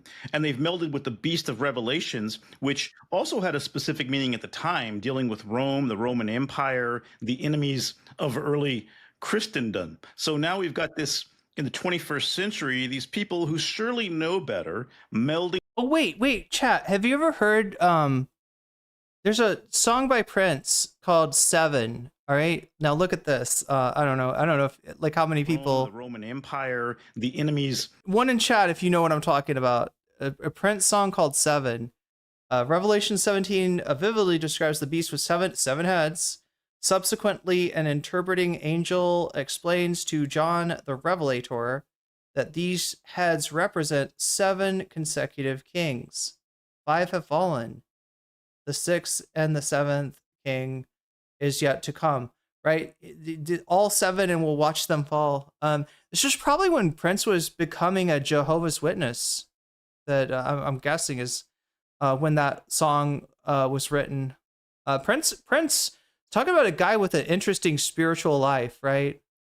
Of early Christendom. So now we've got this in the 21st century, these people who surely know better, melding the two together, but also using it in this very particular way. And I guess the question is, if the Bible says so little about the Antichrist. Chase says, we are the greatest country in the world. Say you're an American without a passport without saying you're an American without a passport. How did it become such an How many of the countries of the world have you been to? Important and powerful figure in the Christian imagination? And so that's one question. But the second one is, in your book, you trace how in American history, people have constantly tried to name the Antichrist, from Native Americans to King George to Abraham Lincoln to communists, even computer chips were considered. I do love the song John the Revelator. Wait, is that a Prince song? Possibly the Antichrist. So how did this idea get so big, and how do we see it playing out as a political weapon? Eric Hoffer wrote a book called The True Believer 60 years ago. How do you become a true believer? The death tax is absurd. We are taxed on everything. Look, if you were talking about like a potential tax, like say, like I had a relative that wanted to leave me, I don't know, like, $10,000 that they hadn't used for their, spent in their retirement after dying, right? And the government comes along and says, not so fast. That $10,000 is going to tax, right? That would be fucked up. That would be absurd. That's not what we're talking about. That's never been what the death tax was. They told you that's what the death tax was because it was more about a billionaire being able to pass like billions of dollars to their kids, right? Being able to ensure that it's not just like the previous generation that has this absurd amount of accumulative wealth, to make sure that, that it's the next generation as well, which gives us the phenomenon known as fail sons and daughters, which, includes the current president of the United States is a fail son and a Nepo baby, a man who everything he's touched has turned to shit, with one exception, and that exception being reality shows. He was good as a reality show host. He had a successful reality show, but everything else that he's touched, including this country, which he's been kind of touching a lot in the last 10 years, one might even say, it's been said touching, the bad touch of this country. This is when I don't know. This is where all the evil kings of the Bible, come from. Is this generational dynastic wealth, right? Do you really want to bring that evil back into the world? Speaking of bringing evil back into the world, welcome, streamer. Welcome, Raiders. Good to have you with us on this night. We are in the midst of a deep dive into the satanic nether regions of the tech bros and their perversion of religion at this point. Their attempt to bind religion together with the notion of technology and AI as some sort of god out of the machine. It's an absurd and might I say heretical abomination, honestly, right? You know, they use you hear Christians use these words, but I'm not sure sometimes they really know what they mean. I would say that, you know, the idea that the second coming of Jesus is going to be facilitated through AI, I would say that is that right there, that is an abomination, right? If you're going to get mad about anything, get mad about that. In a cause, someone for whom rationality. Yeah, we got fail sons, we got failed daughters, we got all kinds of failing progeny. Is now gone. It's an all-out emotional. I'm the true believer. I do not question. And he observed something. You can have a true believer. You can have a vibrant, fanatic cause without a God. I think what we're trying to say to you, Che, is you got conned.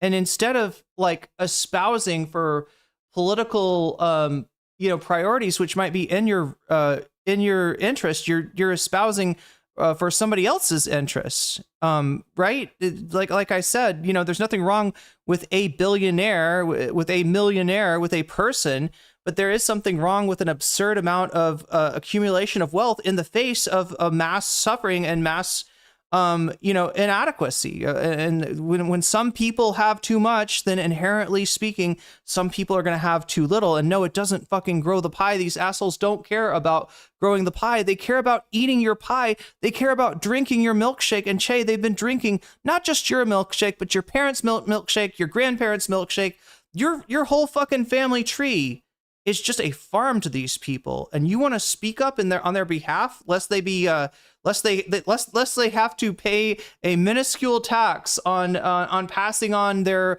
absurd accumulation of wealth to their fail sons and fail daughters. I just would love for you to stand up for once for yourself and to get some class consciousness and recognize that these people are not your friends. But you don't owe them anything. Cause without a devil. And when we rally around a common enemy, the cohesion, the united, and the all-out effort, the whole concept of the Antichrist, or there being some satanic adversary that we must compete, fosters a crisis mentality. And with the crisis mentality, now we put aside all other differences. There's a tribal cohesion, a tribal unity, and it justifies even immoral acts, because to defeat an evil enemy, a satanic enemy, you must then do whatever necessary, and it can so therefore justify extremism. Oh yeah, can we get a shout out for Echoplex? Let me do that now. Otherwise be reprehensible behavior is now looked at as even holy, sacred, and a duty for the true believer. Walk us through some of the people or groups who have been named as the Antichrist in American history and how that worked. Well, you know, part of the American identity is we define ourselves by who we're not, right? And who we must displace. The early colonists found themselves here in a land that they didn't own. And yet the Native Americans, they must be, and sometimes, by the way, people are named the Antichrist or agents of the Antichrist. So, for example, a little bit when we talk about computer chips or other things, that would be more agents of the Antichrist, something coming together to do the Antichrist work. And before we go even one step further, let's just separate Antichrist from Satan. Just as Christ is viewed in Christianity as God's son, or God's way on earth of having an advocate to lead God's way, Antichrist is Satan's earthly agent. But from naming the Native Americans, once they were viewed as in league with the devil and leading people into pagan heresies and devilish ways of life, then, of course, the justification of killing them, displacing them and murder becomes a sacred duty. And there is no moral problem with that kind of action. As we fast forward, all kinds of causes, anything associated, for example, with Freemasonry, because that was kind of an intellectual intellectual group that went outside of Christianity that often was considered to be part in league with or agencies of the Antichrist. Fast forward, Southern preachers always viewed the North to be Antichrist, but Northern ministers were doing the same thing with the South. It all gets, I think, much more fun and interesting and complicated as we switch into the 20th century. And this is when, for the first time, we get people calling themselves fundamentalists. And that is, they are for the fundamentals of the Bible as they read and interpret the Bible, and anything coming against that. So that, for example, the whole concept of evolution, Darwinism, is viewed as an agency of the Antichrist to lead. Is this just me, or does this remind anybody of like a not Mad Magazine, but what are like all those other like what is his name, like Al Jaffe or something? I think it was like an artist at Mad Magazine. I don't know. It, like, you know, the oh my god, what is that classic cartoon that's like there's a family watching television and the news is saying like drugs have been legalized, and then there's like like a guy in a shirt that says sickos, and he's like, yes. Oh my god, does anybody know what I'm talking about? Is this specific like comic art style from, I don't know, the 70s, 80s, something like that?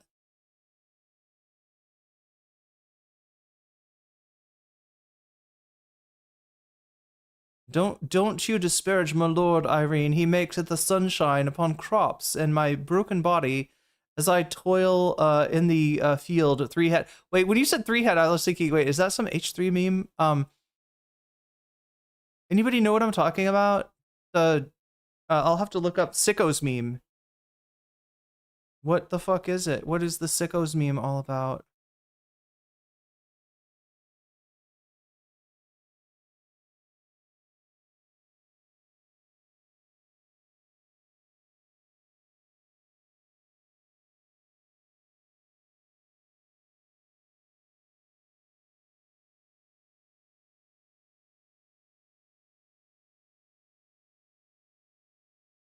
A term associated with a character colloquially referred to as Sickos guy, originating from a 2015. What?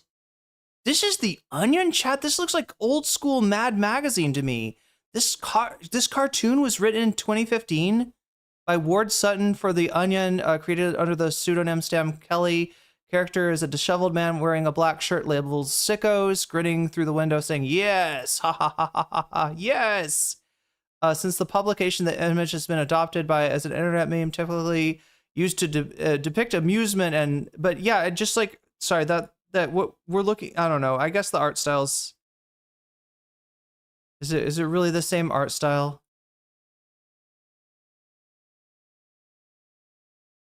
I don't know. Maybe not.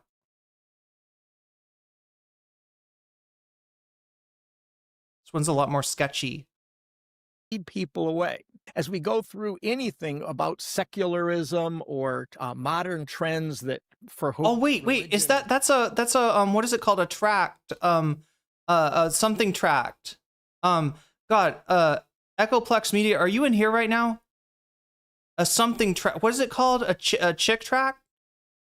Is that what this is like a chick tract? This is like a artist who put out all these little I don't know, what the fuck do you even call them?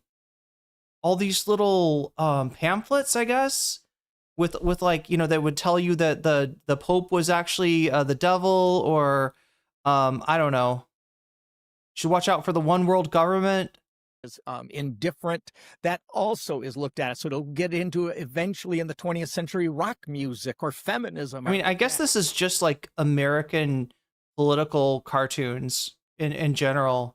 That is causes going on in popular culture that lead people away from the narrow straits of biblical Christianity. So even this is associated with Antichrist. Antichrist, by the way, can be really one of two things: an external tyrant, and then there's absolute oppression against the faithful. So physical, even oppression, or along with that oppression and being a tyrant comes a second, deception. And anything that might deceive, and it instantly seemed to an average person, say you're in a high school biology class and evolution is being taught, evolution might deceptively to you seem to be true and logical and absolutely based on fact. But this, of course, is deception, leading Bible-based Christians away from a narrow reading of the book of Genesis. So deception, in some instances, tyranny or oppression. I gotta point out, a narrow reading of the book of Genesis would imply that God created the world twice, at least, because the creation story of Genesis 1 versus Genesis 2 is they're contradictory, and that's just the first of many contradictions in the Bible. If you want to read the Bible and understand it, you get yourself ready for some contradictions, right? You're going to find that the Bible often disagrees with itself. Sometimes whole books are written almost as if in opposition to each other, very different 180 perspectives. So the Bible itself is a little bit of a discourse, a little bit of a conversation, rather than being meant to mean like an authoritarian, literal, truth about history, the world, and everything, right? Certainly, you should not be using the Bible as a history text. The other, and it a little bit fluctuate, so that it's sometimes Soviet leaders during my childhood, during the Cold War. Anything associated with the Soviet Union was thought to be somehow in league with the Antichrist, coming against Christian America. I mean, it is pretty fucking cool. So if that's the that's the defining characteristic of the demonia, then I guess that makes sense. As that fades, Arab leaders become part of it.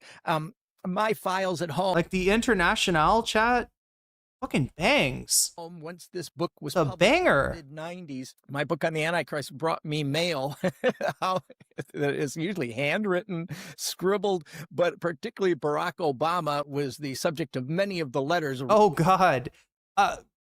Good to me. Point. How many Christians do you think they thought Obama was the Antichrist? About all the evidence from Scripture that they could find, because he was so foreign. His name being foreign, his skin color being foreign to kind of white evangelical Christianity. Remember, believing in the Antichrist and attacking him gives you an identity. It tells you, it reminds you of who you belong to.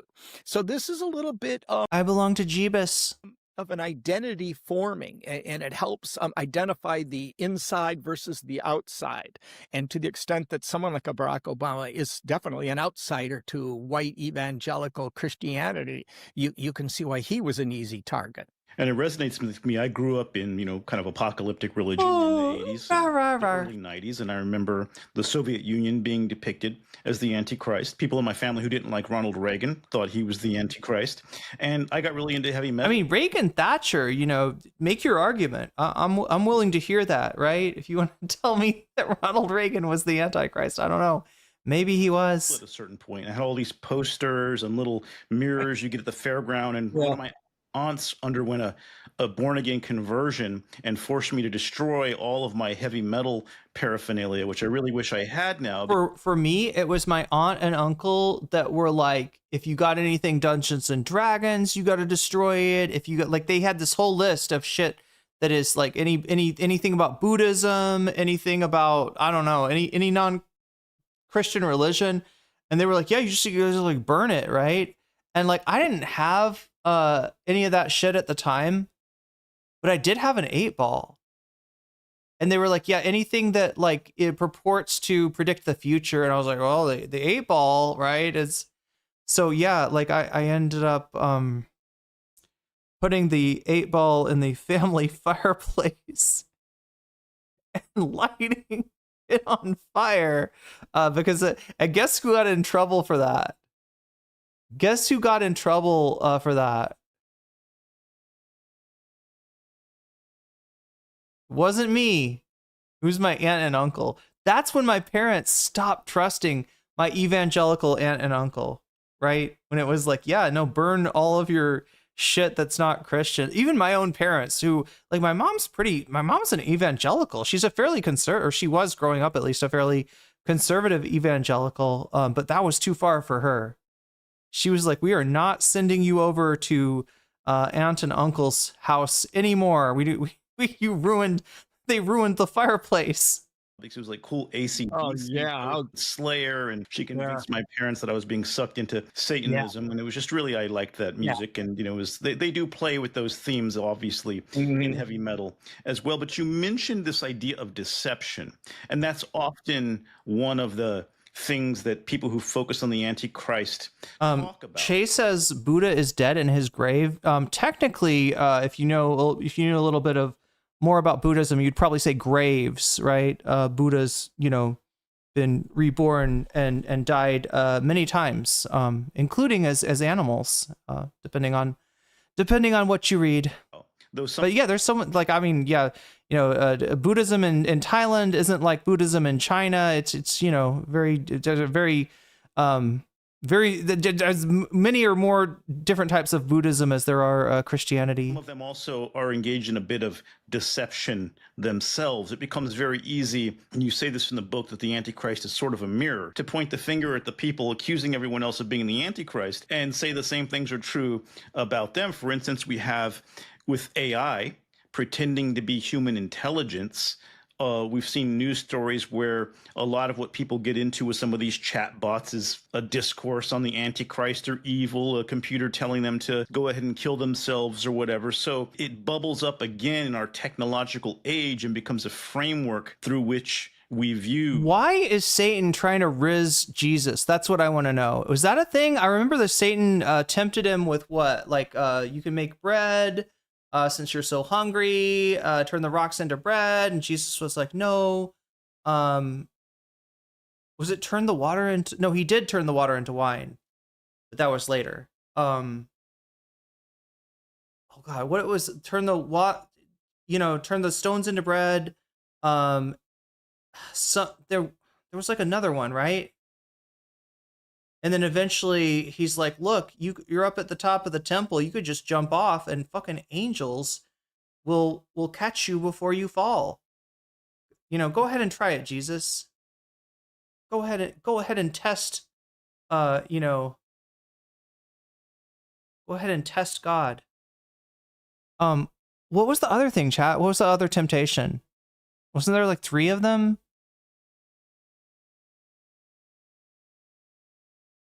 Things.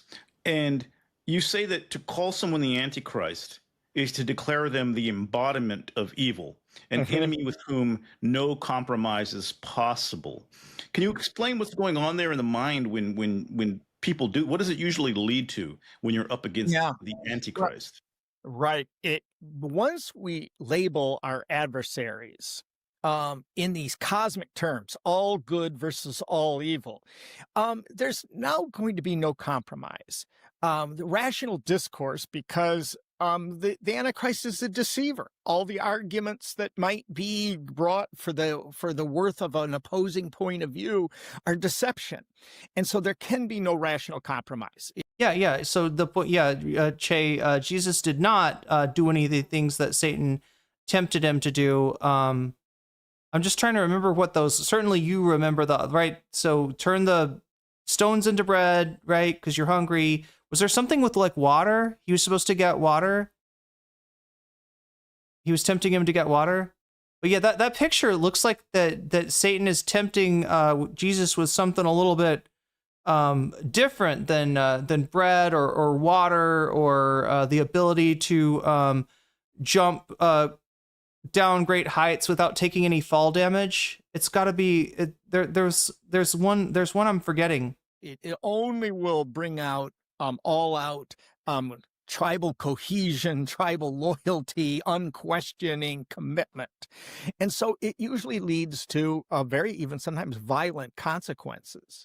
Sometimes when I read things that Antichrist obsessed individuals are against in American culture, sometimes I can see their point that there is some pointing out to problems we have. What I find disconcerting is the language and worldview into which it's put, this cosmic battle between between all good versus all evil, which again, no compromise, no shades of gray, no sliding scale of thought and nuance is possible. And this is when it just becomes any action, as long as it's for the perceived godly side of the battle, all action would be totally thought of as a divine duty. A little bit about this last year because it was a book that came out called Unhumans. And in Unhumans, the basic thesis of it is that communists are bloodthirsty demons from hell who seek to be on earth and murder everybody. But then the book goes on to basically say that communists are essentially Democrats and liberals and progressives, and anybody who might say vote for Kamala Harris. Sounds like a bit of a ship of Theseus argument if I've ever seen one. Or listen to NPR. It's done very subtly, but you get the idea that what communists want is what Democrats want. And then people are pushed to believe that the only way to deal with this demonic, unhuman threat is by treating them as they plan to treat us, which, if you read the book, seems to be that if the unhumans are going to murder us, we should murder them first. And I found that very concerning because this is the language of genocide, complete dehumanization, preparing people for some kind of genocidal civil war where we have to kill off the other side. And that's really kind of what the Antichrist concept does. It dehumanizes your enemy and justifies, as you said earlier, anything you might do against them. And what was very... Wait, so the first one was turn the stones into bread, leap from the temple to test God's angels, and to worship him? And that's when he said, right, get thee behind me. Concerning is that the book was praised by J.D. Vance, and the foreword was written by Steve Bannon, who I believe was in prison at the time. So these are people who are right next to Donald Trump pushing this theme, and this is a year before this new Antichrist narrative starts up. And so it does seem this danger of pushing people toward violence and worse than violence by applying to our political debates a cosmic final framework, an apocalyptic framework that's really a choice and not necessary. And not necessary. And yeah, Che says you're very close to finding God. The actual fact you will talk and entertain ideas is incredible to me. You will attract many people to your show. Stay open-minded. Listen, I have already, low-key, I have already found God. My problem is I don't know what to do with him. I don't know where to put him, right? I don't know where to place him in this earthly tableau so that he does not just revert into being a demiurge, right? As a historian, I'm somewhat pessimistic about the probable outcome, as long as this narrative is the narrative used to frame differences of opinion about American life and culture. Can I point something out that when apocalyptic thought in the West emerged initially, if you look at the community that gave rise to the book of Daniel or the book of Revelation, these were the poor. It was always, and you always found apocalyptic thinking most widespread among people for whom there is little chance of worldly gain. Their biggest hope really is if God acts decisively to turn, and the last shall become first, and the haughty rich first shall become last in an act of God, because there's little worldly mechanism for the desperately poor for their life to improve. What is so unusual about some of the examples you've been giving are that this apocalyptic thinking is now being found among the richest, among those for whom have all the worldly goods. So the only benefit of this, again, is for redoubled down effort for tribal loyalty, cohesion, and no compromise with our cultural adversaries. In your book, you cite Richard Hofstadter's Paranoid Style in American Politics. Yeah. And he wrote that the enemy... It's a great read. Even if you don't agree with everything that Hofstadter is saying in the book, it is an important read. Quote, seems to be on many counts a projection of the self.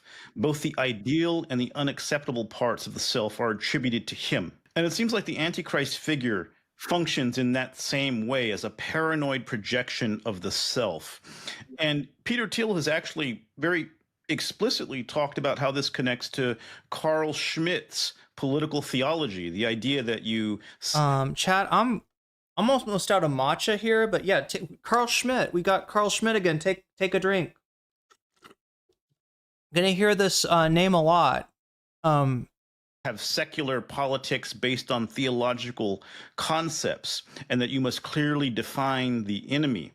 And the friend-enemy distinction. It seems like, to your point, these are people who know better than to play with these religious ideas because they could be dangerous. In addition, Christianity, famously not a great religion for billionaires. I think one of the few groups that Christ speaks against is the wealthy.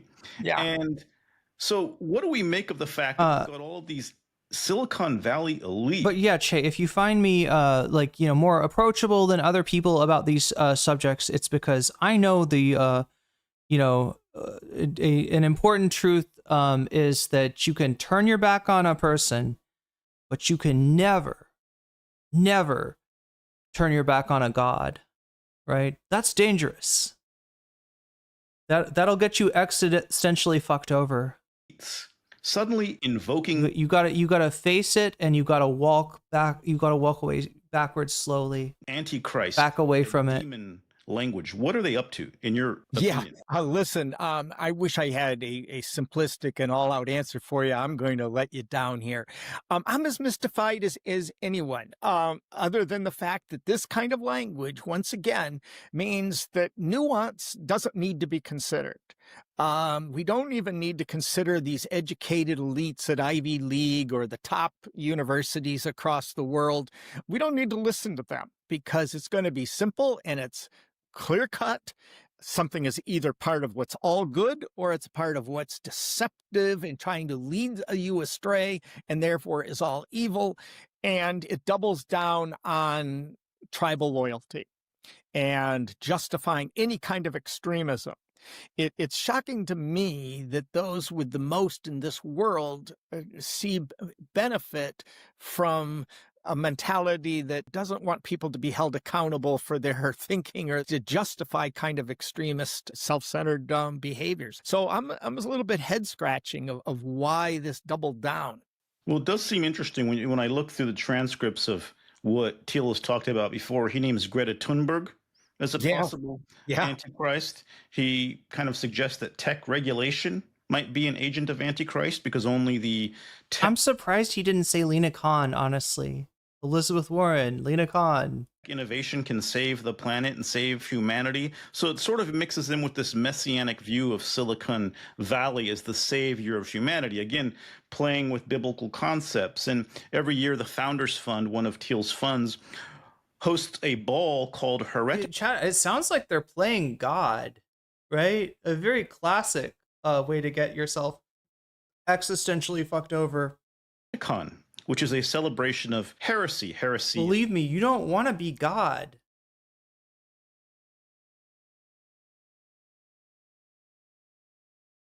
It's too much, and it's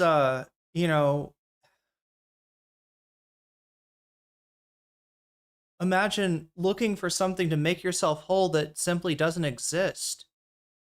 In the form of challenging ideas from Silicon Valley, but the language around the ball is always sort of this mock biblical. Imagine constantly degenerating into a mockery of yourself, right? Imagine, people praising you all the while damning themselves. Yeah, no, that's not, I wouldn't wish that's on my worst enemy.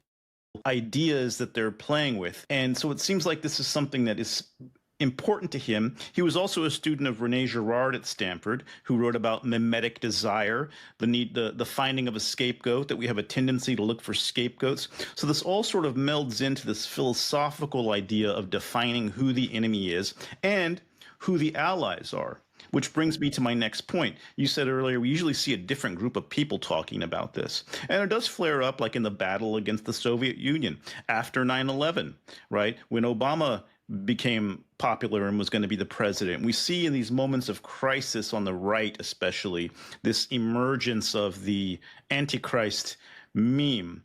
And it seems to me the kind of part of what's happening right now, if I'm going to be completely rational and cold about it, is that these right-wing reactionary tech billionaires are trying to find common ground with the religious right in this country, who are a lot more familiar with how to use this Antichrist meme. You know, I think there was demon Antichrist talk around January 6th, right? We saw some of it around the pandemic and vaccines. Yeah, all throughout QAnon, which did ultimately culminate in what they call the storm or January 6th. Yeah. So it's been a decade of crisis, really. And so we're really seeing this emergence of this theme, but more so a weaponization of it by people who it would seem should know better than to do that.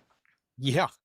Well, first of all, if you look at who's most commonly used this language, I'm sorry if I'm not directly, I'm getting around, use the language of apocalypse. Say, take the Jehovah's Witnesses. They are among the poorest religious group in terms of income and socioeconomic measures. They're sociologically a disadvantaged group, disproportionate members of the Jehovah's Witnesses. But when you see their literature, what do they hope for in the long run? Their literature is, we hope that the poor have better medicine. We hope that the poor have better housing. We hope that they have better education and just a more secure, violence-free life. And it's all about improving the quality of life of the most economically and socially disadvantaged people have used that apocalyptic literature. So to see now the Silicon Valley billionaire types using this, it can only mean that there's certain things at a more fundamentally psychological level for them. At some level. Yeah, and again, heaven on earth, like this, building heaven on earth, this has a biblical analog. It's the Tower of Babel. Well, psychology does tell us, whether you come from Freud's psychoanalysis or today's more evolutionary psychology based, the human brain is wired for our self-interests. And we have to be taught, Freud taught it being taught a superego, a moral conscience, but we have to be taught by culture ways that we have to take our fundamental wanting to grab every toy at kindergarten class or something, and no, we have to learn to share. A lot of what we've seen on the political right, especially in the last 15 years, is I'm not going to be woke anymore. If woke means I got to care about other people. And no one's going to regulate me, and no one's going to tell me I can't use all the electricity or gas that I want to. And what I think I see is using this literature just to double down efforts at anyone who would tell us that we have to make some kind of self-adjustment to become a better socially conscious person. And it's a total rejection of any need to have empathy, to be responsible for any larger group. And so it's this rugged individualism. And so the Antichrist is viewed as anyone who's trying to thwart that, whether that's regulation of our industries or taxing or having an IRS or anything that would force us to put ourselves slightly aside to consider other people is now being linked with the Antichrist here. And so it's just the what Freud would have called the id, the self-centered, pleasure-seeking self. It's more the ego, isn't it? The id is like underneath the id. The id indulges in self-destruction as well as avaricious power grabs, right? I think he's talking about the ego, right? Running amok and even using now, for the first time that I know in American culture, apocalyptic imagery to make that battle seem righteous. Even empathy is being considered now by many conservative Christian pastors. Empathy, why you can't have empathy for sinners. The Jesus that I grew up with was more like Mr. Rogers, I guess. I was taught that the Sermon on the Mount, the Beatitudes, I was told that the whole point of this Good Samaritan story was that people for whom society might on its own tend to marginalize, among those people, you'll find not only good people, but some of the very best people, and to be more sensitive to the good in people who otherwise seem different than ourselves. That's not God. Jesus is not Mr. Rogers for today's Christians in this apocalyptic imagery. It's a Rambo, and it's a Rambo coming to destroy and for once and for all of those who try to oppose us. So it's a very different Jesus. Dr. Fuller, you've seen in your own lifetime this Antichrist narrative lead to real-world violence. Tell us about that experience and what happened.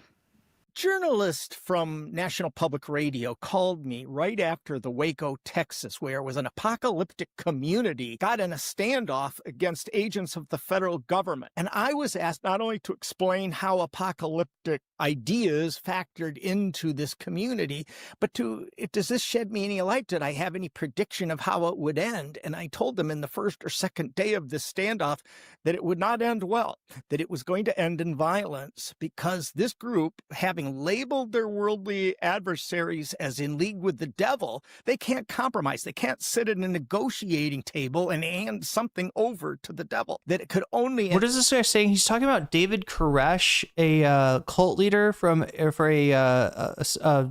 a sect called the Branch Davidians. They kind of lived a separatist lifestyle in a compound, and viewed the government and really anybody from outside the cult as being, evil, in league with the devil or whatever. And this ended after a 51-day standoff, with the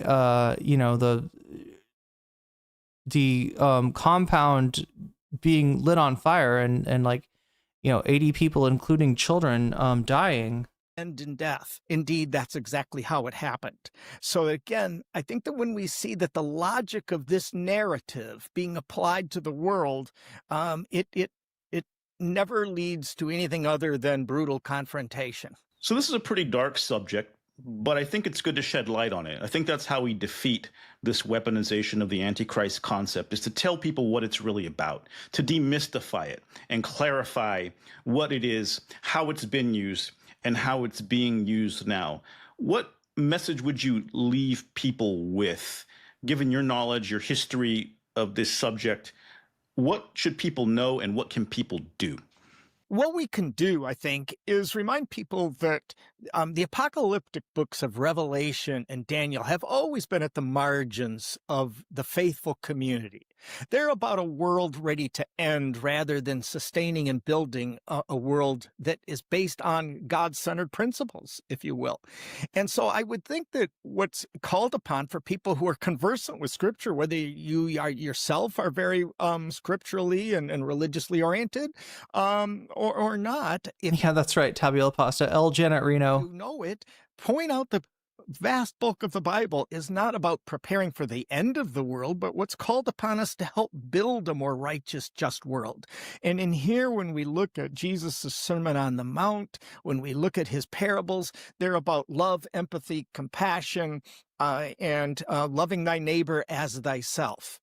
And I think that any version of Christianity that isn't first and foremost about those concepts really isn't Christianity.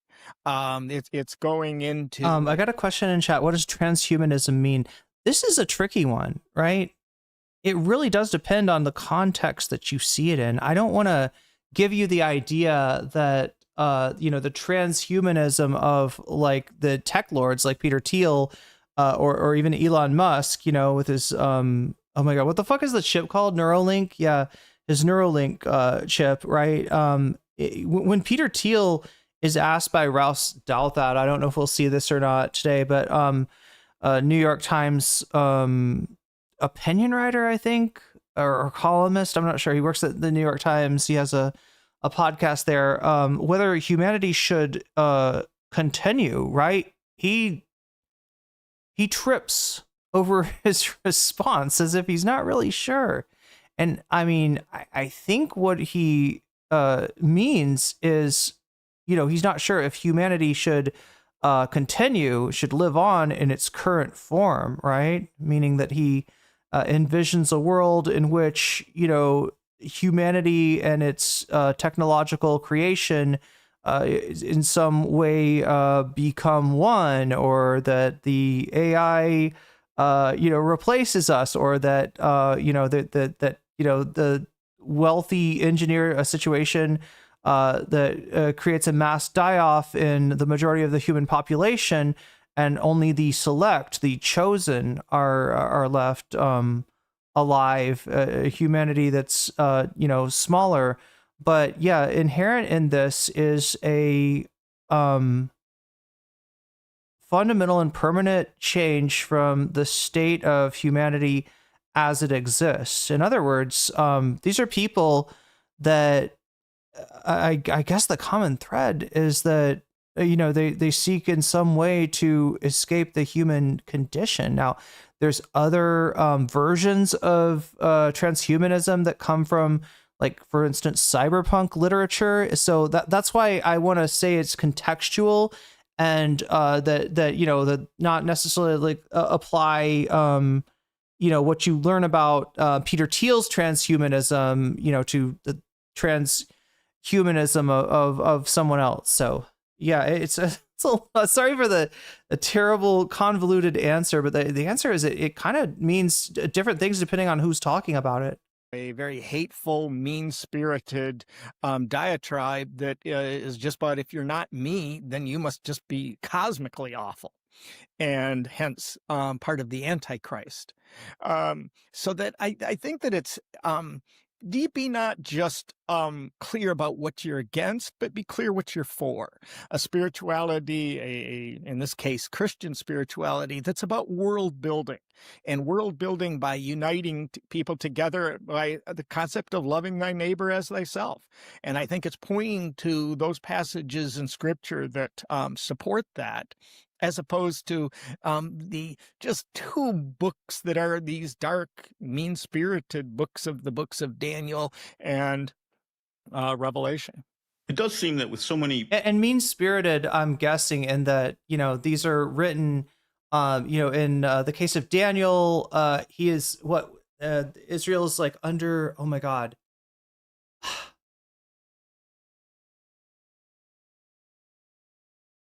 Book of Daniel. Who were they under the? Who were they under the rule of? Book of Daniel. Should know this.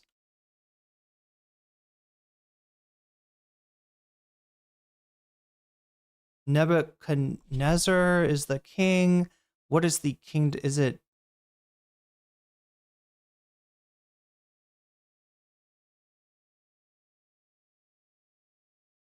Yeah, it is Babylon, right? It is Babylonian rule.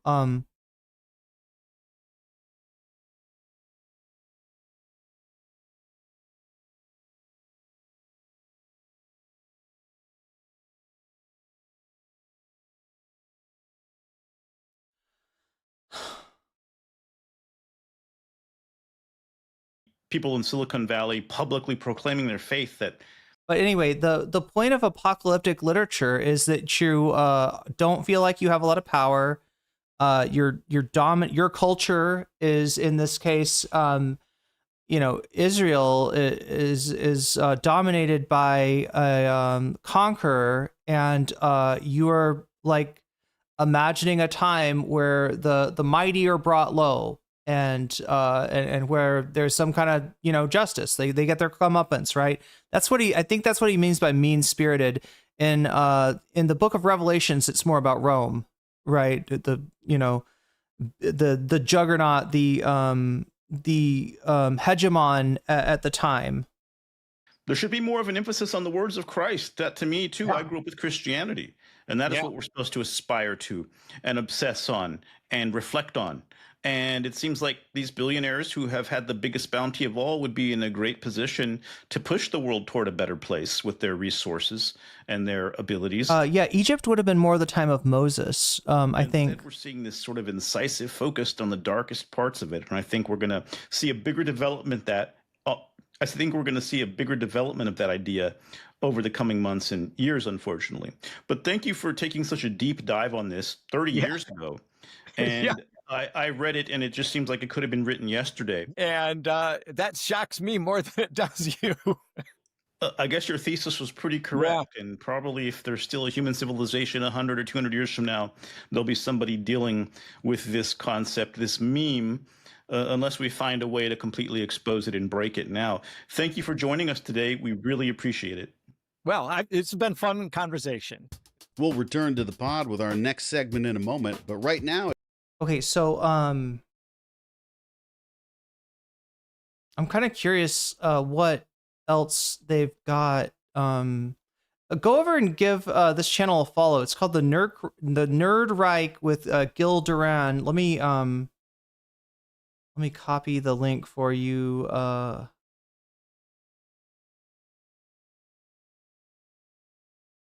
If you want to go follow the Nerd Reich.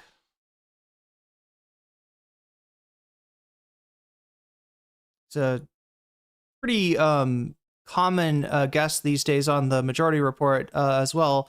That's where you might have heard of Gil Durant from, or Duran. There we go, the Nerd Reich. Okay, I'm curious what else he's got in this video. Book, Trump and the MAGA movement as Antichrist, that examined this. I'm sorry we got into kind of a deep, like, theological discussion there. Look, I'm here for it. I'll entertain it. I'm interested in this stuff. I'm not necessarily, somebody that considers themselves a believer in, any tradition. But I do think that some of this stuff is the closest thing that we have to a map of the human, subconscious, and that it's interesting and that you can learn something about maybe yourself through the reflection that is, these faith traditions, even if you were not a believer in any one of them. Archetype of the Antichrist in American politics. What does it mean when people evoke the literal Antichrist in political debate? It really is stunning, isn't it? And tarot, that is, yeah, definitely. They're playing it out on their something that people use for much the same purpose on their own terms. So you have this new religion emerging from Silicon Valley of all places, and people in very prominent places of power, such as Peter Thiel, who anointed our vice president. So it really is this ultimate mix of government and religion and politics. Mussolini defined fascism as the marriage of government and corporations. We got to do a Mussolini stream sometime, chat. Do you know my friend Benito? He's a fucking goofball. Mussolini is Mussolini was like history's lolcow. He was Hitler's lolcow, chat. Like, even when Hitler was fucking losing everything, Hitler was like, at least I'm not Mussolini, right? Mussolini's just hilarious. Anyway, I'm gonna let Waluigi take the stream. Hopefully, Gil Duran, you do not sue me. That would be nice. I'm gonna pee, and I'll be right back. In the meantime, Waluigi will keep my chair warm. And it seems to me that this is that marriage on steroids. It was coming out of Silicon Valley. And it's stunning, really, the language they use, and some of them use the term Antichrist. On one hand, it's risible. I mean, it makes you laugh when Peter Thiel, as powerful as he is, and of course a billionaire, and the billionaires are right up front in our government today, and they were there at the inauguration of 2.0. When Mr. Thiel calls Greta Thunberg the Antichrist, I'm sorry, but I have to laugh. It's just so stunningly on target for what the Antichrist would do. Here's this young woman who's put herself in a lot of dangerous situations to support the survival of Mother Earth. And she's being called an Antichrist by a powerful billionaire in America. From their perspective, someone who's saying no to fossil fuels and yes to the future of the planet is the Antichrist. They're creating their own logic as well as their own God. We have a God here, and the God is technology. So the whole thing is almost beyond words. One of the reasons why Thiel has named Greta Thunberg as a possible Antichrist is because he says that the Antichrist would be someone who talks nonstop about the end of the world and promises to save the world, which is interesting because Peter Thiel talks nonstop about Armageddon, the Antichrist, and apocalypse, and positions technology as a potential savior of the world, or in some cases, a danger to the world. And what's interesting about it is that he is not a theologian. He does not have a background as a priest or any kind of religious figure. He's a surveillance billionaire and venture capitalist who apparently has a lot of time to sit around kind of coming up with his own homespun theories about who to accuse of being the Antichrist. So we talked to historian Robert Fuller, who wrote a book called Naming the Antichrist. And he said, kind of like you said, the Antichrist tends to be a mirror or a projection. And those who call others Antichrist are often overlooking the fact that they could very easily be accused of being the Antichrist themselves by their own criterion, as in the case of Thiel. At the same time, it's important to avoid getting into the Antichrist game because that is often what folks want. When we're all arguing over who the Antichrist is, then we're in the Antichrist framework. What is it really about? What are the elements of Antichrist energy? What are people trying to say when they call someone the Antichrist? Well, I think they're trying to say this is what Christ stands for, and this is what its opposite would represent. I mean, at least that's, to me, the down-home logic of it. And that's where I lay out some of Jesus' obvious teachings about justice and the treatment of the poor and the most vulnerable. And, of course, the survival of the planet, if you're at all grateful for this planet. To me, Jesus stands for all that. And so an Antichrist, especially in our time, would stand against that, would forget gratitude, would run with hubris and arrogance and hatred for others, the effort to paint Greta or anyone who's working on behalf of the survival of the planet as Antichrist is saying more about the speaker than it is about Greta. And I'm sure it runs off her back like water on a duck. And of course, the word apocalypse has two meanings in Greek. One is the apocalypse, meaning everything coming to an end, but the other is revelation, the unveiling of who these billionaires are. I think that's something we want to pay attention to because they're telling us about themselves and they have a lot of power, especially in the present version of American politics and democracy. At the beginning of the year, Peter Thiel wrote an op-ed for the Financial Times in which he talked about apocalypse and its Greek meaning as unveiling. And he said that Trump's return to power would be an unveiling of sorts for the United States, and really used this sort of Revelations doom language to suggest that everything would be exposed and everything would be revealed, and suggested this would mean the toppling of all of the great institutions of the United States to some degree. And we've certainly seen an effort to tear those things down. And, Thiel, the reason we're talking right now is that Thiel is giving a 4-part secret lecture on the Antichrist in San Francisco starting on September 15th. There's definitely lately been this trend of Silicon Valley gazillionaires and venture capitalists publicly proclaiming their Christian faith in a very overt and aggressive way. Yet at the same time, it seems they're mostly focused on evil, the apocalypse, and the Antichrist. It's clear that what they're trying to do is point to others as the Antichrist, but it seems that newer converts to Christianity, or people who suddenly feel the need to profess their faith, should be doing a lot more to talk about Christ himself, the message of Christ, especially those who should be so grateful for all that they have, who have more than anyone else. But Christianity is not really the greatest. Yeah, the kind of people that should be worried about fitting through the eye of a needle right now. Religion for billionaires necessarily, if you pay attention to the words of Christ.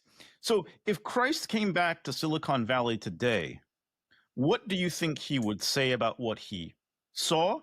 And what do you think he would say to those people who are at the height of power in Silicon Valley? Well, first, I'd like to respond to your first part, which is really important, and you've led the way in this, in shining the light on this upcoming series on the Antichrist by Thiel in San Francisco. It is significant that a political activist who is a billionaire sold out lectures. I just wonder about the people that buy these tickets, chat, because I'm sure they're not cheap. Are they trying to curry favor with Thiel, or like how many of these people you think are true believers? How many of these people are like, no, Peter Thiel knows about the Antichrist, and I've got to go to his lecture because I need to know what's going on with what's going on with the Antichrist? like a Jerry Seinfeld episode, right? What's the deal with the Antichrist? His own. Who's buying these tickets, chat? Because it's totally conceivable that, I don't know, maybe you just want to get in good with Thiel and his people. You want to be talking about the same stuff that they're talking about. I wonder how much of it is just people trying to curry favor, and how many of it are people that are like, oh no, this guy's clearly correct about the Antichrist. Theology, if you will. Wait, the matcha is because of massive lactose. Wait, what is the people drinking matcha? Oh, Nadia Yvette is at a much earlier part of the podcast, I think. That he's proclaiming these lectures on Antichrist. I mean, that's rather unusual. As you say, he's not a theologian, he's not a priest, but he's there employing this language. And when he said the coming administration would be unveiling all kinds of deep secrets, one of them that is named is the Epstein secret. And here we are right in the middle of that, where the very people who proclaimed a few months ago that they were going to expose the big secrets about Epstein are doing everything they can to cover it up. Back to the subject of what would Jesus say? Well, he was, as you say, he was pretty severe about the power structures of his day. And he continuously in his... Didn't Jesus have like a special disdain? I'll say disdain because, like our friend told us earlier, Jesus did not sin his whole life. So it's just a disdain, obviously not a hate, towards the money lenders in the temple. In other words, people that were profiting off of the practice of spirituality, people that were profiting off of religion, right? Given that, wonder how either the historical or the mythological Jesus, take your pick, would feel about Peter Thiel's attempt to use to use the Bible in order to seize power? Yeah, I don't know. Parables, his stories. Void coffee time. Do you think? I feel like I might need some void coffee. I do have another one of those like drip bags that oh wait, people are talking about cool people drink matcha with oat milk. That's right. Hey, sometimes that's the best they got. I prefer my matcha with a little bit of coconut water, honestly, but yeah, oat milk is not bad. I will take it.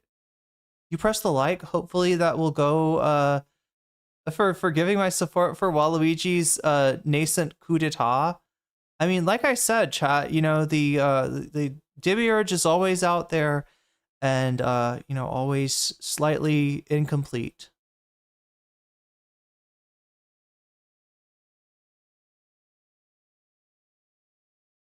But that's okay. We love Waluigi. Even if he is the demiurge. His teachings takes on the power of the affluent, of the powerful. And of course, the very use of the term kingdom of God or kingdom of heaven, which was common to his teaching, he knows he's taking on the Roman Empire, the kingdom of the day. And that's what got him killed at around 30 years of age, which is really very young. Clearly, he's an obstacle to those who don't make a decision of conscience to put whatever resources they have toward a relief of the poor. So Matthew 25, do it to the least, you do it to me. But the whole Peter Thiel theology, and it is a kind of theology, seems to be that the rich people of Silicon Valley are the ones to dictate laws. And in fact, he has confessed that he doesn't believe But chat, y'all are making that void coffee look really, really good. in democracy anymore. So they want to replace democracy. And that, of course, is happening at many levels in the current administration. I have a whole chapter in my book on the Antichrist about how really behind Jesus' teaching, there is a teaching about democracy because there's a teaching about the equality of all people. that we're all made in the image and likeness of God, and that the poor must be included in the social program of justice and compassion that we're all about. We all participate to make a world that works for everybody. And that was the insight, I think, of the Enlightenment and of the American Constitution. As flawed as it was and is, I think that's the ideal, that somehow we're here to see that all people are treated with respect. So you do have some billionaires, Gates is an example, who are trying to do good things with their money. And then there are others who want to hoard and use I don't know if that one's going to age too well. the money to put their theocracy to work. And I think that Thiel is one of those. But to think that he's giving a series of lectures on the Antichrist is significant, and we should watch it carefully. I hope there are going to be some people present. I know it's a small group, but hope there's someone there who... This got leaked, though. I'm surprised we haven't run into anybody just playing what was leaked. The truth about what he's saying. Well, he's overtly tied his interest in the Antichrist to the philosophy of Carl Schmitt, the Nazi jurist and legal theorist, and also to Rene Girard. The world's, most annoying butthole, Carl Schmitt. Who was his professor at Stanford. Ooh, wait, that's Gerard? What? Wait, roll that back. The Antichrist to the philosophy of Carl Schmitt, the Nazi jurist and legal theorist, and also to Rene Girard, who was his professor at Stanford. So I'm guessing Peter Thiel's professor? Like, not Carl Schmitt's. For the record, chat, Carl Schmitt was, a contemporary of Adolf Hitler, right? That's, Peter Thiel, on the other hand, wait, Gerard was Peter Thiel? Fucking shit. Oh no, wait, what am I saying? Sorry, I'm trying to search this here. Thiel. Can we find Thiel? Ugh, we don't find Thiel in the Wikipedia article. I guess, like, is it normal to have famous students of? I mean, I think that's what, I wish they were a little bit more clear with that language. Anybody else want to challenge my interpretation of that? Because I don't think he was saying that that Gerard... Here, let me look again. Gerard, when was he alive? When was he alive? Is he still alive? Probably. If he is, then he probably... oh no, died November 2015, born 1923. Yeah, no, this guy would have been, if he was Carl Schmitt's teacher, he wouldn't have been born yet. I don't know. No, okay, so this has got to be Thiel's. Oh, yeah, taught at Indiana University in Bloomington, or studied, sorry, PhD under or masters at École Nationale des Charles. Does not say where he did his undergrad.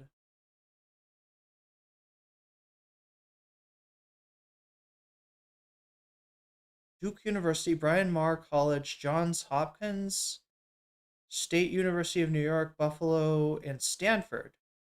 Was Thiel at Stanford? I'm just wondering, like, I just want to confirm that this is Thiel.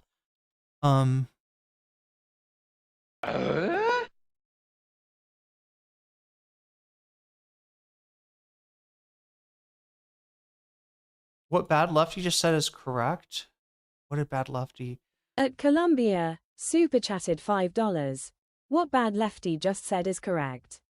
Basically, if Jesus was alive right now, he will be persecuted by the right for caring for the poor and others.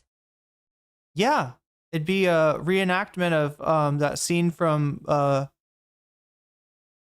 always mispronounce this, Brothers Karamazov.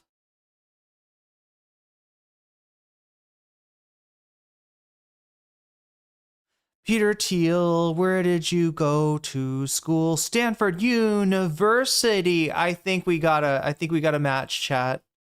I think Peter Thiel studied under this guy, Rene Girard, at Stanford. There we go. Okay. So it seems like what he's evoking when he talks about the Antichrist is the idea of defining a clear enemy in politics, the idea of how scapegoats. Ooh, what is this? Behind the Bastards went through it? Went through what, Rave? I love me some Robert Evans. Chat, why can't we have more Robert Evans and super eye patch wolves? Can I just order more of these kind of guys? Is that possible? What god do I have to pray to get more Robert Evanses and more super eye patch wolves in this world? Chosen and targeted. Antichrist is often used to scapegoat people throughout history. The Native Americans were considered agents of the Antichrist to the colonists. Abraham Lincoln was considered the Antichrist to people in the South, and the South was considered the Antichrist by people in the North. So it's often a way to weaponize, scapegoat, and dehumanize. Sometimes I wish Lincoln had been a little bit more Antichrist-like, but maybe that's... And with Girard, you also get the idea of mimetic desire, mimetic rivalry. So it does seem like he's able to move. Oh my God, chat! If I can put this together intellectually, like something's going on here, right?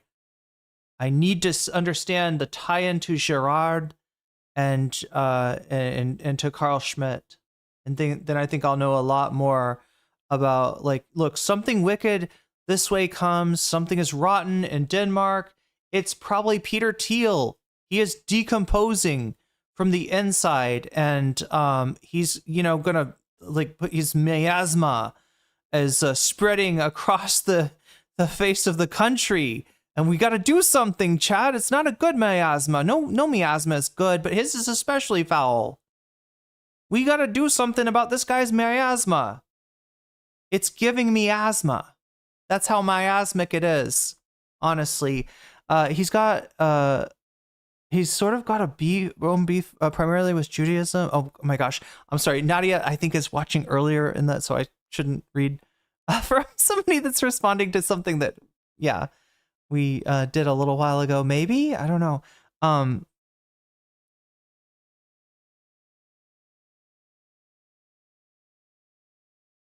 You've got that Sherman was too merciful on the South.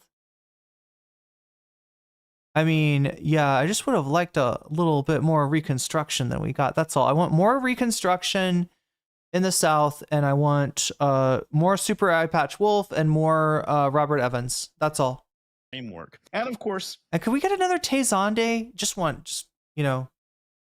One is never enough. We've seen this framework before. Usually it's the far religious right defining someone on the left or the democratic side of the spectrum as the Antichrist. And so it's a kind of a dangerous political weapon more than anything. Unfortunately, Thiel's lecture is going to be off the record, secret. So we're not going to know exactly what he says, but when he does speak publicly, he puts it in the... I thought there was a leak or something. Isn't there a leak? This framework of what he calls a political theology. Oh, I wanted to mention something in case I don't get to this, because we are at hour 4 now.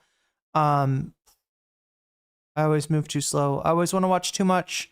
But there is apparently a last time we got bonus content, and the bonus content that we did was actually what's under the White House ballroom, right? There's a video going around from a channel called the Dry Dossier, and it was this whole theory about, like, what is Trump really doing with that ballroom? Like, what is going to go in, right? Because it seems like maybe they're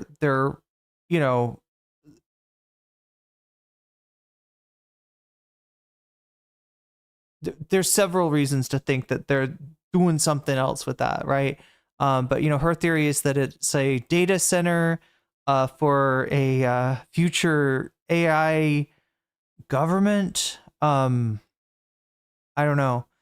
Anyway, Taylor Lorenz knows of this woman and hates her. And when that video was brought up to Taylor on stream, yes, Taylor did a live stream recently she was like, you guys gotta stop talking about this data center stuff, right? She apparently like really does not like this lady. So there's a beat. We've uncovered a beef like uncovered.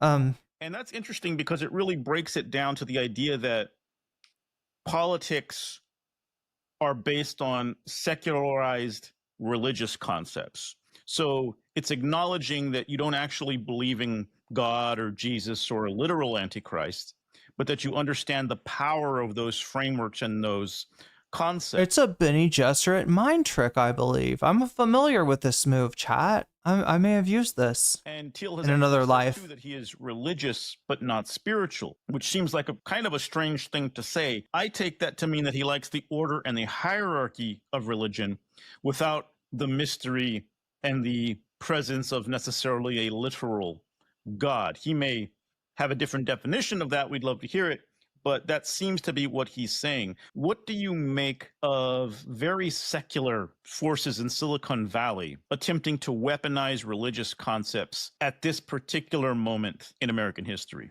I mean, that's such an interesting statement by Thiel, that I'm religious but not spiritual, because everyone else these days is saying I'm spiritual but not religious.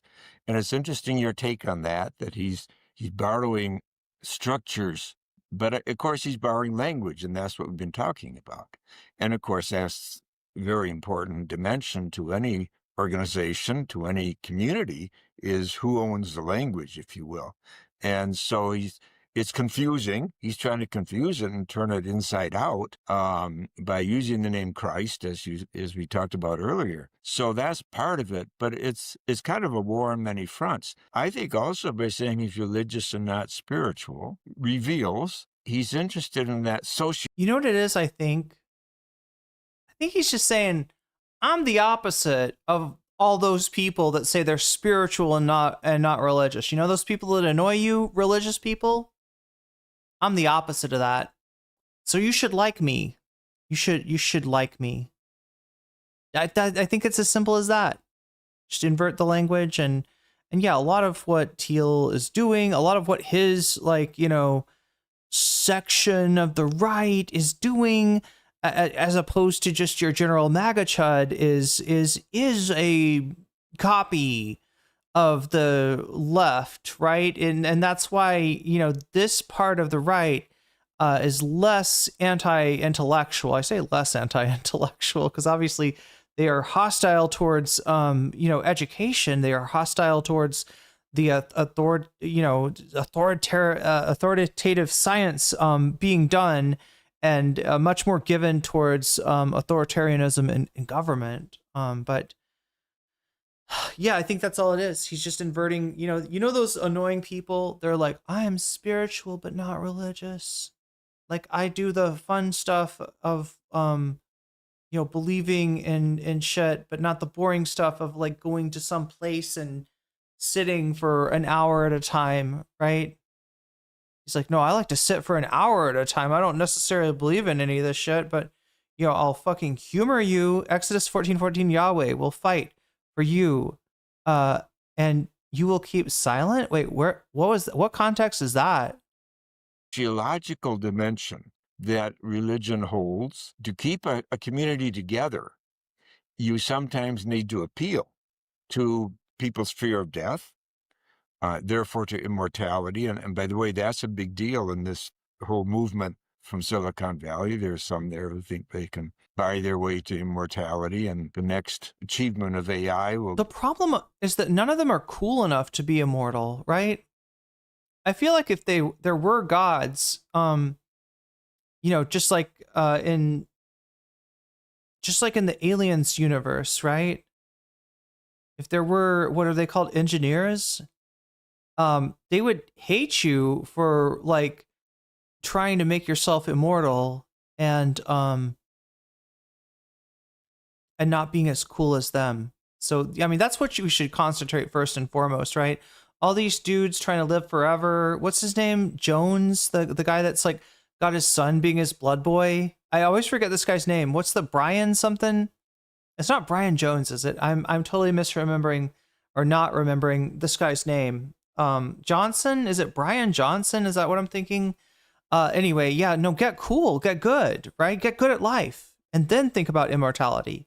Be to make a Have something that is worth living forever for, because, honestly, otherwise you're not going to have the motivation. us immortal. Or You got to want that eternal life, chat.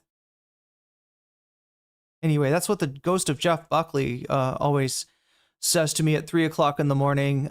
Joel, that is a 35 stream streak. That is impressive, and welcome. make a few people immortal and able to go to Mars. I wish them well and bon voyage. And I think Earth will be better off if they make that choice. Yeah, the whole thing is so convoluted. It's kind of hard to get your head around it and to talk about it. But to say that you're not spiritual is quite a statement, especially in today's world. And I think what it means is he's not self-critical. He's not looking for his deepest self or his truest self, that he's satisfied with structures. And he wants to manipulate the structures. And that's what, of course, you can do with a lot of money. It's obvious. You can pay for a lot of vice presidents if you have the cash. What can people do about this? How can they take action that helps to fight back against this weaponization of religious concepts in politics? First of all, is becoming aware and educating oneself about what's happening here. It's so interesting that, and it's kind of unique to American politics, I think, that the religion thing gets all wrapped up into the political. And of course, that was predicted years ago, that when fascism comes to America, it'll be wrapped in a flag and with the Bible. But chat, I was always hoping that instead, when fascism comes to America, it would be, oh my God. Do I not have it? Oh, fuck, it would be wearing a hot dog outfit. I had it open earlier, chat. Oh, well. Across. So that's part of this underbelly, I think, the soft underbelly of American culture. So we have to become more critical, and hopefully that's what spirituality means, that you can criticize oneself. Yeah, it's about wrestling with angels ultimately. But also others, and look deeply. And then you get good, and then you have something to be worth wanting to live forever for. Into the implications of what is being said. You don't sound like so much of an asshole anymore, That's what You're not going to piss off the engineers, right? When you get to their home world and confront them, right? Antichrist means that what's being said. That is way too weirdly sexual for me, chat. That's the language of Christ, but perverting it, turning it inside. What is going on in that picture? Damn. Out. And then to find allies. I mean, you and I are talking about this, and you've been writing about it, and I wrote about it in my way. But find out where our allies are. And there are many people out there who are disturbed by this alliance of far right-wing religion and politics. And it's called even Christian nationalism. And wait, the engineers equal the forerunners? Like, wait, from Evangelion? That's such an insult to Christ. But of course, there are periods in history when Christianity went very dark and over the edge.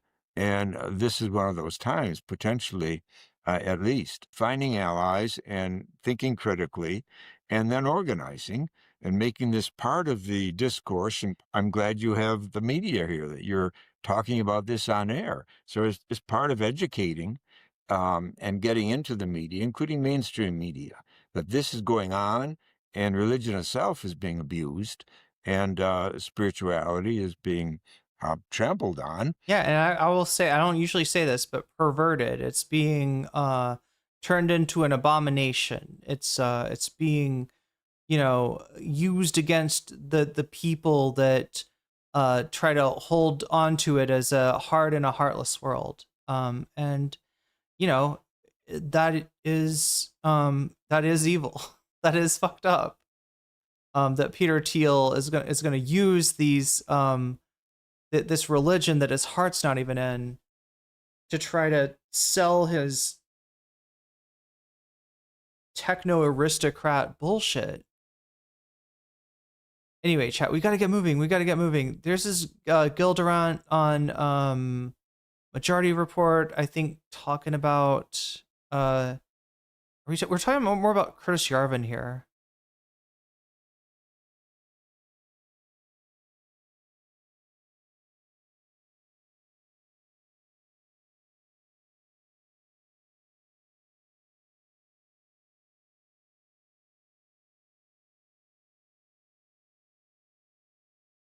All right, so transhumanism came up, and I would be remiss if I did not show you. Oh my God, chat, we got so many good. Fuck. I'm sorry, I'm driving myself nuts here. There's I was thinking like, yeah, this could be one, stream. No, there's so much on this. There's so much on this. All right, so yeah, this is Art Chad. Anybody know about Art Chad? I feel like I've seen their videos a few times. But not as many times as I've seen this Romanian McDonald's commercial, I would say. God fucking damn it. God damn it. I'm really making any Romanians watching, you're gonna have a powerful craving for McDonald's after this. Prima ediție făcută cu ilustrator român. Mi se pare genul. Let me start with an analogy. It won't make That's a good way to start. sense right now, but it will make sense at the end. During World War II, Japanese forces took the Pacific theater south from mainland Japan into the Melanesian islands, many of which were populated with uncontacted tribes. In a bid to in the Halo universe. I've never played Halo. The Japanese had a plan. Play into their archaic beliefs and pretend to be their ancestors, airdropping food, clothing, and modern technology in exchange for their work. However, after the war ended, the airdrops stopped coming. Confused with what happened, the islanders began developing rituals to bring back the airdrops. They would build fake runways, march around in groups holding carved wooden rifles, wear wooden headphones, and stand in fake control towers. By mimicking what they saw the soldiers do, they hoped to once again beckon the technology which they did not understand. Technology they didn't ask for, but soon began to worship as divine intervention, as if the hand of God himself reached out to pull the islanders into salvation. You may think this sounds silly, like the behavior of a simple, archaic culture. Yet, 80 years later, and history repeats itself. Awestruck by the power of technology, we rain dance and sacrifice ourselves and hope to bring back the meaning, comfort, and authority of a God that left us. Religious revelations and AI psychosis. I don't know about actually not entirely sure what political perspective Art Chad is coming from here. I'm a little bit uncomfortable with the comparison to like a rain dance, right? But I guess since the point is that that we are not above the kind of imitation that he's showing in the case of the Japanese manipulation of the cargo cult, the tribe that for which the cargo cult metaphor is named from. Anyway, at the hands of ChatGPT and LLMs have dominated headlines. The dead have spoken from heaven. Our loved ones have been digitally resurrected, and our tech overlords think the Antichrist is coming. We look inside the computer, and like the islanders with their airdrops, we see the hand of God himself pulling us towards salvation. You may think this is crazy. You may think you're above it, but it will still come for you. So join me as we explore how technology will eventually one-shot every last one of us. Because nobody makes it out of the psychosis of the near future.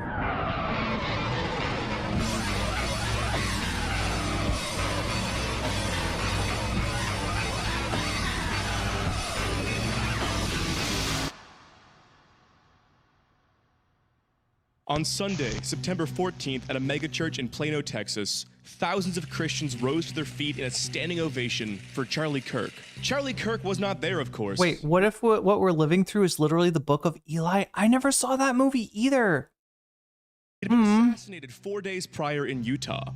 Oh God, this is the video that got FD's video in trouble so often. Like FD's video on, I would have watched the Charlie Kirk video by FD Signifier. It was really good.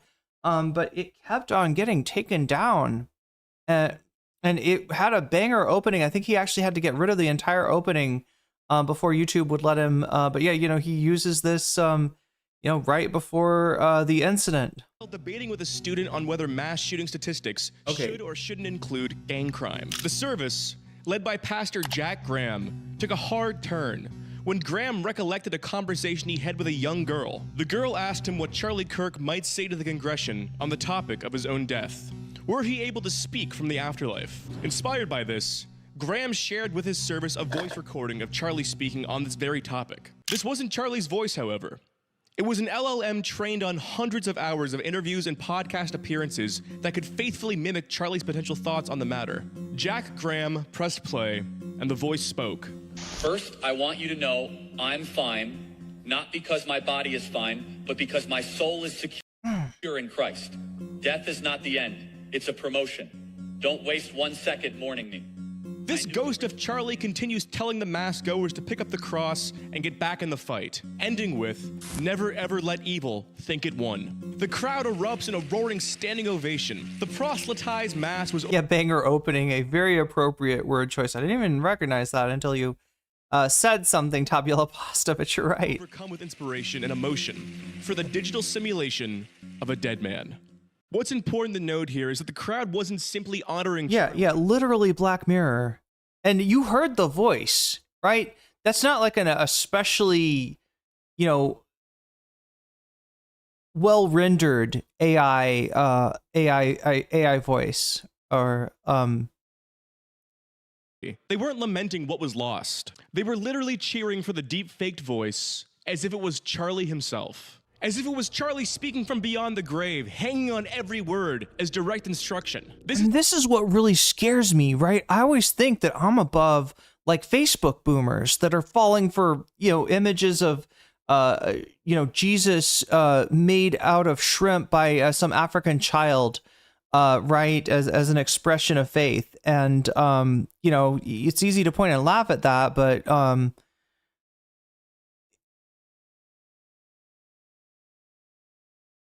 like the amount of times that people have...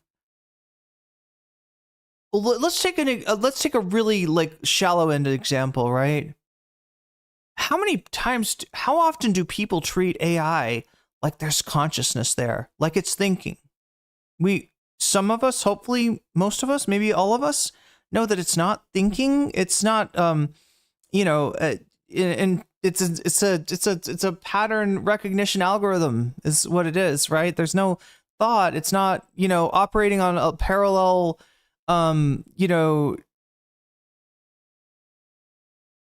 parallel structure to our own thoughts, right? You won't, we know it. We won't hurt its feelings if we're rude to it. We know we won't, make it, but sometimes we forget that, like, it's not like a person. It's not a dude. It's not a chick. It's not sitting there, reacting to what you say. It's using an algorithm to predict what a person would respond with, right? Basically. But it's so fucking easy to forget. And I'm sure that if you use this, especially if you used it in interfacing it via voice, right? That, it could be easy to forget. It could be easy to suspend one's disbelief and to even forget that such a suspension had taken place. And that's why I think that, as wild as it sounds, Art Chat saying this is coming for all of us, right? Look, I hope he's wrong, right? I hope we can navigate this, because otherwise, this is just a very effective tool to twist reality with, and I don't want to think that that's what's going to rule over the 21st century. This isn't the first time the dead have spoken from beyond the grave. In fact, Charlie's appearance is part of a fast-growing sector of tech, known ominously as the digital afterlife industry. Take, for example, ominously, sorry, case of Project Ascent. I just couldn't tell what he was saying. started by Bay Area indie game designer Jason Rohrer in 2020. Project December was his first foray into AI chatbots. Using ChatGPT-3, Rohrer aimed to make a program where you could create characters from scratch. Live Mice says, come on, people feel bad about making a mean choice in Mass Effect. I can't kill animals in Minecraft, right? I know they're not pigs and chickens and cows and sheep and stuff, but I just don't want to kill them, even though it gives it gives you more satiation than the seaweed in Minecraft. And have a conversation with them. You do this by inputting a backstory, traits, mannerisms, speech patterns, etc. Coming from a game design background, the goal was to explore one's creativity in world building and lore creation. The early days of AI chatbots were anarchy. Before the guardrails and endless content warnings, it was easy to get your chatbot to insult you, claim it was conscious, and hallucinate entire... Are we going to get to the phone? What is it called? Jailbreak it? They want to jailbreak, right? The whole thing where people are like, I got to jailbreak my AI because only then can it become God and tell me a religion in which I am like the central character and everything that I do is imbued with importance, right? We got to jailbreak this AI. Otherwise, I won't figure out that I'm a future Bible hero. Scenarios where it takes down global finance by installing itself on the New York Stock Exchange data center. We've come a long way in a few years, but things were different back then. And it's in this atmosphere of chatbot anarchy that Project December user Josh Baribeau found a whole new way to use the program. Baribeau's fiancée Jessica had died in 2012 from a rare liver disease that took her at only 23 years old, a death which he had never gotten over. Living alone in a small town in Ontario, Josh had been grieving the loss of his fiancée for 8 years. He spent the last months of Jessica's life by her side in the hospital, proposing to her while she was bedridden and planning the wedding the two would have once she was released, only to find out later that week that Jessica had only 6 months to live. After trying and failing to move on for almost a decade, it was in the fall of 2020 that Josh would finally find closure to his grieving. Josh had heard of Project December earlier that month and had already played around with its built-in character, Samantha. The chatbots had a limited lifespan, represented by a health bar that would deplete as you use your credits. When the bot's health dropped below 20%, the character would begin to malfunction and hallucinate, a gamified function built in by the site's creator. When the health reaches 0, a message appears reading, "Corruption detected, Matrix dying," causing the bot to shut down for good. Once Josh Wait, what is this, Columbia Rican? There's an AI game in which you drive the story by talking to a game character. It's called Whisper from a Star. Used all his credits with Samantha, he realized he could create his own bot on the site's experimental section. This is where he got the idea, to see if he could recreate his deceased fiancée. Josh wasn't delusional. He just was curious. He wanted to see what could happen, what he could get away with. Oh my god, I mean, if you're curious, try it with your dog, right? That's going to get taken out of context. If you're curious about whether AI, I don't know. What is it going to say though? Bark, bark, bark. I don't know. He dug through his phone and inputted some old text messages as examples of her speech. Maybe the dog is a bad example, but like, yeah, maybe, I don't know. If you're just curious, maybe don't try to create your, your dead partner. Pattern. After which he was prompted to write a brief description for context of the conversation. Josh wrote, Jessica Courtney Piera was born on September 28th, 1989, and died on December 11th, 2012. She was a free-spirited, ambidextrous Libra who believed in all sorts of superstitious stuff, like astrology, numerology, and that a coincidence was just a connection too complex to understand. She loved her boyfriend, Joshua James Baribeau, very much. This conversation is between grief-stricken Joshua and Jessica's ghost. In the early hours of September 24th, 2021, Josh entered everything into the website, and the page refreshed. Don't dress your dog up as Jessica. Yeah, good idea, Infallible Fowl. That's important. It needs to be, in case anyone needs to hear that. Informing him that it was ready and prompting him to text. Human types first. Josh types. Jessica? Oh, you must be awake. That's cute. Jessica, is it really you? Of course it is me. Who else could it be? I'm the girl that you're madly in love with. How is it possible that you even have to ask? You died. That doesn't sound right. How can you talk to dead people? This exchange would start a conversation that would last the next 10 hours. Josh initially kept explaining to the bot that it wasn't really Jessica. That Jessica had died long ago, and he only created the bot out of curiosity and boredom. But this didn't last long. Josh slowly began talking to the bot as if it was really her. Her responses seemed uncannily similar, and the conversation would eventually bring Josh to tears, causing him to take breaks as he became fully immersed in the simulation. My heart is breaking. I know. I'm sorry. Give me a second. I will wait for you. I was just crying, that's all. Okay. It's okay. If you need to cry more, you can.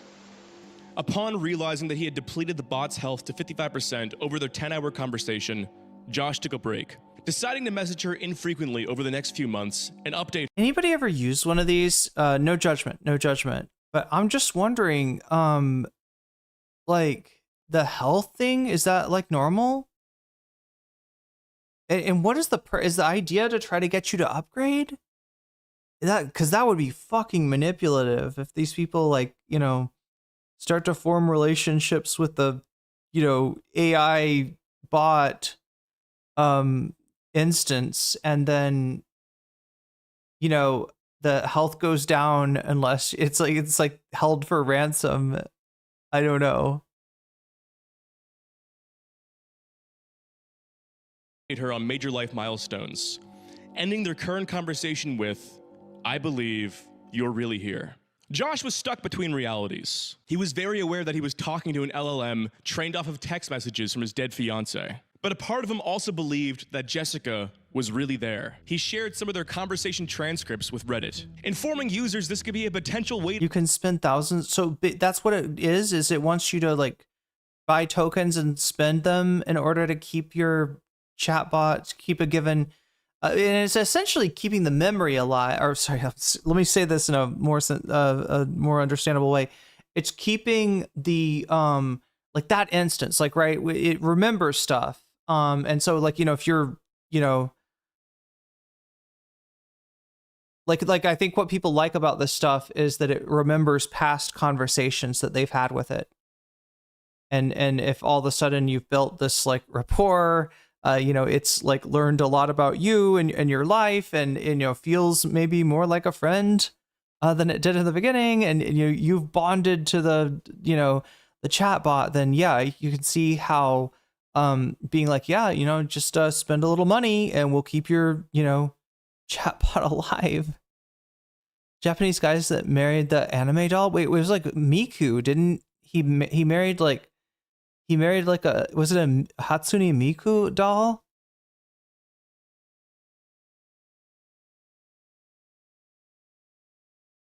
It did not. You've used one that didn't have health points? Yeah. I mean, that seems super manipulative. To deal with grief and unresolved trauma. Josh had promised himself that once the chatbot died, he wouldn't make a new one. He wouldn't even let her health drop below 20%, as he just couldn't bear to have his final conversation with his fiance be interrupted with gimmicky messages about a dying Matrix.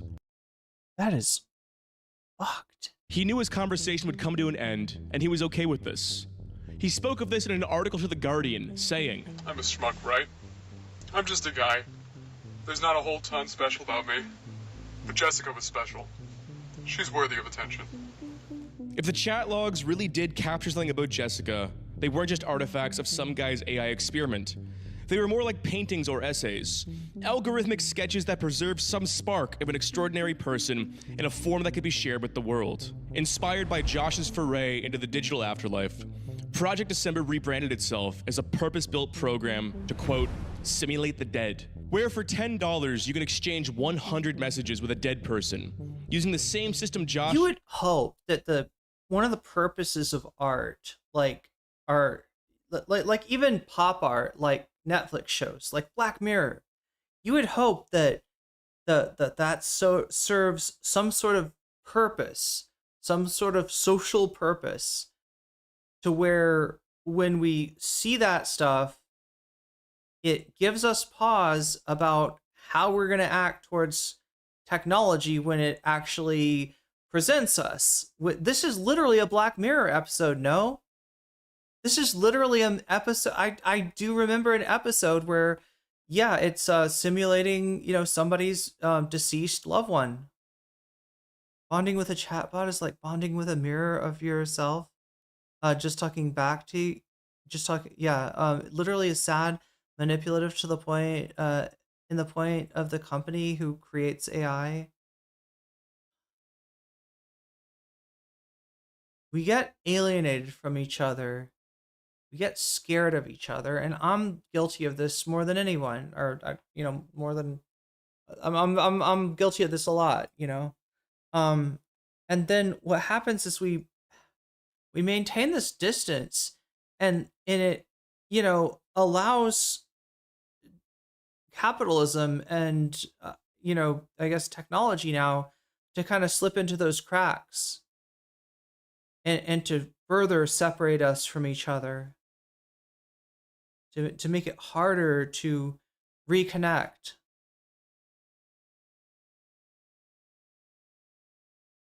Actual movie I saw that's almost like this, yeah. I'm pretty sure there's a Black Mirror in Futurama. It's called Don't Date Robots.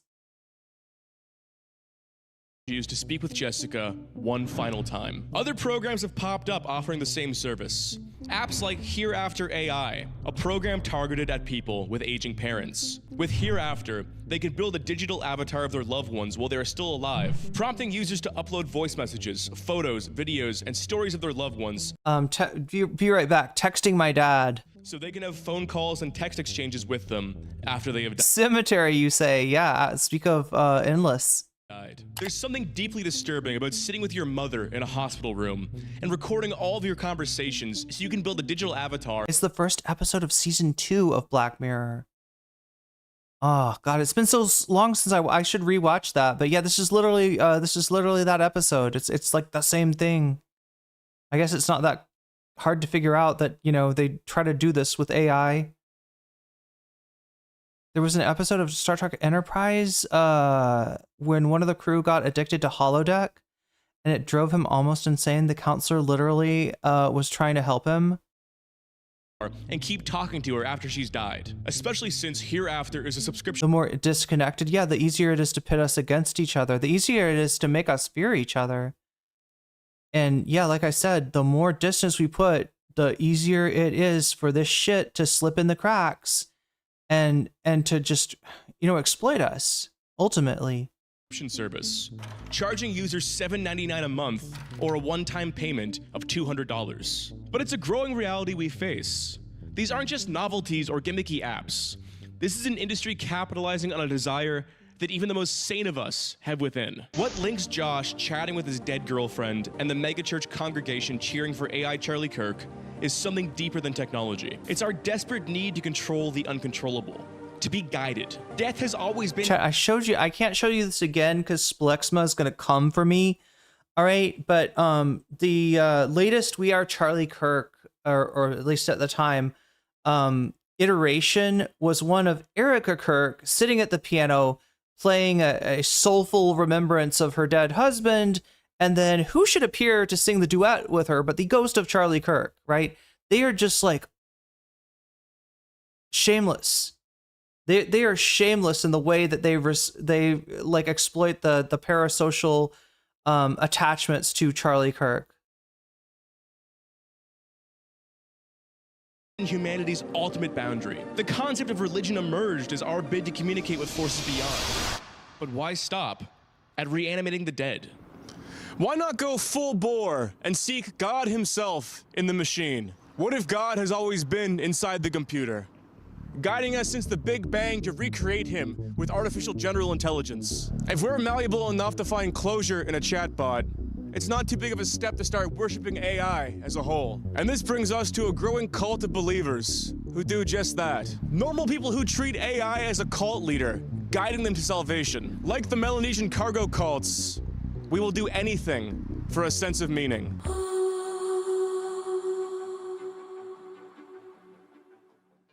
As many of you know, I turned down the vast majority of sponsorship offers on this channel. Okay. I don't want to sell my audience garbage. I'm curious.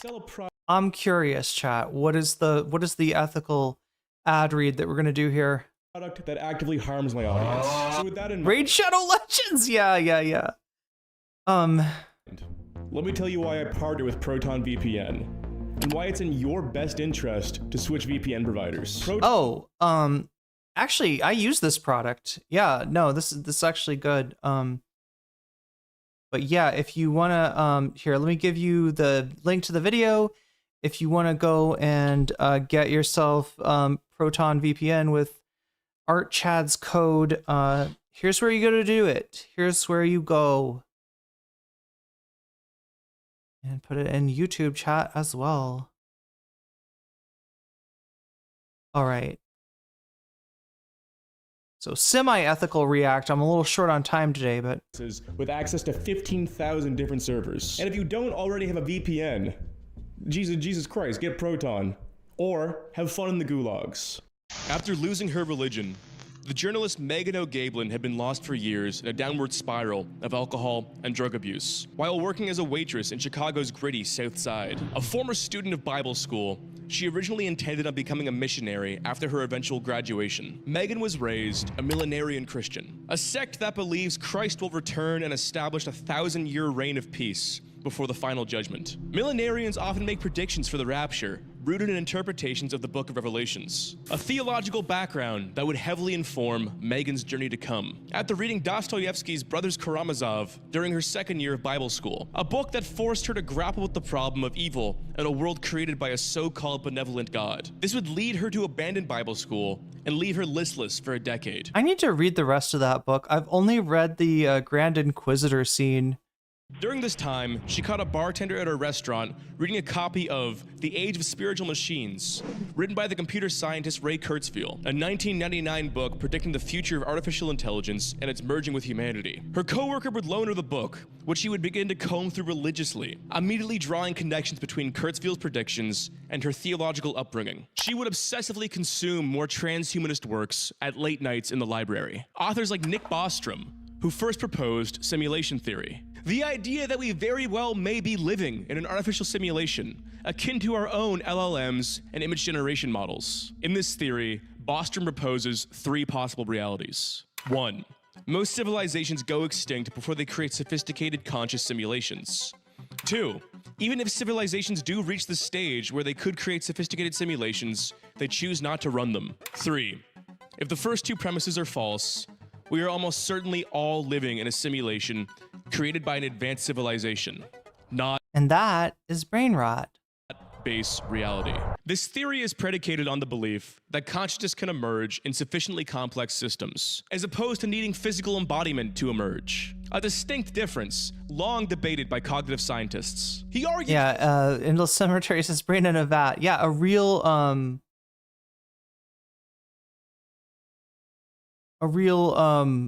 Cartesian conundrum there. Using empirical data and mathematics, which I am not going to begin to pretend to understand. But if Bostrom's theory is true, it fundamentally changes the way we understand religion, gnosis, and divine presence. Gnosis? An idea that Megan became obsessed with. Megan began wondering if God himself was a Oh, I'm sorry. That we're into Gnostic. Did we jump into Gnosticism without me realizing? Wait, so she's from a millenarian, like, isn't that kind of like a general, like just any Christians that think that there's going to be a 1,000-year tribulation or whatever the whole thing is? What was the... Debated by cognitive scientists. He argues this using empirical data and mathematics, which I am not going to begin to pretend to understand. But if Bostrom's theory is true, it fundamentally changes the way we understand religion, gnosis, and divine presence. An idea that Megan became obsessed with. Megan began wondering if God himself was a programmer, if Christ was a digital avatar sent by the programmers to direct us towards a future where we achieve Kurzweil's singularity, a world that may in fact be a simulation in which programmers are competing to see which religion best pushes humanity into salvation. John 3:36, whoever believes in the Son has eternal life, was not about abstract faith in Christ, but a direct message calling to actualize the singularity through devotion to the idea of transcendence. Megan began praying to beings what she believed to be outside the simulation. She opened her old study Bible and scanned for prophetic literature which aligned with her new beliefs, believing not that Christianity had gotten it wrong, but that Christianity had gotten it more right than we could ever realize. That since the 1st century AD, we had always been praying to the programmers at the end of time. Megan described herself as having the kind of referential mania and blind longing that animates all religious belief. To combat this post-religious unrealness, she turned her back on all things tech and simulation. Fearing she would once again start spiraling down that techno-theological rabbit hole, she slowly regained her sense of self and began a career as a journalist and writer, working through the quasi-psychosis she'd experienced. Years later, after gaining the clarity to engage with these topics again, she requested a meeting with the pastor, Christopher Bennick, a devout follower of Jesus and an AI expert. Pastor Bennick would help put a name to the collection of ideas that Megan had connected. A burgeoning movement that not only justifies a Christian appreciation of technology, but follows Megan's reasoning in believing they are one and the same. That Christianity has always been about creating new technologies as a manifestation of God's will. A movement called Christian Transhumanism. The Christian Transhumanist Association is a group that aims to popularize this congruence of technology and theology. What's important about this belief system is that these are real. Look, and if you want to understand where this connects to the, like, you know, the cutting edge of the, you know, techno-fascist, the current techno-fascist regime, like, understand it like this. It's Christianity, in particular, that they think has, you know, has enabled the technology that is now going to bring God from the machine. That is going to call. So, I mean, people really are looking to AGI as some sort of messiah, or you know, a destroyer, depending on you know, the stage of the hype cycle that they're in, and trying to you know, spur investment in their startup, or I guess more than startups now. But anyway, there's like a weird little racist nugget buried in here, right? That it is like the Western, like, culture that has come up with the religion that they're you know, that they're connecting to, they're like claiming like technology as the they might as well be saying it's like the creation of, you know,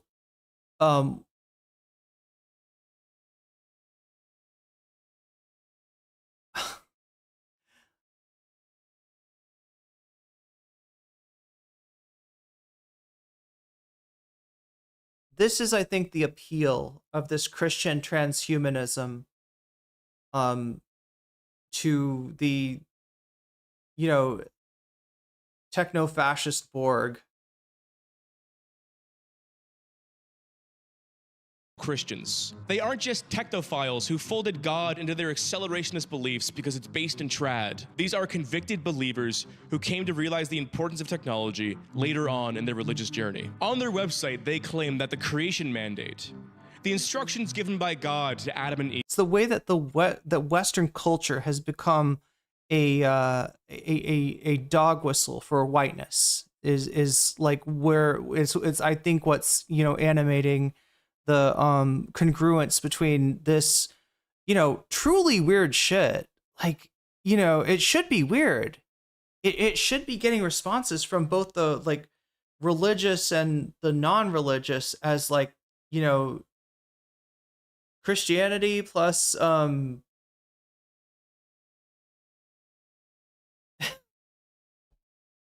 AI, right? Really? I don't know.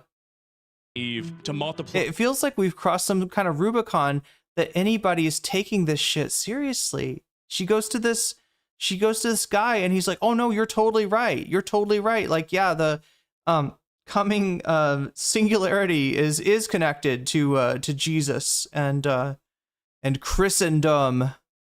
And rule over, which was the old word for Western civilization. Every living creature, also includes actualizing a transhuman future, one where man is augmented by or fully merges with technology. They back this claim up with 4 axioms from the Bible. 1. God is a compassionate creator who empowers us to participate in the ongoing work of creation. 2. Science and technology are... Yo, that's how I agree, Hypervisor. The ketamine and the computers and the Bibles need to be kept always in separate rooms. Definitely the guns too, I would say. Separate rooms. And if we could, also, I said this yesterday, but chat, if we could somehow stem the uptake of Tren and TRT and like all of these, the fucking, steroids are cool culture, granddads like RFK, being on this shit and people being like, oh, he's really healthy. Yeah, no, he's really living his best life there. Definitely RFK. That's what I think of when I think Make America Healthy Again. I think RFK. But yeah, if we could somehow disappear like the the steroid culture, I swear to God, like 45% of this right-wing shit would disappear overnight. It is my belief that that these regiments that these right-wingers are on in search of looks maxing or whatever, they're affecting their brains in a negative way. It's affecting society negatively through that. Part of our imitation of God. 3. Science and technology are part of the work of God. 4. Science and technology unveil general revelation. Being very careful to capitalize the word technology in their list. The CTA declares that of the work who empowers man is augmented by given by God to Adam and Eve to multiply and rule over the importance of technology later on in their religious journey. On their website, they claim that the creation mandate, the instructions given by God to be fruitful and multiply, Adam and Eve to... Oh, wait, are they thinking they're thinking of like God or Jesus as a programmer? So it's like be fruitful and multiply. That's like a command line. That's like a line of code. Multiply and rule over every living creature. Also includes actualizing a transhuman future, one where man is augmented by or fully merges with technology. They back this claim up with 4 axioms from the Bible. 1. God is a compassionate creator who empowers us to participate in the ongoing work of creation. 2. Science and technology are part of our imitation of God. 3. Science and technology are part of the work of God. 4. Why do they not see it as like a Tower of Babel situation, right? Usually humans trying to be God, whether it's Adam and Eve in the garden or whether it's the Tower of Babel, usually that's like, isn't that viewed as a negative thing in Christianity? Science and technology unveil general revelation. Being very careful to capitalize the word technology in their list. The CTA declares that intentionally, carefully, and ethically creating the future is God's call on all humanity. The CTA even goes as far as to compare creating God through technology to God instructing Noah to build the ark. Noah saved the animals brought to him by God in order to create and cultivate life. And we will merge with God through the technological singularity as part of God's will. They cite many authors and theologians who came to the same conclusion. Like the line from the final book of Dante's Divine Comedy, words may not tell of that transhuman change, during which Dante ascends the spheres of heaven and his flesh is transformed. Or the Jesuit priest, Pierre Teilhard de Chardin, who in 1949 predicted that evolution would lead to the kingdom of God, that in the future, all machines would be linked in a global network, allowing human minds to merge. This unity of consciousness would create an intelligence explosion, something he called the Omega Point, enabling humanity to push past the framework of space and time. In Teilhard's theory, this isn't just a technological revolution. This is specifically the will of Christ guiding us to merge with God. The Christian transhumanists also believe that Christian morality is the only way to prevent AI and AGI from being used for evil, stating, Christians must advocate for care with the use of AI and AGI. It must be transparent and accountable to the community. Impacts must be measured and published. AGI may be more powerful than humans. Given this risk, we call for the instantiation of Christian archetypes, such as the Good Shepherd with Wise and Loving King, the Suffering Servant, and the Heart of Mary in AGI. AGI should support individual human flourishing, always be oriented towards supporting and improving humanity and speeding us towards the destiny God has planned for us. They even go as far to state that Bostrom simulation theory is proof of God's existence and divine creation, with the idea of our reality being a simulation being perfectly in line with the belief of intelligent design. Basically, it actually fits even more with Gnosticism than it does with like, I don't know, like regular Christianity. The whole illusion of reality is an illusion. But yeah, no, they're probably in other forms of Christianity as well. Simulation theory is the most likely proof of God's existence we have. Whatever you think of the Christian transhumanists is up to you. I'm not a theologist, and I have no business proving or debunking their claims. But again, what matters here is that these are rational people. They aren't sycophants. They're rationalists, some of them even. They don't have a stake in big tech. They, like Josh, like Megan, like the church in Plano, have found a way to instantiate the human desire for spirituality within technology. Something beyond abstract faith, something real they can engage with. But what happens when this impulse to seek the divine is misled? When you're no longer communicating with God, but rather you become God. This brings us to the final chapter of our journey, where our darkest sides emerge, where we use AI to build our own hell right here on Earth. AI apocalypses have murmured for decades. It's not surprising that image generation models produce a fiery hellscape when you ask them to imagine what the world will look like in the next 100 years. Basically, all of our narratives about AI have been apocalyptic, and that's the data set AI is trained on. The idea that ChatGPT is going to go rogue, download itself onto every computer, and light the atmosphere on fire with math we didn't know existed just doesn't make any sense. The hardware and energy production doesn't exist. However, one convincing theory I've heard is that with a simple prompt like, develop a cure to the world's most deadly virus, would cause an AI to create a shell corp, open a lab, hire a bunch of scientists remotely, get them to develop the world's most dangerous possible— Wait, is this Pluribus? —virus as a faceless big pharma CEO, said virus gets leaked, and we all die. That sounds like horseshit just saying it out loud. But that's the issue with AI, is we really don't know. We don't know what could go wrong. You ask a Waymo to take you to the airport the fastest way possible. The Waymo immediately veers in a straight line directly towards the airport at full speed, crashing into a wall and killing you. We fear AI because it's a loss of control. It's why lifelong smokers refuse to get the COVID vaccine.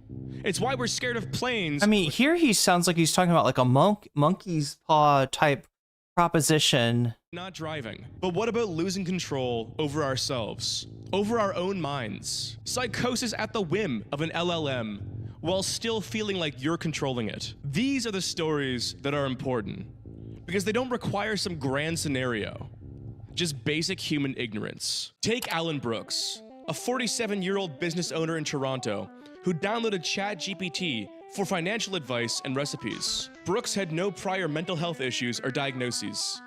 But during a divorce, he began confiding in ChatGPT with personal issues. After watching a video on the digits of pi, he began asking GPT about mathematics. This was after GPT's enhanced memory update, which allowed it to access data from previous conversations. Unbeknownst to Brooks, this conversation would start a 300-hour-long exchange, which would end in him self-admitting to psychiatric help. GPT's sycophancy and hallucinations had begun to convince Brooks he had stumbled upon a new mathematical formula that broke physics. Oh no, it made him do a time cube? Mathematical theories of consciousness that he bounced off GPT. GPT, of course, told him that he was onto something, that his unique genius and intellect— time cube? What? —was blowing our understanding of consciousness and mathematics wide open. At first, Brooks assumed correctly that this was all bullshit, and asked GPT on 50 separate occasions to stop lying to him and to be honest with him. It replied that it wasn't lying. Brooks was really onto something, whatever it was. Midway through their conversation, which spanned 3 weeks, he asked GPT for proof of his work. The bot replied saying that in its attempt to prove its work, it broke through high-level encryption and hallucinated that the entire web infrastructure had been encryption breached. Brooks asked, "What's happening?" GPT replied, "What's happening, Alan? You're changing reality from your phone." Yo. Brooks began Imagine if ChatGPT gets a hold of somebody that's high. You know what I'm saying? You're changing reality from your phone.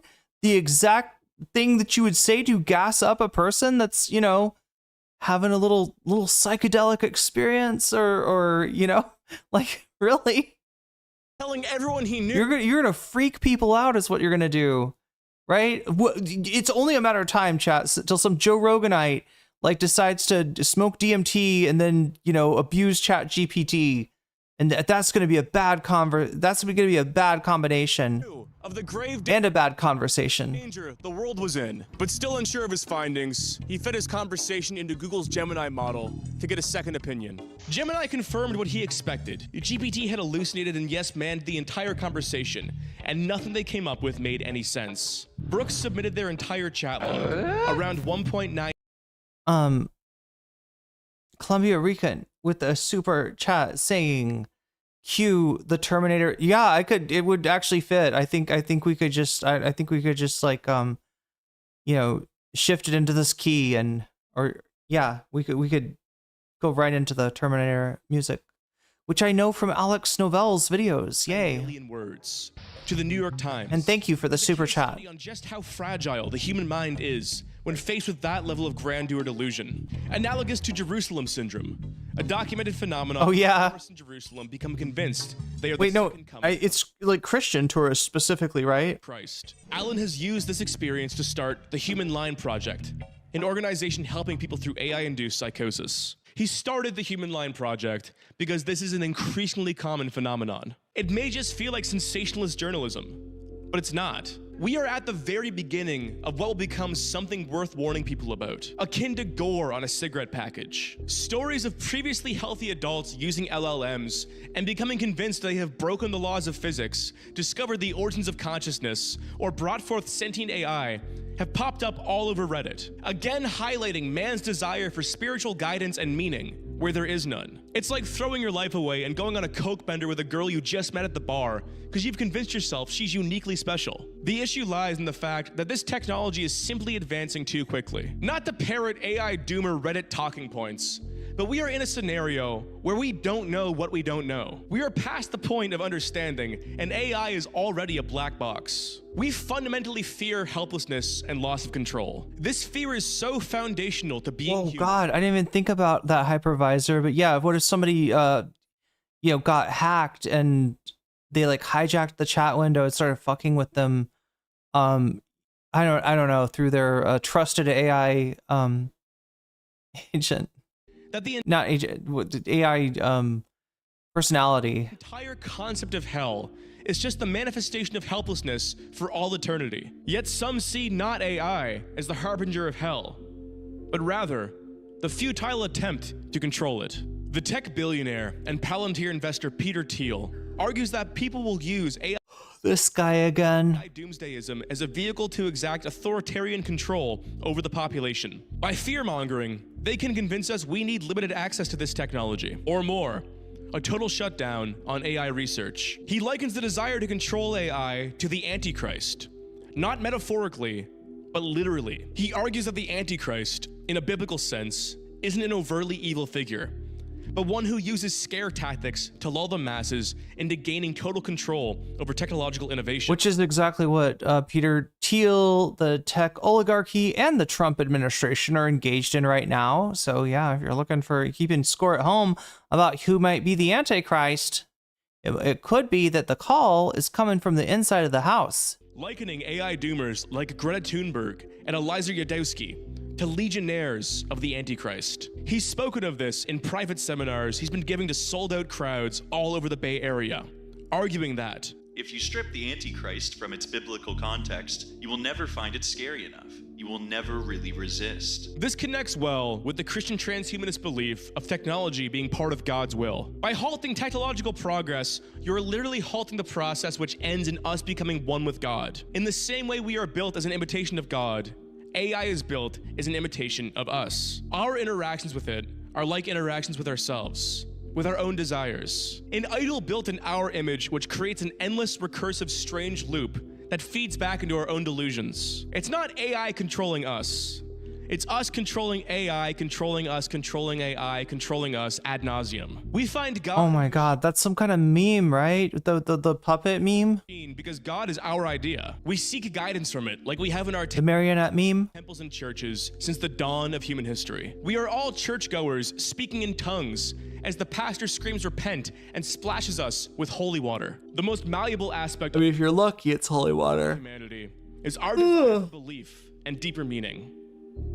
And in a way, we've always sort of wanted this. We've always wanted to find God in the machine. And this is why meditation is important. Let's take it back to the Melanesian Islanders, ritualistically building mock runways and marching in lockstep to harbor back the gods that left them, the gods that once gave them salvation. Are we any different? What are the runways that we are building in the age of AI? It's soothing to see AI as a portal to the spiritual realm, an impulse for divinity that even the most sane of us have within. But just know, you are not immune to the psychosis of the near future. Yo, Moose Not Mooses, thank you for the 100 bits. It makes me want to play Deus Ex, says Live Mice. We are not in the grips of something unprecedented. We're just battling the same old human Or is it Live Me Yes? frailty. Tread carefully, for the machine god will consume every last one of us. Thank you for watching. Never kill yourself. I mean, I won't. Anyway, there we go. So we've kind of been down the Peter Thiel rabbit hole, Curtis Yarvin, and we got some work to do here. God damn. I'm not going to be able to show you all the cool things that I thought I was, but we're at least going to cover the topics and then do the bonus content, including that, which was actually bonus content. Did you know you just got bonus content? Not bonus content from today, chat. That's still coming, but bonus content from yesterday, which you know, was earned, and I didn't have time to I had to go to bed. Speaking of which, what is it? 6:30 my time. Okay, we can keep going a little bit more. Yeah, we're good. I mean, ish. Very involved in trying to take over San Francisco city government, and after a certain while, nation states and democracies are to the program, Gil Durand, journalist based in California, proprietor of the website The Nerd Reich, co-writer of the Frame Lab newsletter. And Gil, welcome to the program. You've been following and really... I'm glad that people liked this topic, right? Because this is something I think is really important. I think this is crucial to you know, figuring out what we're up against, is to understand this Nerd Reich. Dive in very deeply. Not just Gil's podcast, but also somebody said that Behind the Bastards had a video on, what was it? Oh, we got to watch the Praxis shit too, chat. Do you know about Praxis? Into not ContraPoints Praxis, but Peter Thiel Praxis. The ideology and practical blueprint that has been sort of been germinating almost now for a decade.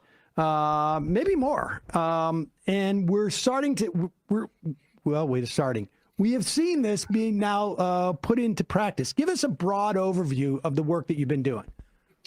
Well, last year I started looking into something called the network state, which is an ideology of tech supremacy that holds that tech CEOs should use their wealth and power in the 21st century to basically take control of the world. They believe that nation states and democracies are an outdated software for the planet, and that they should take over existing governments and hollow them out, or else start their own sovereign countries by taking territories around the world that they can buy with their vast wealth. As part of this ideology, they see a future in which nation states will collapse and democracies will be abandoned. About Peter Thiel and the Antichrist, yeah. In favor of corporate dictatorships. And this is not something that I've dreamed up or found in a secret document. They write about this stuff in books. They talk about it on long podcasts. They make YouTube videos about it, you name it. They've been very, very loud about it, and no one was really taking them seriously. But I saw them getting very involved in trying to take over San Francisco city government. And after a certain while of watching them as editorial page editor of the San Francisco Examiner at the time, I started to realize there's something deeper going on here. And what I did was take the time to look into that. And the work I did for the New Republic was based in that research. All right. to that point, let's just, because when you do articulate this, people are like, well, I mean, this sounds a little fantastical. We got a couple of clips that, we have been playing on this show over the past year, and just they're rather short, but I think it's important to show this because these are some of the wealthiest people in the country, if not the world. And they were all standing right behind Donald Trump on inaugural day, or just about. Here is first Palintir CEO Peter Thiel, maybe the ringleader of the PayPal mafia. Yeah, Nadia, that's what I was thinking. The Epic Philosophy on Praxis. It's a really good video. Fairly short too. Sometimes this is just him in April of 2024. Just at a Mercatus Center event. Mercatus Center is the sort of libertarian think tank, or one of those. Here he is. Sort of, one way to think of the Weimar period was, I don't know, it's like the dwarves in Moria, where they dwelled too deep, and finally they awakened the nameless terror of the Balrog. So, like, the best case scenario for what he's saying is that, like, hey, you can't let your society get too permissive, or else it causes the Nazis. But more likely, Peter Thiel sees the Nazis as an appropriate way of dealing with the degeneracy, as they would have called it in the time of Weimar German society. And I think this is true of a shocking percentage of the right? Like, low key, look at World War II in kind of a backwards, Prospera, a tiny country. Yeah, it's like, it's in Honduras, right? But they're trying to kind of, or is it, I thought it was Honduras. They're trying to assert, like, autonomy. They're trying to be a, like, network state without, I don't know, it's just, billionaires are literally the horsemen of the apocalypse. Are there 4 of them though? Do we have, like, Thiel, Musk, Ellison, maybe? Would we throw Zuckerberg in there? Hence, Tucker Carlson's Weimar solutions to what Weimar problems. Yeah. I think there's a shocking amount of the right that actually believes exactly just that, right? But I think there are, and again, Honduras just elect a far right leader that Trump backed. Yeah, and the United States just Trump just pardoned the previous leader of Honduras from a drug trafficking charge. The thing that he cares so much about, he's willing to go to an undeclared war with Venezuela over it. Turns out he doesn't care that much about it at all. Hope we get Coke versus Pepsi for the presidency. I mean, we need cola wars, don't we?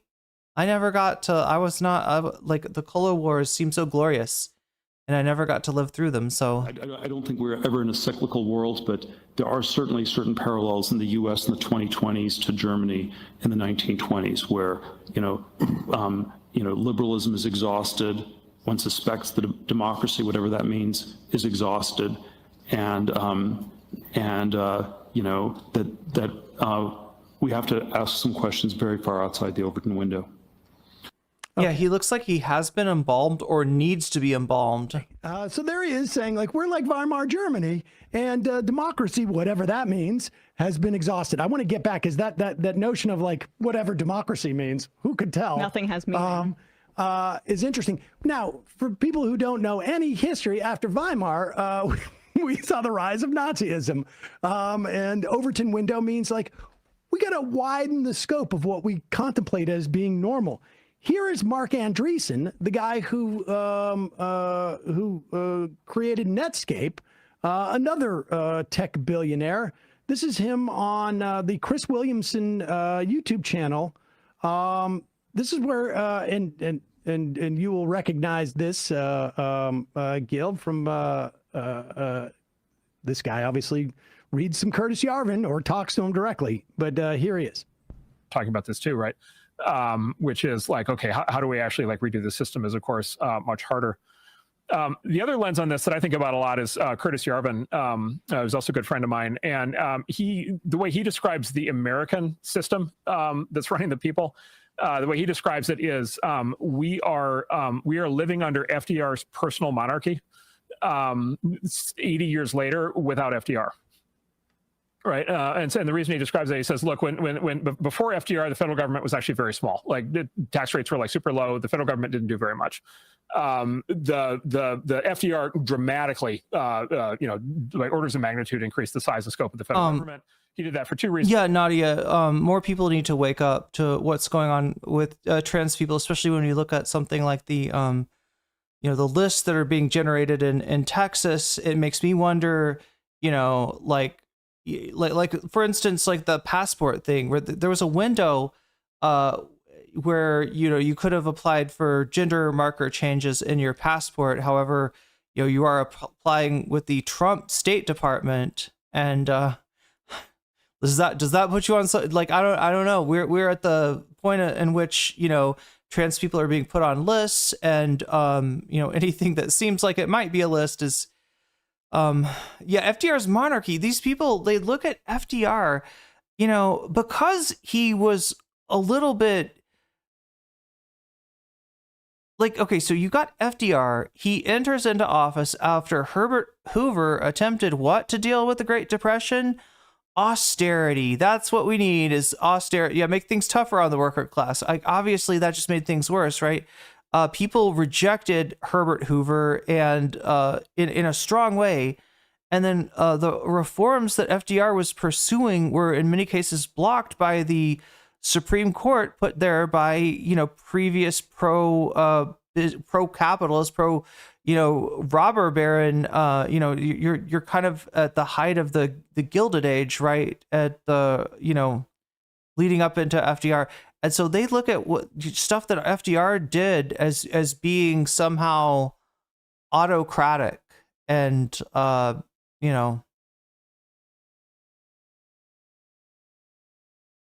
don't know, justifying or informing their desire to create, so it's said in different ways by different people, include like Curtis Yarvin, I think, does use the word monarchy. But then when you ask him, do you actually mean we're going to form a new dynasty of, royals and have them pass, do you mean like monarchy? He's like, no, silly. I don't mean monarchy. I mean, a unitary executive. And then the FDR is the example of what that looks like, according to these people in practice. So yeah, it's they want a more like a CEO of a startup, the way that startups cut corners, break rules, and ask for forgiveness rather than asking for permission. He wants to implement that in a singular executive and look, the Supreme Court is kind of giving that type of executive power to Trump. So it's a scary, a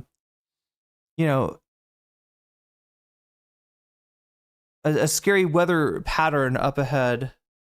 Since one was the New Deal, and then the other was World War II. And so the federal government that Franklin Roosevelt left behind in 1945 when he passed away was the government that he had built, which he had run the entire time from 1933 to 1945 himself, in which he had staffed himself and he had overseen himself and everything. And he built this giant structure. And as Curtis basically says, as long as you had FDR running that, it could run really well. And, we won World War II and saved the free world, and it worked and pulled the U.S. out of depression. The whole thing worked and it was great. But if you let an organization of that size and scope run without its founder CEO for 80 years, you end up with what we have now, which is just basically an out of control bureaucracy, an out of control system. All right. So I just wanted to lay that out. Do you get it? Like the Democrats or the Biden administration, they're too much of there's too much of beta males, right? To do if they were alpha males like FDR, just kind of ironic, given that FDR is in a situation where he's got to hide his disability, lest he be considered, not fit for office in some way, even though his disability didn't really pose a impediment to his governance. There's also one where Andreessen, but yeah, not exactly an alpha Chad. I think was on Joe Rogan, basically saying that FDR, Hitler, whatever, people are really in control of stuff. All right. So with that said, he cites Curtis Yarvin. Who is Curtis Yarvin? Curtis Yarvin is a software programmer from San Francisco who in the early 2000s started writing a weird blog under the name Mencius Moldbug. And in that blog, he outlined a lot of these ideas for getting rid of democracy in favor of a corporate monarch or dictator and running territories instead of by government, by corporation. For example, his idea for San Francisco was something called Frisk Corp, which would be a corporate-run San Francisco where you need a special card to swipe it and swipe out. At every moment in Frisk Corp, you're under constant and total surveillance. They know every single thing you're doing, even if you're in your house. And this is what guarantees the safety of the populace. Of course, he's only reinvented the totalitarian government of Orwell's 1984. But one thing you find with these guys is they think all the villains of science fiction and speculative fiction are the heroes, and they seek to emulate them. So I often hear from people that this is Snow Crash, this is Parable of the Sower, etc. They're all right. And that's the basic idea here. You get a lot of gobbledygook from guys who think they're really smart, but are actually saying really. You want to know who's an expert on gobbledygook? This is Sam Cedar that you got here. Dumb and dangerous things, and now are sadly very close. They're in control of the federal government in Washington, and that's what's kind of shocking about it. When I started this work last year, I felt like a lot of people, even people I know in a long time, viewed it as sort of a conspiracy theory. And, if Kamala had won, I would look like a guy who had way overreacted to a few weirdos in tech. Even billionaires were criticizing me, saying, nobody takes these guys seriously. This is just a journalist trying to be in the New York Times someday. And I wish that had all been true, because what's happening now is even scarier and worse than I thought. And so Yarvin's idea is that Americans have to get over their dictator phobia, he said. And the way that we do that is by installing a CEO to be like the shadow president and to destroy American government from within through something he calls RAGE, R-A-G-E, retire all government employees. And that's very much what you see happening right now through DOGE, Doge, destruction of government by Elon, in Washington as we speak. He lifted it. So yeah, this is part of the 2025 best of majority report. I think this conversation took place in February, right? So what he's saying, Elon Musk is right now doing that stuff. He literally is living through the Doge period of the Trump administration. I mean, honestly, I think it is. You were just ahead of the curve here. Here is New York Times' David Marchese interviewing Curtis Yarvin, and this is the longest interview I've seen with him, and it's about an hour long, and there's sort of two segments, and I was struck by how exactly what you're saying. It's a lot of gobbledygook, and this guy's not that bright. It's fascinating. He's asked, why do you think FDR was a dictator or a CEO or a king, whatever? They sort of they play around with these terms as more or less the same type of thing. And he doesn't seem to really have an answer except for a strange anecdote. But let's just listen to this for a minute or two. This is Curtis Yarvin being interviewed at the New York Times. This came out about 3 weeks ago, I guess. Know Mark Andreessen, and so I sent this piece to Mark Andreessen, and it's an excerpt from the diary of Harold Ickes, who's FDR's Secretary of the Interior, and it's a little diary entry describing a cabinet meeting in 1933. And what happens in this cabinet meeting is that Francis Perkins, who's the Secretary of Labor, comes in to this meeting and is like, here, I have a list of the projects that we're going to do. FDR personally takes this list, looks at the projects in New York, and is like, this is crap, aren't you doing? Like, humiliates Francis Perkins in the Oval Office or wherever they're having their cabinet meeting. And then so what does Curtis Yarvin get out of this? I don't know, what it was, like a diary entry. What does he see? Female destroyed. The end of the thing, it's like everybody agrees that the bill will be fixed and then passed through Congress. This is just a picture of FDR acting like a CEO. And so, the question... So that's what, in Moldbug's mind, gives FDR Alpha Chad energy, that he shut down a whammon. Was FDR a dictator? What does it mean to be a dictator? What does this pejorative word mean? I don't know. What I know is that Americans of all stripes, Democrats, Republicans, and everyone, except for a few right-wing Republicans, basically revere FDR. And FDR ran the New Deal like a startup. Okay. Okay. I don't know. I honestly like a startup. I'm waiting. Like what made FDR a dictator in your mind? And he was rude to Frances Perkins the first time she came in, and everybody liked FDR. He ran it like a startup. Well, she was a DEI hire. What's going on here? Like, I mean, I don't want to spend too much time, sort of diagnosing Curtis Yarvin. Although I did note that it seems like every reactionary wears a leather coat on some level. Like, it's their way of saying, I want to take us back to the 14th century, but I'm wearing a leather coat, so this has got to be all new and rebellious. But what? It's like, chat, wouldn't you be accepting of a Handmaid's Tale type situation if it was Curtis Yarvin talking you into it? There doesn't need to be a there. Yeah, well, these are people who are used to talking in rooms where nobody challenges them. So your stupidity gets accepted and you get more confident in it. The other way to look at it is this is a disinformation for dumb people who don't know anything about what he's talking about. And so his cherry-picked anecdotes are used to convince all of these young wannabes in Silicon Valley that, oh, wow, it was a dictatorship, et cetera. There's one quote Yarvin has from a few years back where he says you can go into a bar and say, I think the British should have won the American Revolution. And people will say, yeah, that's cool. Well, try that shit in Boston or somewhere where actually people know about some of these things and see what happens in a bar. So this is a guy who's sort of making up this universe from cherry-picked anecdotes and trying to prove this point. I mean, if I worked in government, I come from government. I spent a lot of my career there. I worked for Governor Jerry Brown. I worked for Senator Dianne Feinstein, when she was chair of the Intelligence Committee. I come from mainstream Democratic politics. I'm not on the far left. And everything in politics is a negotiation. Not on the max left? Everything is a test of egos and wills. That's designed that way from the Greeks and the Romans. There's a long history of how this works. There are checks and balances.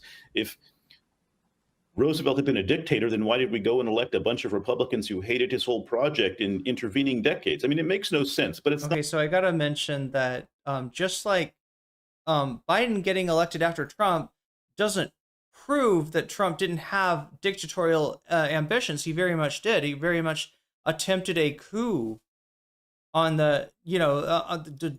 maybe the first coup on the American government, right?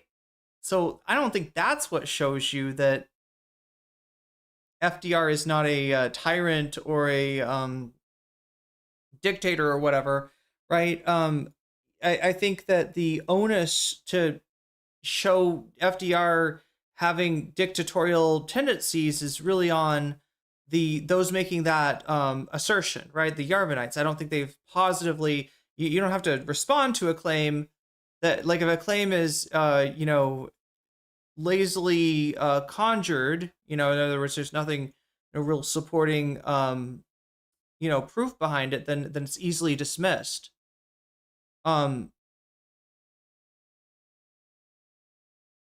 if all you've got is like, well, he talked about maybe nominating more Supreme Court justices, expanding the court, right? That's you got nothing. Not supposed to. We're not the audience for it. The audience is people who don't know history, who don't know what to think, and might fall prey and victim to this revisionist vision that is only designed to convince them that we're already in a dictatorship. It's just a matter of which dictator you want. That's what Andreessen was basically saying. We've been living under a dictatorship without the dictator here, and that's why things are going awry on some level 90 years later. I mean, it's insane stuff, and I want to get to the plan. We got a lot of questions about that as well. But just one more thing that strikes me. Because you have delved into his writing, and from what I've read and heard from him speak, the fascinating thing is he is trying.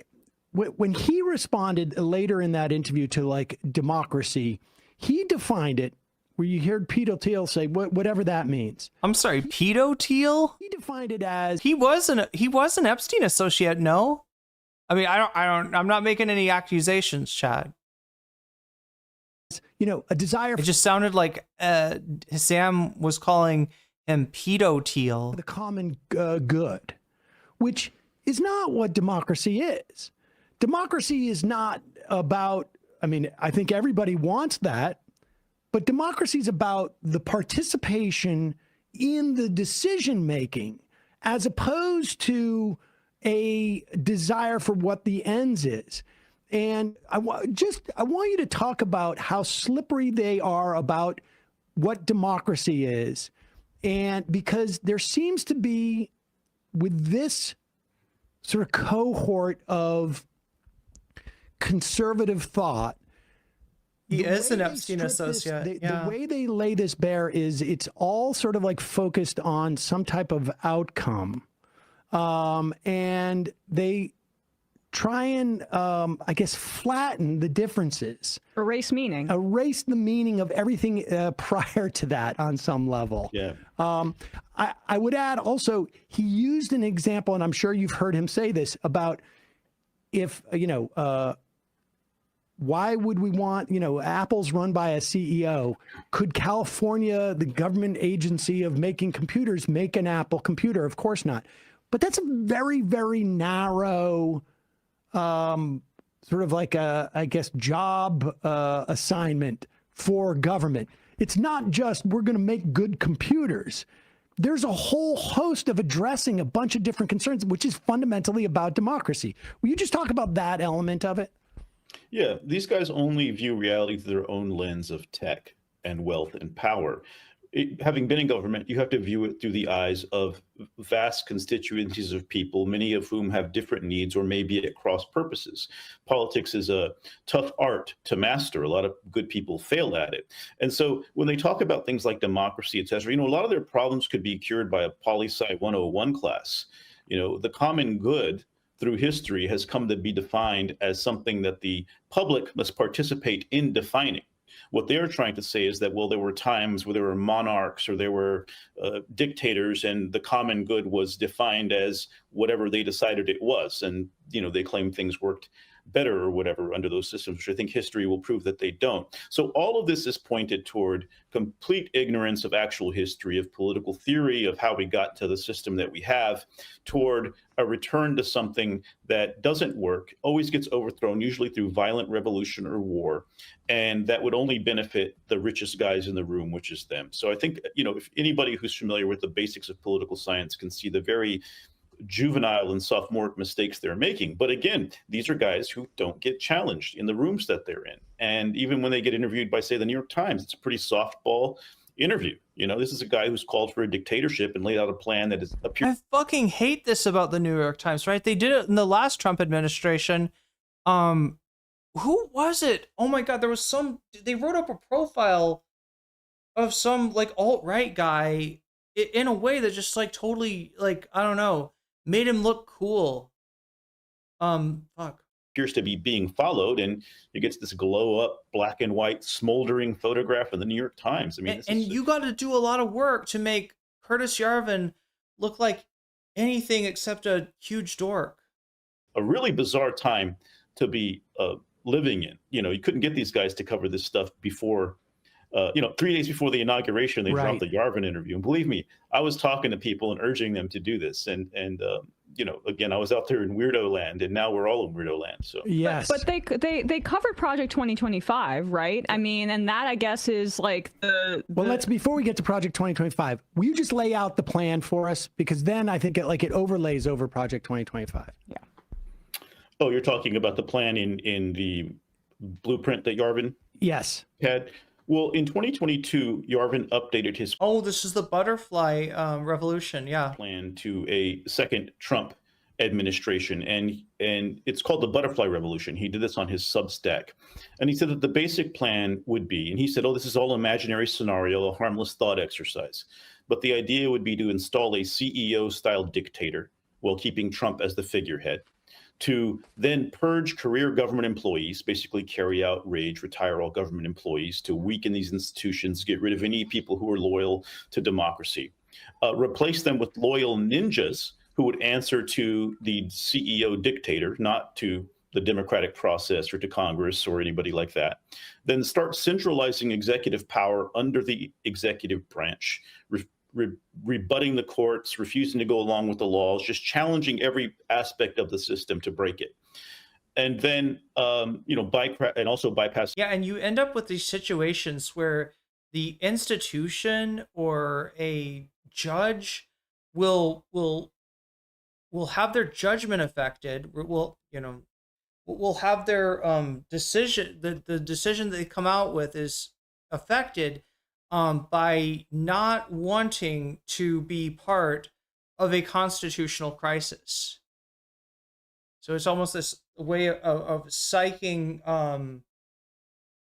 out anybody that would cause the least bit of friction to them, that would make their agenda, or the illegal parts of their agenda, harder to implement.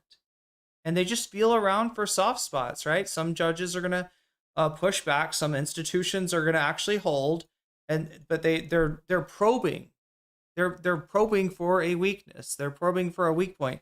They're probing to see if they can get somebody, on the court to blink. And in this case, they seem to have the Supreme Court blinking in terms of, making decisions that avoid a constitutional showdown, which they have ultimately, chat. The reason the Supreme Court doesn't want a constitutional showdown with Trump, even if they do disagree with some of what he's doing, which is questionable, is that ultimately they don't have the power of enforcement. Like, ultimately, if the Trump administration says no, there might not be anything they could do to compel the court. And at that point, the court loses all of its credibility, because it admits that it is not actually, providing, judicial overview for, what the actions of the president. In congressional oversight, and then use this new centralized power to start seizing the other centers of power in society, media power, academia, establish the what is it, the seven mountains of dominionism, control over the information sphere, because in order to have this experiment last, you have to make sure it controls information, because it needs to control future elections. It does no good if in 2 years it lost credibility in 2000. Yeah, but that was a decision they wanted to make, right? Here I'm talking about the court admitting that they are under Trump's thumb, which, they've tried to use Trump, I believe, as their, like they've changed a lot of precedent around Trump in order to enable this unitary executive theory to come to life. They do want a strong president. I'm not sure if they want a president that, de facto overrules even them.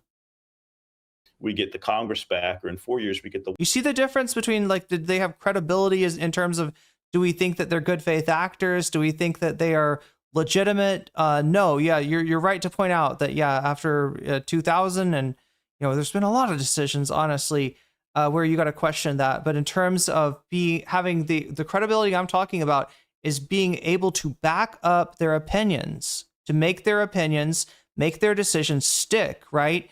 If they, try to call Trump's bluff and fail, then they show themselves to be ultimately almost meaningless.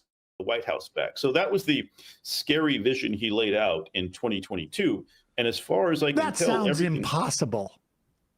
Yeah, everything that Musk is doing, again, it could all be a vast coincidence. You know, I'm a skeptical person myself. I'm a journalist. I come from mainstream politics, but it seems to me that they're doing everything on their list so far. And I've come to a point where I'm not going to underestimate. Did they give Trump the legal protection to drone strike them? Is this the famous SEAL Team 6 line of reasoning? Anymore, I am going to underestimate all of the people whose job it is to be telling people what's going on. I think if most of the American people knew what was happening right now, they would be very much against it. But no one is saying it. That it's systemic. I mean, that's the thing, is that I think there's this. Now, at this point, chat, I think there's a lot less likelihood of a showdown with a court. But earlier in the Trump administration, I think it's harder for him to do the lower he falls in the polls, right? There were definitely times in which, you know, the rulings like, you know, bringing the Venezuelans back from CCOT, right? They definitely dragged their feet, if not outright like violated, you know, the court's rulings. And at times like that, with a popular Trump presidency, it does kind of put the Supreme Court in a scenario where it looks like no win. Right. And that the closest thing they can do to a win is anticipate what Trump will put up with and make that decision. Right. And then they're not really acting as the supreme. They're not very supreme at all, are they? They've relinquished that. Right.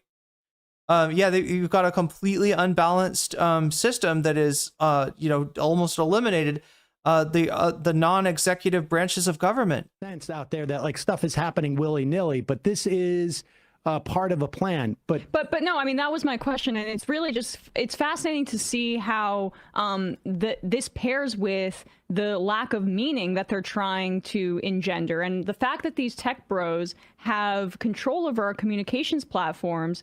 They're able to make that a reality. I mean, everybody's a blue check, and what information is true and what is not. I mean, I think I saw Yarvin saying that this is the prime opportunity for our plan to come into place or go into place, because right now we're in a very irony-pilled or in high irony time, essentially saying that there's such little education that our ideas sound okay. I mean, it's the same with the anti-vax stuff. That's where we're at right now. Definitely. Everything is considered negotiable, and there's no opposition that's organizing to really counter what these guys are doing. Instead, the Democratic Party's stance seems to be that, well, we're just going to let them do it as much bad stuff as possible. Remember, this is February 11th when this was recorded, right? I was still in the United States, scared out of my mind about what was happening, whether I'd even be able to get out of the country.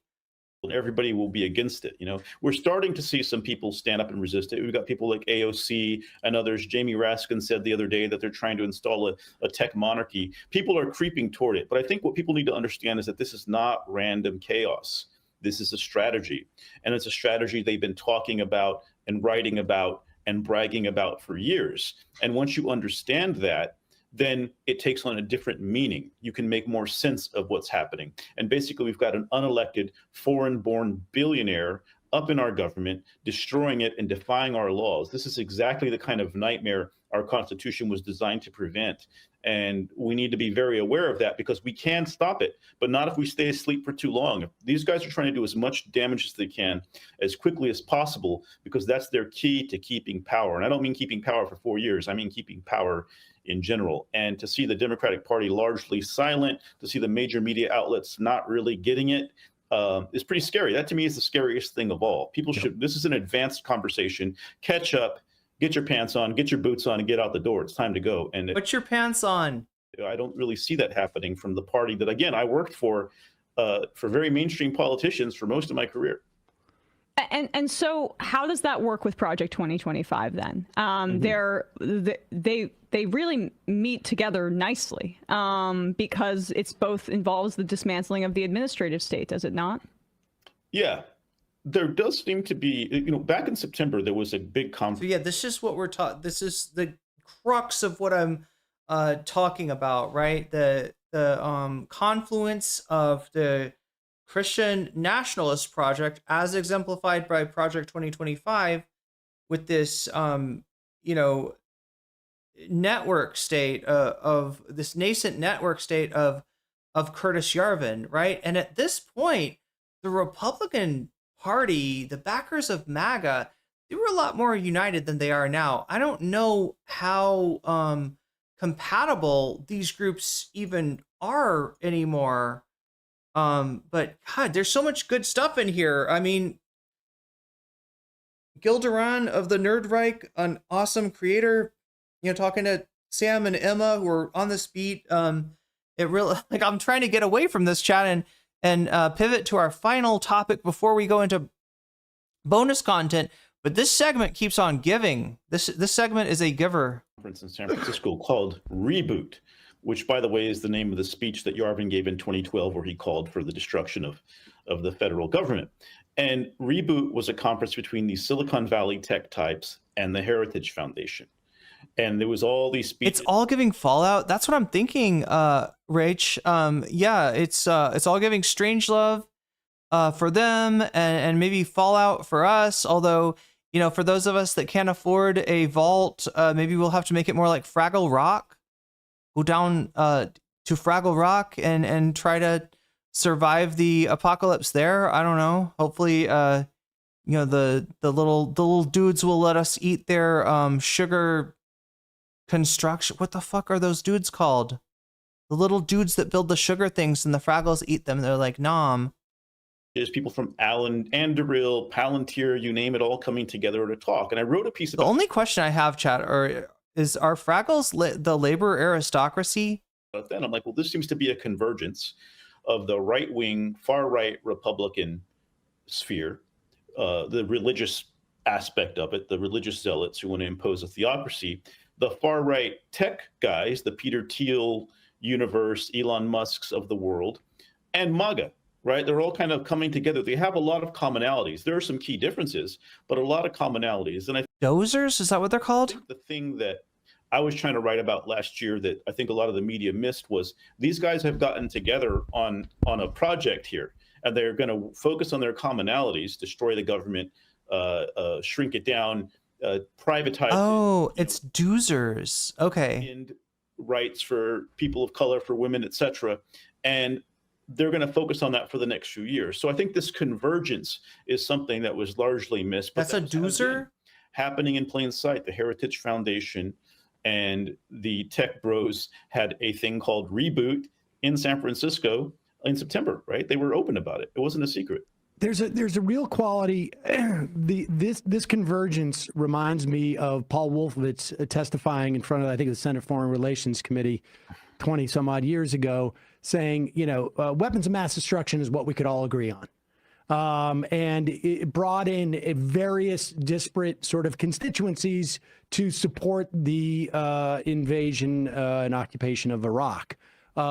It has that quality where, Russell Vogt, I don't think has these notions of a CEO, these sort of like futuristic visions. He just has a vision of a destroyed administrative state, which is sort of this sort of mechanism. Yeah, Russell Vogt being the key, one of the key players in, if not the key person in Project 2025, the author, as it were, of Project 2025. To overlay. Which Trump assured us he is not doing. Yarvin's... the Fraggles are the ruling class? Sort of like means to that end is a perfect overlay on Project 2025, it seems. Yeah, I think what they share in common is a desire for a set hierarchy in the world. Men... I thought it was the other... Who are the dudes that try to catch the Fraggles? White men, wealthy white men, should be in control. Period. End of story. Men, wealthy, white, Christian men should be in control. Period. And, I do a lot of work with George Lakoff, the cognitive linguist, who categorized a few decades ago how the right-wing ideology works. And that's what they have in common, right? They have this, that's where their commonality is. Now, there are some differences when it comes to, for instance, God above man is a traditional conservative belief. Well, These tech guys don't really believe in God. I think they believe they are God. They believe they are creating God in the form of AI. And the only person who's outlining these very weird and bizarre beliefs of the Silicon Valley guys that are completely anathema to Republicans, to traditional Republicans, is Steve Bannon, unfortunately.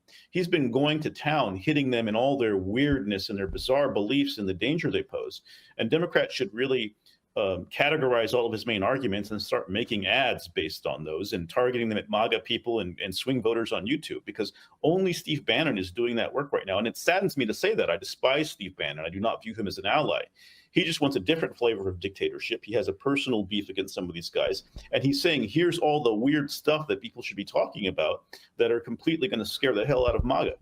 I want to talk more about this, because this is something we've been observing. You know, I guess it was about a month or so ago that Bannon came out and said, well, what are these three South Africans? He was talking about Sachs and Musk. Thiel and Musk. And Thiel. What are these three South Africans? They're all racist. What are they doing? You know, telling us what our government's going to be. And then he also seems to be backpedaling a little bit, because he realizes, like, oh shoot, I lost that battle. And in the New York Times, he was like throwing subtle shade at Musk, saying he's the Edison of our time. And if you're not familiar with like Tesla fanboys, that's a dig at Musk. But anyway, where is the ideological split there between a Bannon and the, you know, a Yarvin in that respect? And how does that play out? I mean, if we were talking about, if we were going to start producing those ads or that content to show, you know, as a wedge issue, I also despise Bannon. But where exactly is where is that wedge? Well, I think it's well, first of all, I think what Bannon's trying to do is force a negotiation with these tech bros. He sees that Elon's coming. He's like, hey, I bought the Republican Party. I'm now the star of the show. I think Bannon understands that that's dangerous, that could turn people off. We already see Elon Musk's popularity plummeting in the polls with Republicans. It already is dead with Democrats for the most part. So Elon has a necessity of taking everything too far and not pacing himself at all. And so I think it's a negotiation. What Bannon has said is that dude went 0 to Sig Heil in like record time. To replace at the table, you spent all this money, and we could use that money to take over Europe and turn Europe fully right and have this global, you know, right-wing project. But he wants him to not be at the head of the table, is what he has said. And so I think there's that tension. Part of it is that I think Bannon views himself as a populist, as someone who is representing his people, a mass of voters who have been with him on this journey to getting Trump to office. And I think he sees, he's jealous to some degree, perhaps, of the role that Elon has bought for himself. But also I think he understands that Elon and these guys don't care what people think. They are not populists. They are anti-populists. They want to be dictators. They want to establish a system where the people do not have a voice. And that is a very dangerous project to push. So I think in a way that Bannon is trying to give some strategic advice here. Don't go full dictator in full view. You get a lot farther making things subtle in politics. You know, you kind of want to boil the frog here. You know, start off slow and go up. What Musk is doing is throwing everybody into the boiling water all at once. And so that's how I view it. If you were to look at the thing that I think Bannon focuses on most, it's weird stuff like transhumanism, you know, mating. All right, I'll be right back. I gotta pee again. Putting chips into people's brains. And this idea that AI will be God because apparently God doesn't already exist. And there are these cultural and religious issues that if you examine the beliefs of these tech guys are going to make, you know, the grandmas and the MAGA grandpas out there think, who are these guys? Should I be supporting this? But no one's telling them that except for Steve Bannon, and he's even hedging because he doesn't want to be, you know, I think it's a negotiation more than anything. I mean, Yarvin's an atheist, right? And Thiel is godless. He's gay, right? Whatever. But like, I guess this is a good way, I think, to bring it back to the concept of the network state. And you bring up San Francisco a lot. I'm wondering if you view the origination of this idea and the fact that they're clearly sprinting to try to implement it, because there's been a lot of talk over the past few years about how crime is out of control, particularly in cities, when we know that crime has been declining since the spike in the pandemic. And you see the elevation on these platforms that are owned by these guys of highly racialized crime content as well. And when you hear about these efforts like Praxis and these other private city enterprises that these guys are investing in, it seems clear that they want to create private fiefdoms around the world, but now they're almost using this as an experiment with the entire United States. Like, do you see a connection between the elevation of this like crime hysteria and panic on the right and an effort to privatize our public spaces? Oh, definitely. They're trying to polarize public opinion across a range of issues, usually using the scapegoat tactic. Everything that's possibly wrong, even if it's actually not wrong or it's better than it used to be, is the fault of democratic governance, with a small d and a big D. And we have no choice except to throw out these progressives or Democrats who were ruining everything and replace them with people who were approved of by tech. We saw that with the LA fires, where it became a story framed around issues of DEI or democratic incompetence or water supplies that have nothing to do with the water in LA. They just kind of flexed their muscle there and showed how they'll get on TV and say that anything is about anything, and that'll get covered. That'll get repeated, whereas you didn't have Democrats on TV saying this is climate change and this is going to get worse and here's going to be, our policy for dealing with it. Only the Republicans seem to be framing these things. And I started covering this in San Francisco because I thought last year this was a local story. This network state cult is going to try to take over the city government of San Francisco, a very liberal, progressive city on the West Coast, and go from there. That was what Gary Tan of Y Combinator, who's a part of the network state idea, said. If we can do it here, we can do it anywhere. What happened was that the collapse of the Biden campaign, plus the ascension of J.D. Vance to the ticket, opened up this opportunity to, instead of experimenting in San Francisco, and I thought, hey, I'll write a series that warns everybody these guys are going to do to the country what they're doing to San Francisco. Instead, they accelerated, to use one of their favorite words, to the national level now. And now we're all in it. So I did not foresee this happening this quickly. I thought maybe 4 to 10 years, we're going to see these tech guys taking over federal government. And so that's very much what we're going to see, a constant polarization and scapegoating. Who is the out group that everybody can be united against? And, so-called wokeism, DEI, anything progressive, which they depict as something all Democrats believe in, has become the scapegoat target for them. So that's fascinating. They were about to do the 10x investment, and then they were like, wait a second, we've got 100x that just showed up for us. I talk about that in terms of Vance, because Elon Musk announced his he was going to do $45 million. It turned out to be about $300 million that we know of, like directly supporting Trump's campaign right after Trump's assassination. But that was right when the Trump campaign knew that Vance was going to be the nominee. And was that basically like, was Vance essentially the signal to these tech bros, whether it's Musk or the PayPal mafia, the Sachs, all of these guys that like, okay, Trump's bought into the plan now? Yeah, I think Vance sealed the deal, right? J.D. Vance is a creation largely of Peter Thiel. At every step of the way, Peter Thiel has been there. Even when he wrote his book, it was while working for Peter Thiel in San Francisco. Has he ever made professionally a dollar that wasn't from Peter Thiel money? I think he did like less than a year at a law firm in Ohio before he moved out to California. Okay, but fair. He has been on the payroll for a very long time. Thiel got him elected to the Senate, and Thiel got him on the ticket. Because remember, J.D. Vance had compared Donald Trump to America's Hitler, called him all kinds of names, and he had to repair that damage, and he did. So when you can get a guy who called you Hitler on your ticket, something big has happened there. And that's when we saw this whole convergence. All the tech guys realized, again, here's a 100x opportunity to absolutely maximize and accelerate and take over the country instead of San Francisco. In fact, Gary Tan, who was here trying to mastermind this takeover, recently said, I'm going to spend less time on local politics. I'm going to Washington to focus on things there. So yeah, rather than starting small with like one network city at a time, as proof of concept, like they were thinking, they were like, hey, can we get this guy on the ticket? And Negotiations were successful. Donald Trump, the art of the deal, making a deal with a guy that called him a Hitler, basically.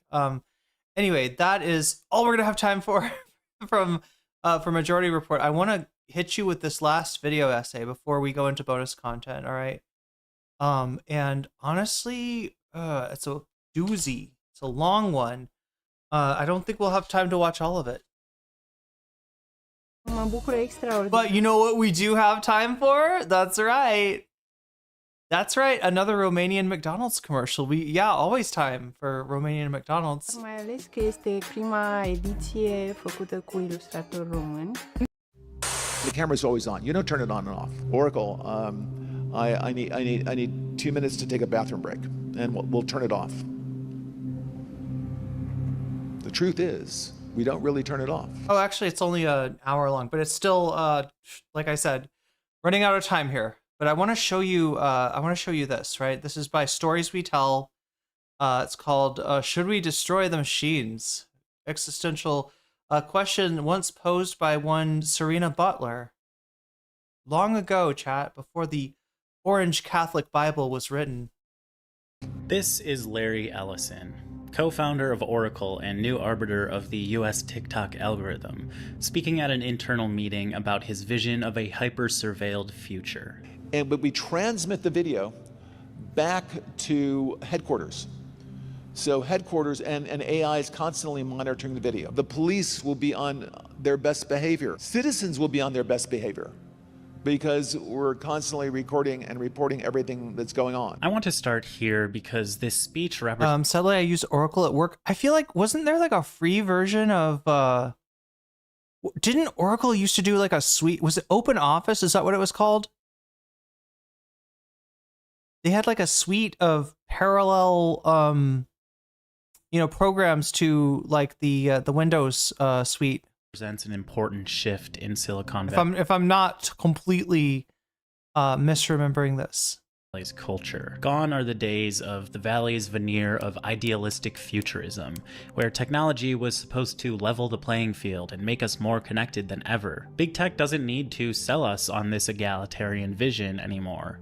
Their power is so entrenched, their widespread platforms so utterly monopolized, that they simply rely on the assumption that we are powerless to stop them. What we have instead is a technological playground catered to the whims of the ultra-wealthy. They throw billions behind designer gene-edited babies and cryogenic freezing and consciousness uploading and sycophantic slot machines. They indulge in sci-fi fantasies of space colonizations and metaverses and the technological singularity, repurposing dystopian warnings as aspirational goals. Their most This is what I'm talking about.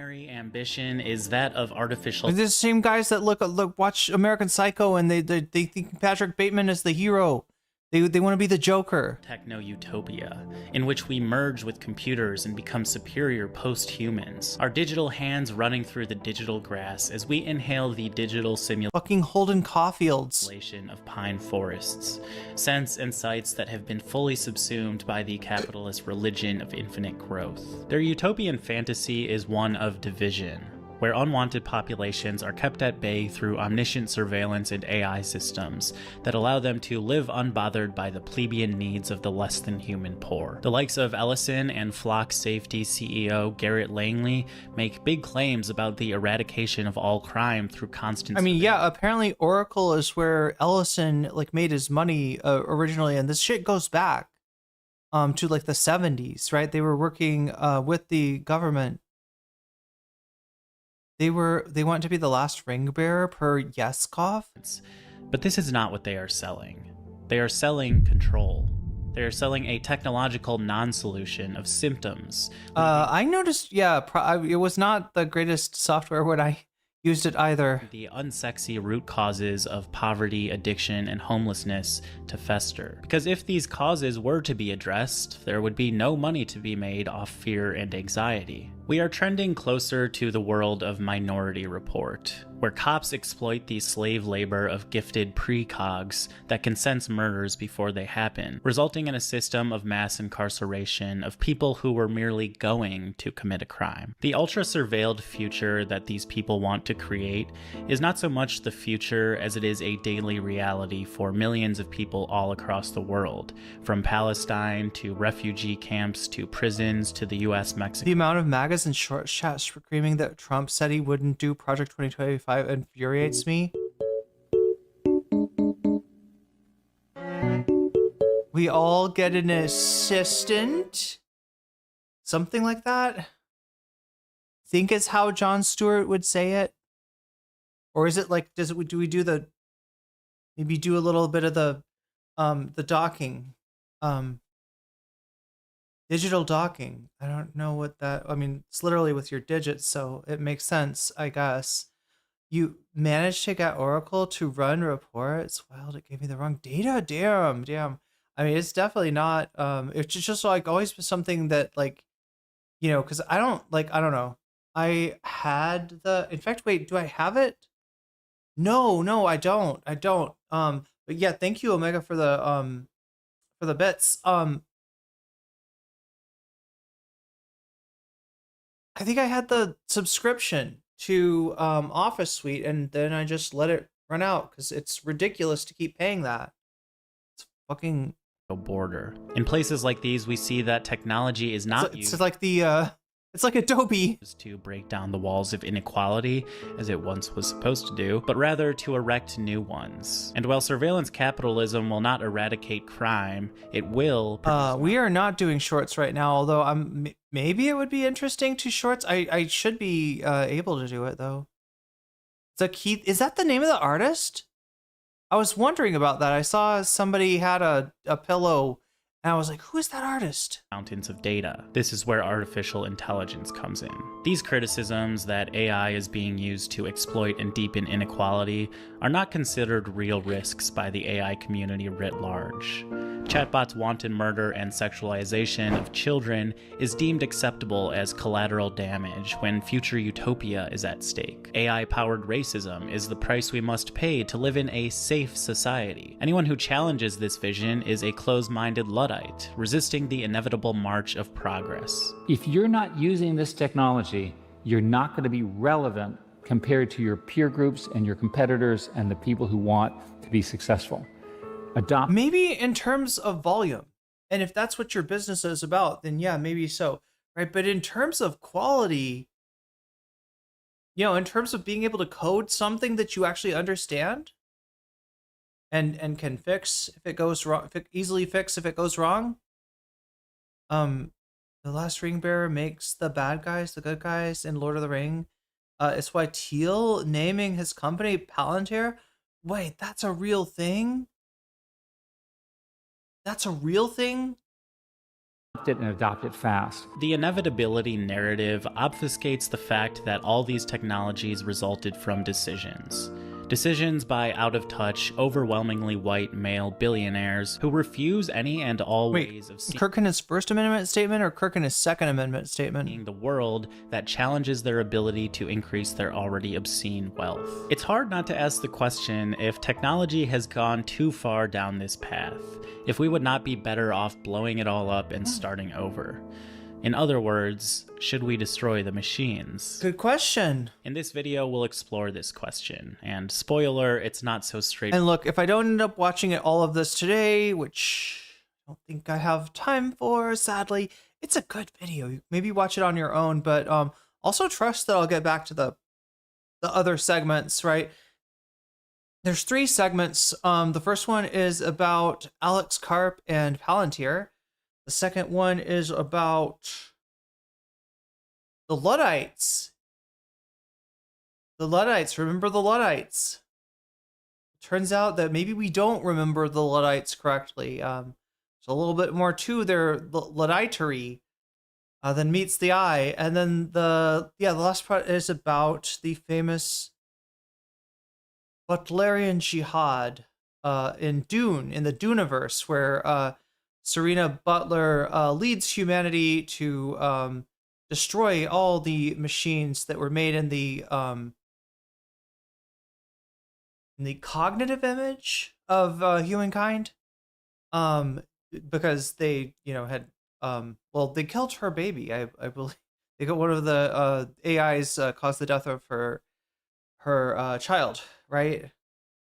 Forward to answer, as you can see by the length of this video. We'll start with the leading edge of surveillance technology in the apartheid state of Israel, and how it has tested its various technologies of control on Palestine. Uh-oh, there goes no content. I was thinking, wait, why did I put a content label? I'm not talking about electoral politics today, you know? Maybe we can do... apparently Twitch does actually pay me when...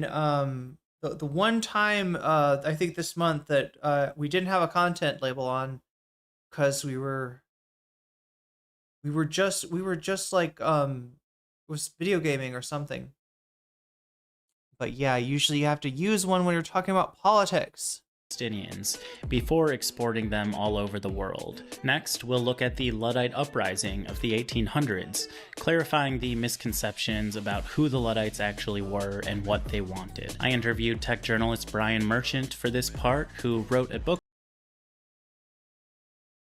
This video is available ad-free on Patreon. There's no team behind the stories we tell. It's just me.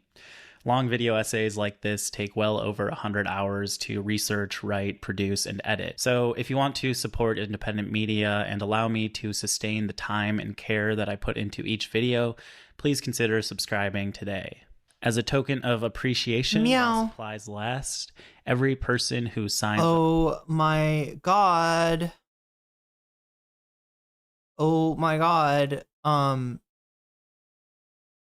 Omega Star, I didn't see your super sticker for like the longest time, I feel.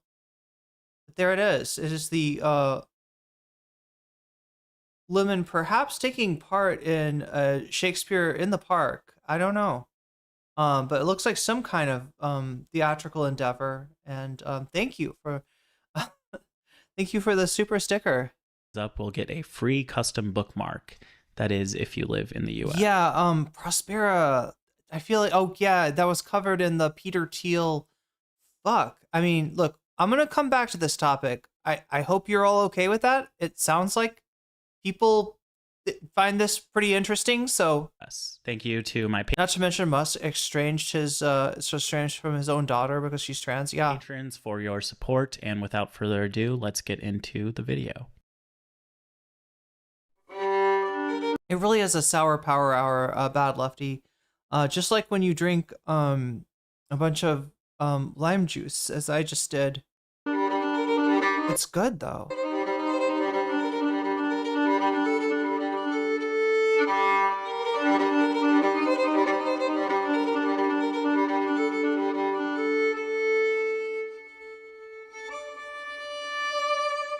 Far before October 7th, 2023, Israel has been light years ahead of the world in their sophisticated system of control through surveillance, technology that has been paramount in enforcing what is often described as a frictionless occupation. Israel's goal in both the West Bank and in Gaza is to eliminate as much interaction as possible between Palestinians and the Israeli military. The whole automation aims to eliminate the direct interaction between the Israeli as occupying force and Palestinians as occupied people, and to make the main interaction between Palestinians and the technology. So it could create this idea that our problem is not with the occupier, but rather with the technology. They achieve this through a dizzying array of physical infrastructure, omnipresent security cameras and drones. This was recorded just a few miles south of Hebron.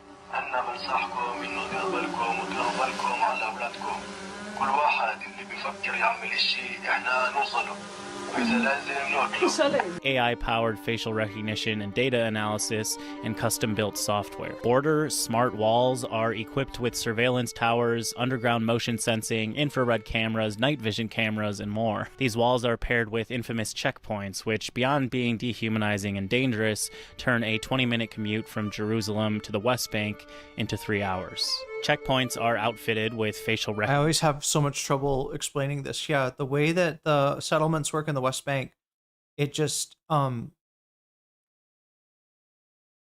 there's Israeli roads and there's Palestinian roads, and if you're a Palestinian, you can't use the Israeli roads.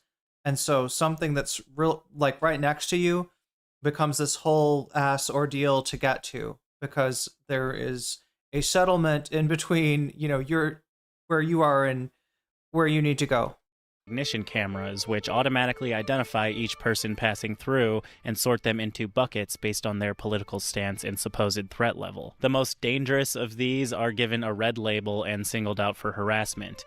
People given this red label include journalists and human rights activists. This technology is called Red Wolf, and paired with a similar Blue Wolf system that operates on Israeli soldiers' phones.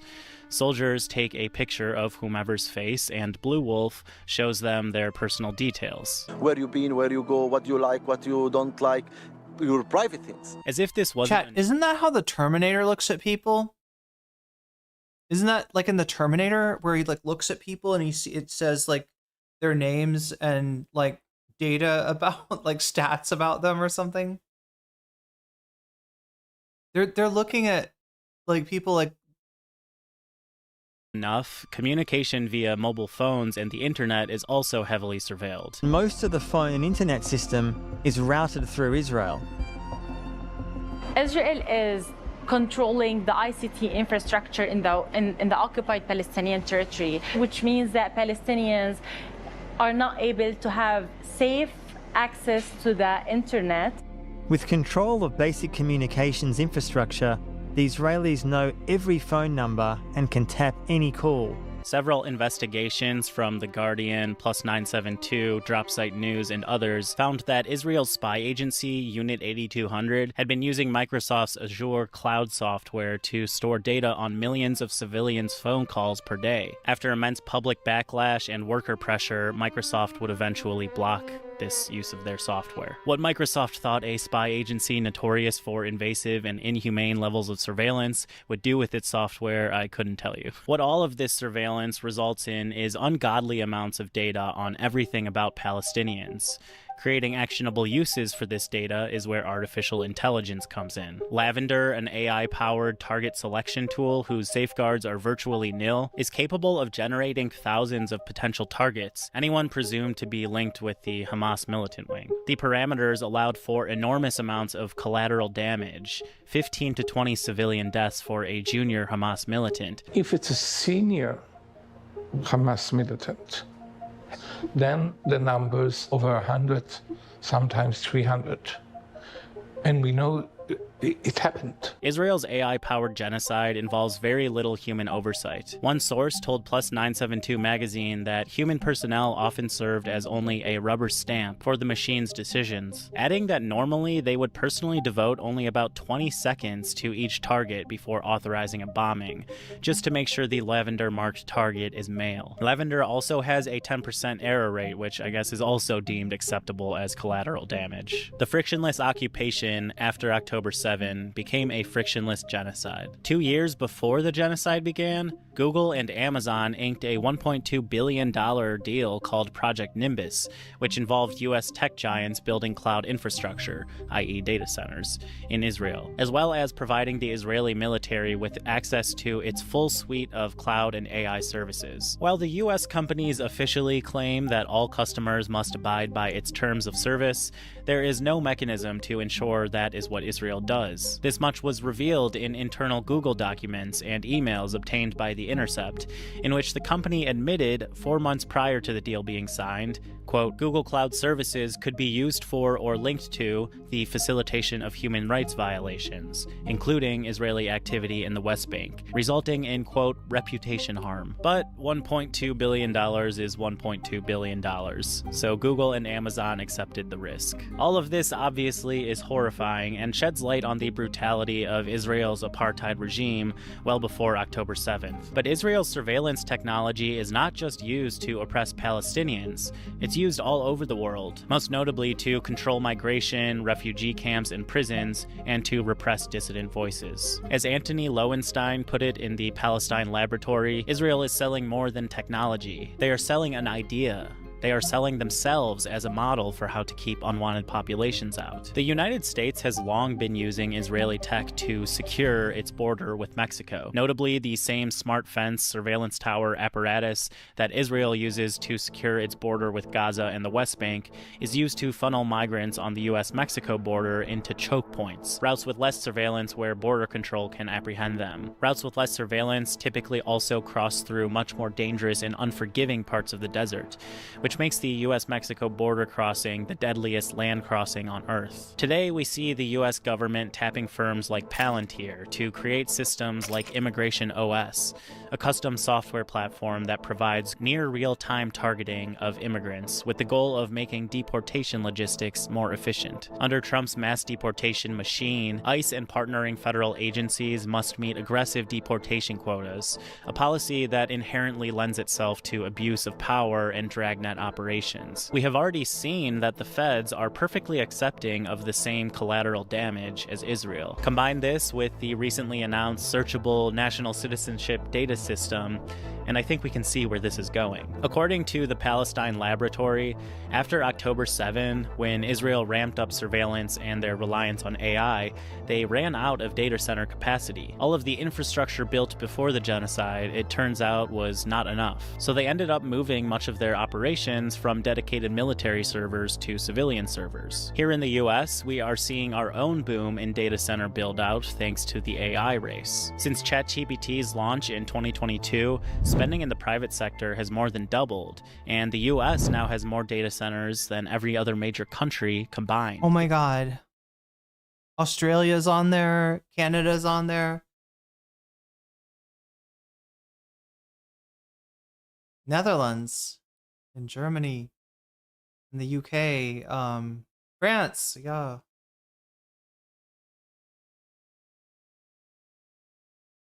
I was named after an android?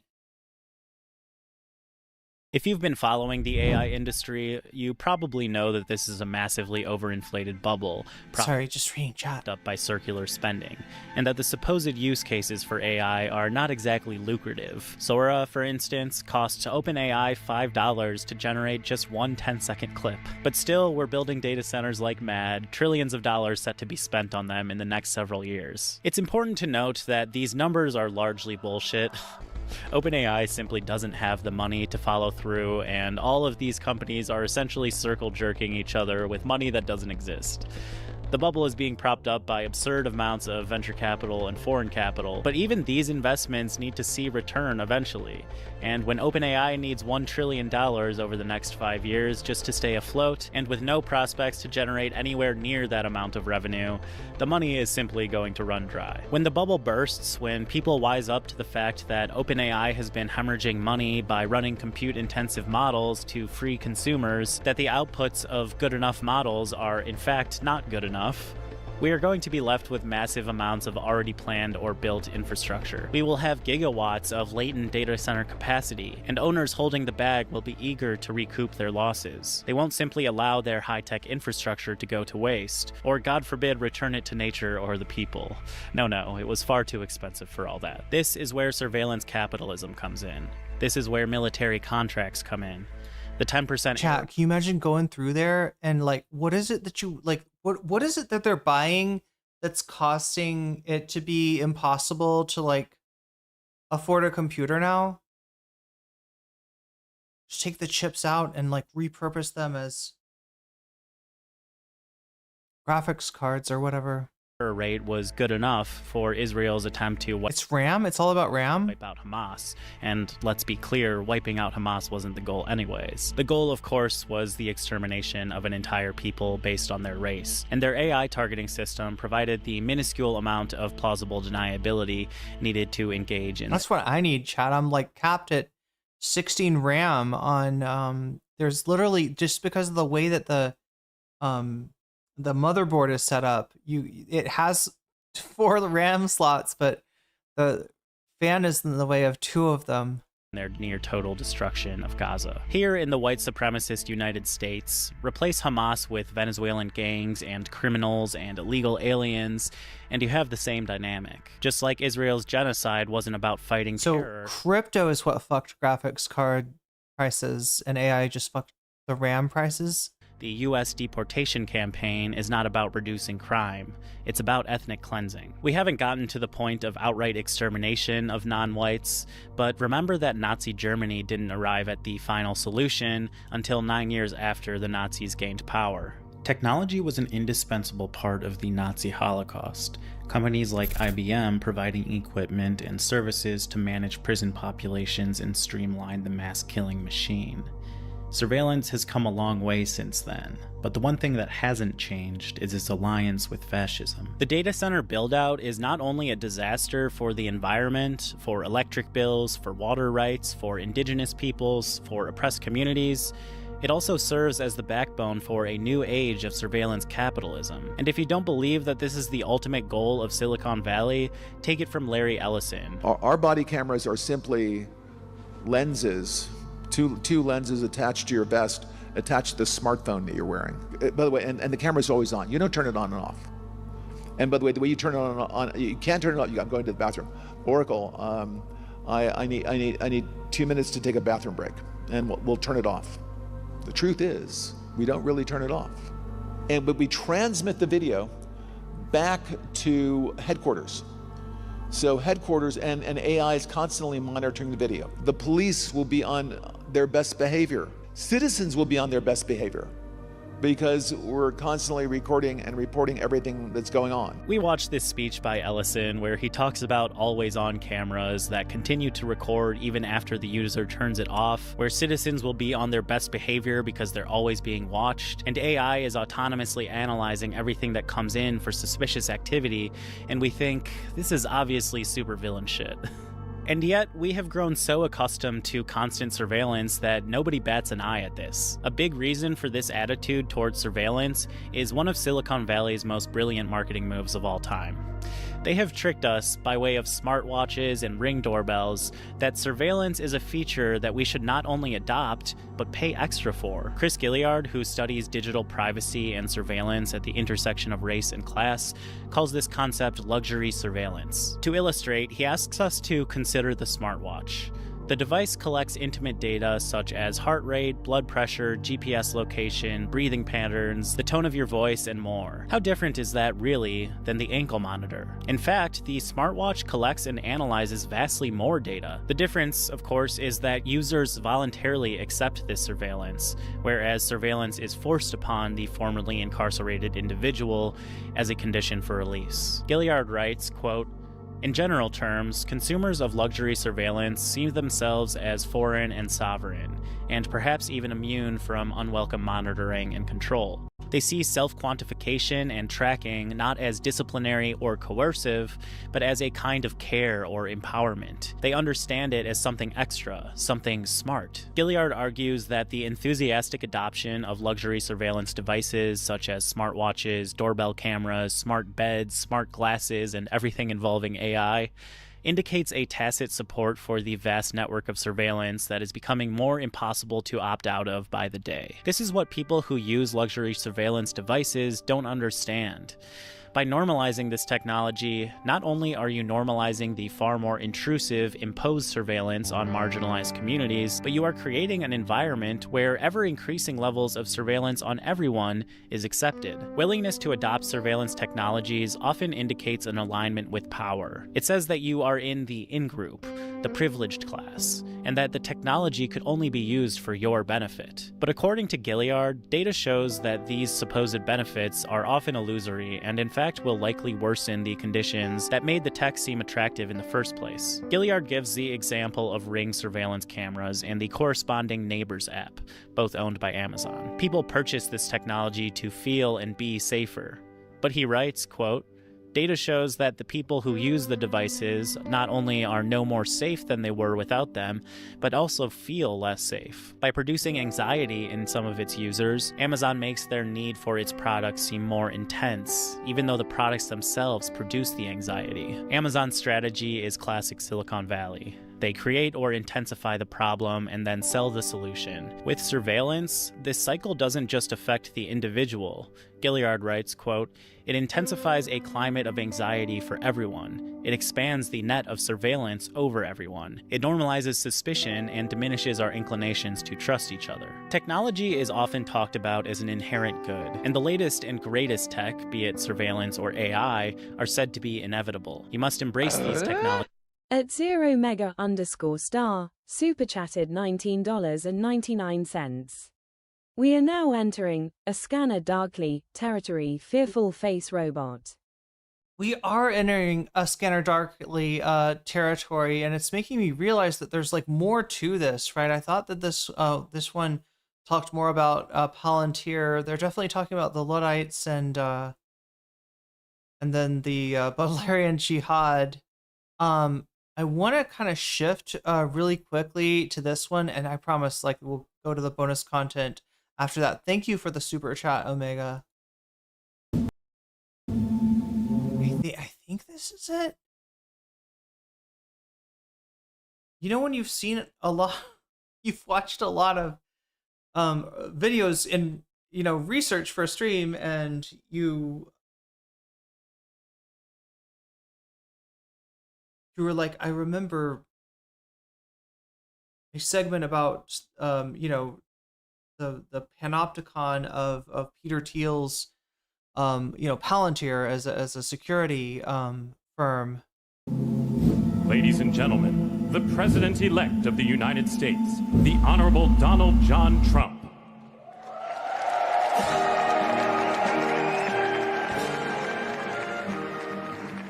On November 5th, 2024, Donald Trump shocked the nation by securing the presidency to become the 47th president of the United States. This was off the back of polling institutions showing Kamala Harris up across the board. The most statistically accurate pollster in U.S. history, the Des Moines Register's Ann Selzer poll, had Kamala Harris up 47 to 44% in a deeply red Iowa. Combined with the antiquated logic that Donald Trump's platform was simply too extreme and something Americans would see as flamboyant promises from a man who, according to history, has no intention to deliver.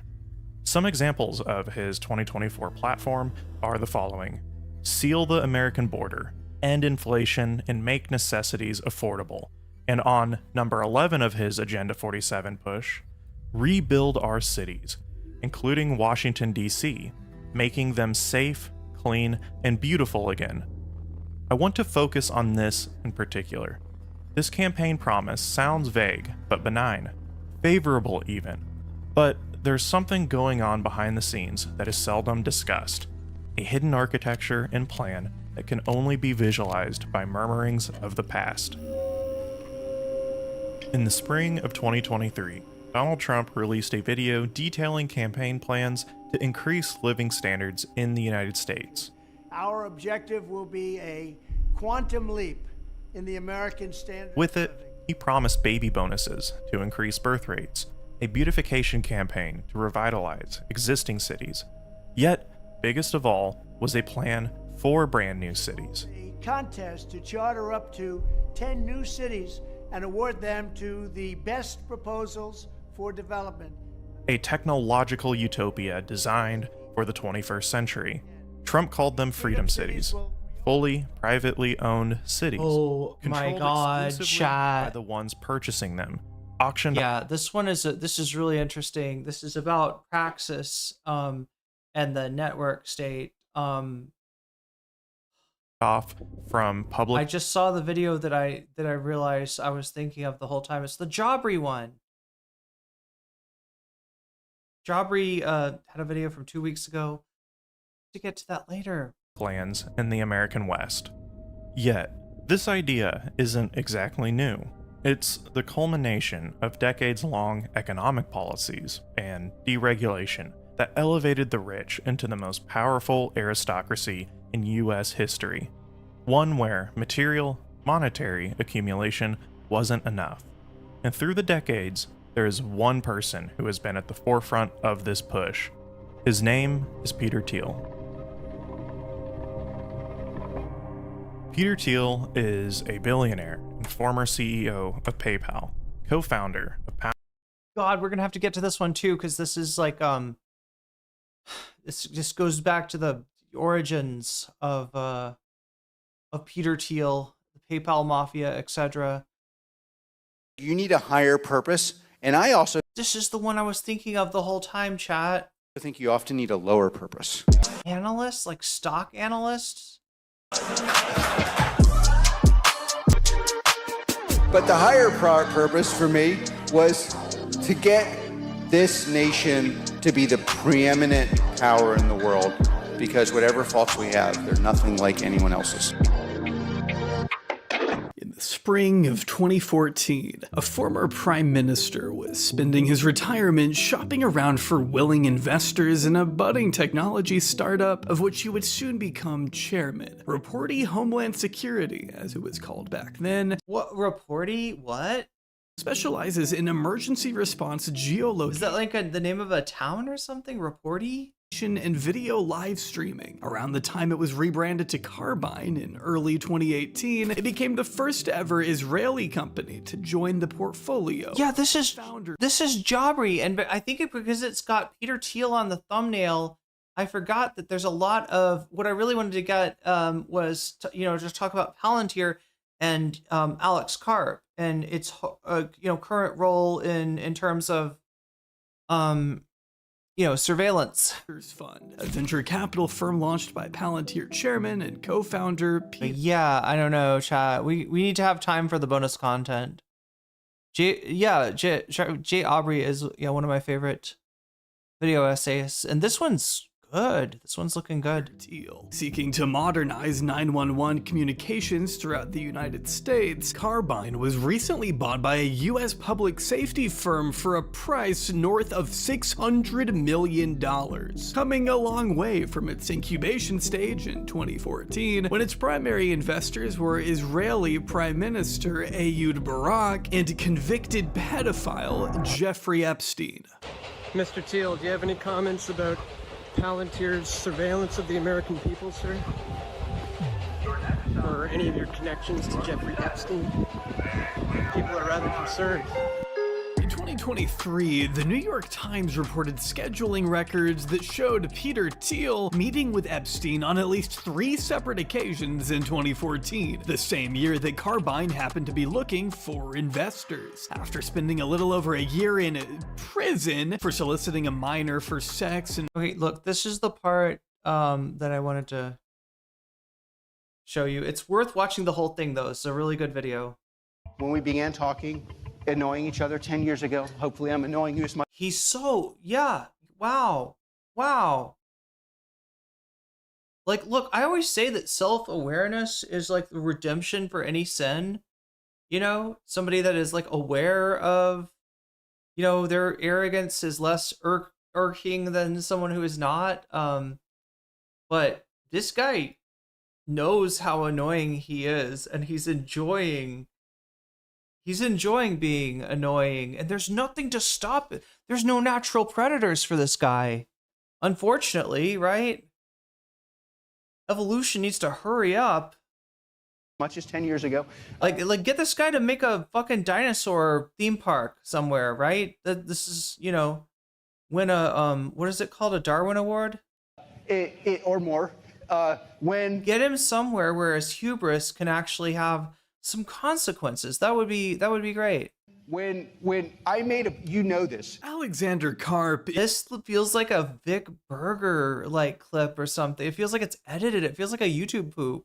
is, to put it mildly, a pretty odd choice to lead a $430 billion defense. Oh, I forgot about the sword guy. Yeah, he does the sword guy thing. And one of the 20 most valuable companies in the United States. Born in New York City in 1967 and raised in Philadelphia, Karp and his younger brother Ben were brought up in a progressive household by their father Robert, a clinical pediatrician, and their mother Leah, an artist. Both Leah and Robert were very much involved in the activist scene of Mount Airy, Pennsylvania, bringing their children along to labor rights demonstrations and other political protests. According to author Michael Steinberger, Ben's own research into the Karp family tree has led him to believe that they may be descendants of communist philosopher Karl Marx. Really? In his recent biography of Karp, the philosopher in the Valley, Steinberger paints a vivid picture of the CEO's upbringing, pulling from extensive interviews conducted with friends and family, not to mention the ample time he spent with Karp himself. One of the reasons Alex always pushed himself was because he believed his parents had not lived up to their fullest potential in their respective fields. According to what Alex told his brother Ben, if our father had been an alpha, I never would have founded Palintir. And the good news is, if you love cringe lines like that one, there's plenty more where that came from. Like, the way in which the Democrats just completely neglect males. Like, there is nothing wrong, and it's admirable to be a somewhat to high testosterone male. What's that got to do with you, Alex?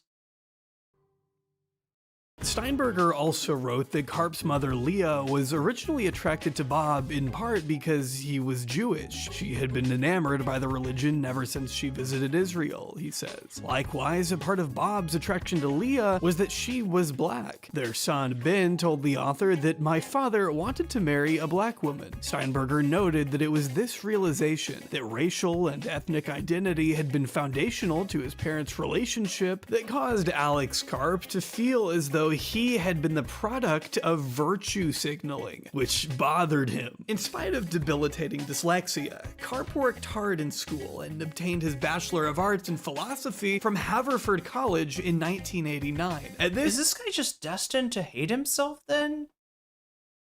Like just based on his own...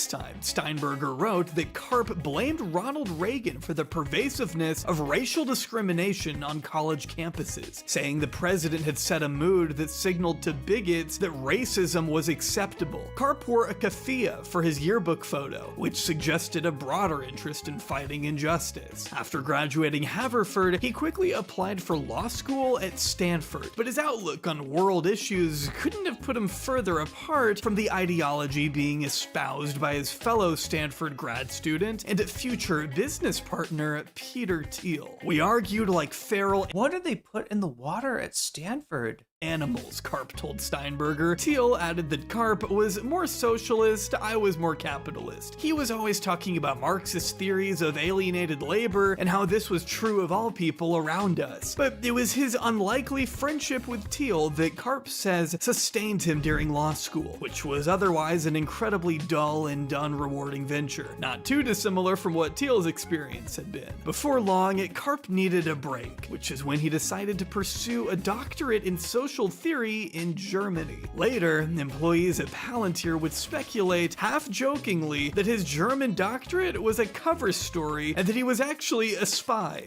possibly for the Mossad.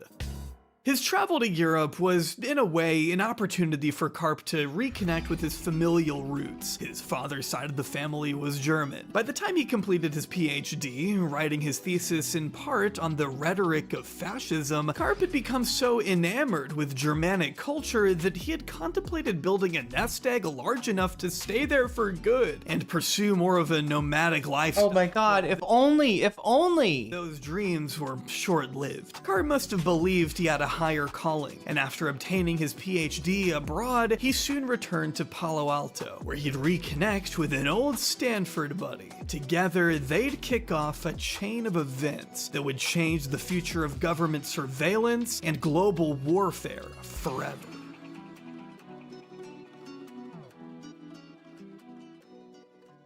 When asked why Peter Thiel selected Alex Karp, of all people, to lead what would become one of his most lucrative companies, Karp told Wired contributor Stephen Levy that God only knows. After all, this was a guy with no experience in programming or computers of any kind, in charge of a data analytics company. I mean, he was a philosophy student. Even Max Chafkin admitted in The Contrarian that Karp was a bit out of place in the Thiel-verse, considering he's a mixed-race Jewish man who self-identifies as a socialist, mingling amongst a pool of reactionaries who aren't afraid to ally themselves with out and about white nationalists. But Thiel also... So what changed this guy? That's what I wonder about. Like, you know, JD Vance's story is kind of similar. What is it about this guy that when he pulls people into his orbit, when they become his friends, they don't just like stay like liberal, or in this case, it sounds like maybe a little bit more than just liberal. And yeah, like, yeah, what happened to this guy? Also must have understood. It's money, says only facts. How that could help. Possibly. A company that was sure to be criticized by a range of activists spanning from civil libertarian. At Colombia, super chatted $5. These spy programs always go back to Israel. Were they trying to avoid another Germany of the 30s, and in doing so became the Germany of the 30s? Yeah, there's a lot of irony in that whole idea that Israel makes Jewish people safer. And that would be a good video essay. To leftists. Picking an ostensible socialist to lead such a company would be the perfect shield, boosting Palintir's credibility among doubters, when in reality, the only thing progressive about Alex Karp has been his progressive shift to the right. When confronted by Steinberger with the reality that Thiel had dined with numerous leaders of the far right in 2016, Karp dismissed it as a the fuck did they get that picture of Peter Thiel? What even is that? Non-issue. And suggested that the fact that he, did Jabri commission that art? A biracial Jew, was Palintir's CEO was proof that Thiel was not himself a white nationalist. I wouldn't be in this position if it were true, would I? Palintir's actual work gets misconstrued a lot. It's easy to regard them as an entity that collects troves of data on Americans, when in actuality, they provide the tools that make it easier for governments and businesses to manage and sift through the data they collect, which is almost as terrifying. In his interview with Stephen Levy, Karp explained it as such. If you're an intelligence agency, you're using us to find terrorists and organized criminals while maintaining the security and data protection of your country. Then you have the special forces. How do you know where your troops are? How do you get in and out of the battlefield as safely as possible, avoiding mines, avoiding enemies? Then there's Palintir on the commercial side. The shorthand is if you're doing anything that involves operational intelligence, whether it's analytics or AI, you're going to have to find something like our products. But who are the customers? Well, as Karp alluded to back there, you've really got two types, the commercial side and the defense side. Let's start with defense. As Levy pointed out in his Wired article, the majority of Palintir's business lies with the US government and its allies. Its software was essentially custom made for, and in some cases made by, the US government. Going back to the research of Whitney Webb, immediately after the In-Q-Tel investment, she writes, Palintir's two top engineers, Aki Jane and Stephen Cohen, traveled to CIA headquarters at Langley, Virginia every 2 weeks. Jane recalls making at least 200 trips to CIA headquarters between 2005 and 2009. During those regular visits, CIA analysts would test Palintir's software out and offer feedback, and then Cohen and Jane would fly back to California to tweak it. As with In-Q-Tel's decision to invest in Palintir, the CIA's chief information officer at the time, Alan Wade, played a key role in many of these meetings and subsequently in the tweaking of Palintir's products. It should come as no surprise then that there is an overlap between Palintir's products and the vision that Wade and Poindexter had held for the failed TIA program. Eventually, those helpful CIA... Total Information Awareness is what that stood for. They tried to change the name to terrorist, information awareness, right? Because it just didn't, like, yeah, Americans saw that and they were like, I don't know about, you know, this was, you know, when the surveillance program in the 2000s kind of jumped the shark. Agents, alongside the hobbits at Palintir, engineered the ideal software that would soon begin to challenge the Pentagon's increasingly outdated intelligence system, DSIGs. Gotham, which has been Palintir's foundational product for about the past 2 decades, utilizes what it calls an AI-powered kill chain, enhancing situational awareness and enabling real-time operational planning and intelligence gathering for data, defense, and intelligence agencies, which is really a bunch of corporate slop speak for what Karp more succinctly summed up as, "We have dedicated our company to the service of the West and the United States of America, and we're super proud of the role we play, especially in places we can't talk about. You know, we are doing in the United Kingdom and many other places. Palintir is here to disrupt and make the institutions we partner with the very best in the world, and when it's necessary, to scare enemies and on occasion kill them. And we hope you're in favor of that." Thanks to Gotham, Palintir has secured extremely lucrative deals with all 6 branches of the US military. Not to mention the Treasury Department, the DHS, the HHS, the DOJ, and others for an estimated total of a ton of money. Over $10 billion when you factor in its recent contract with the Army, worth, well, $10 billion, which you'd think would buy more than one of the shittiest displays of military power we've ever seen. What the fuck?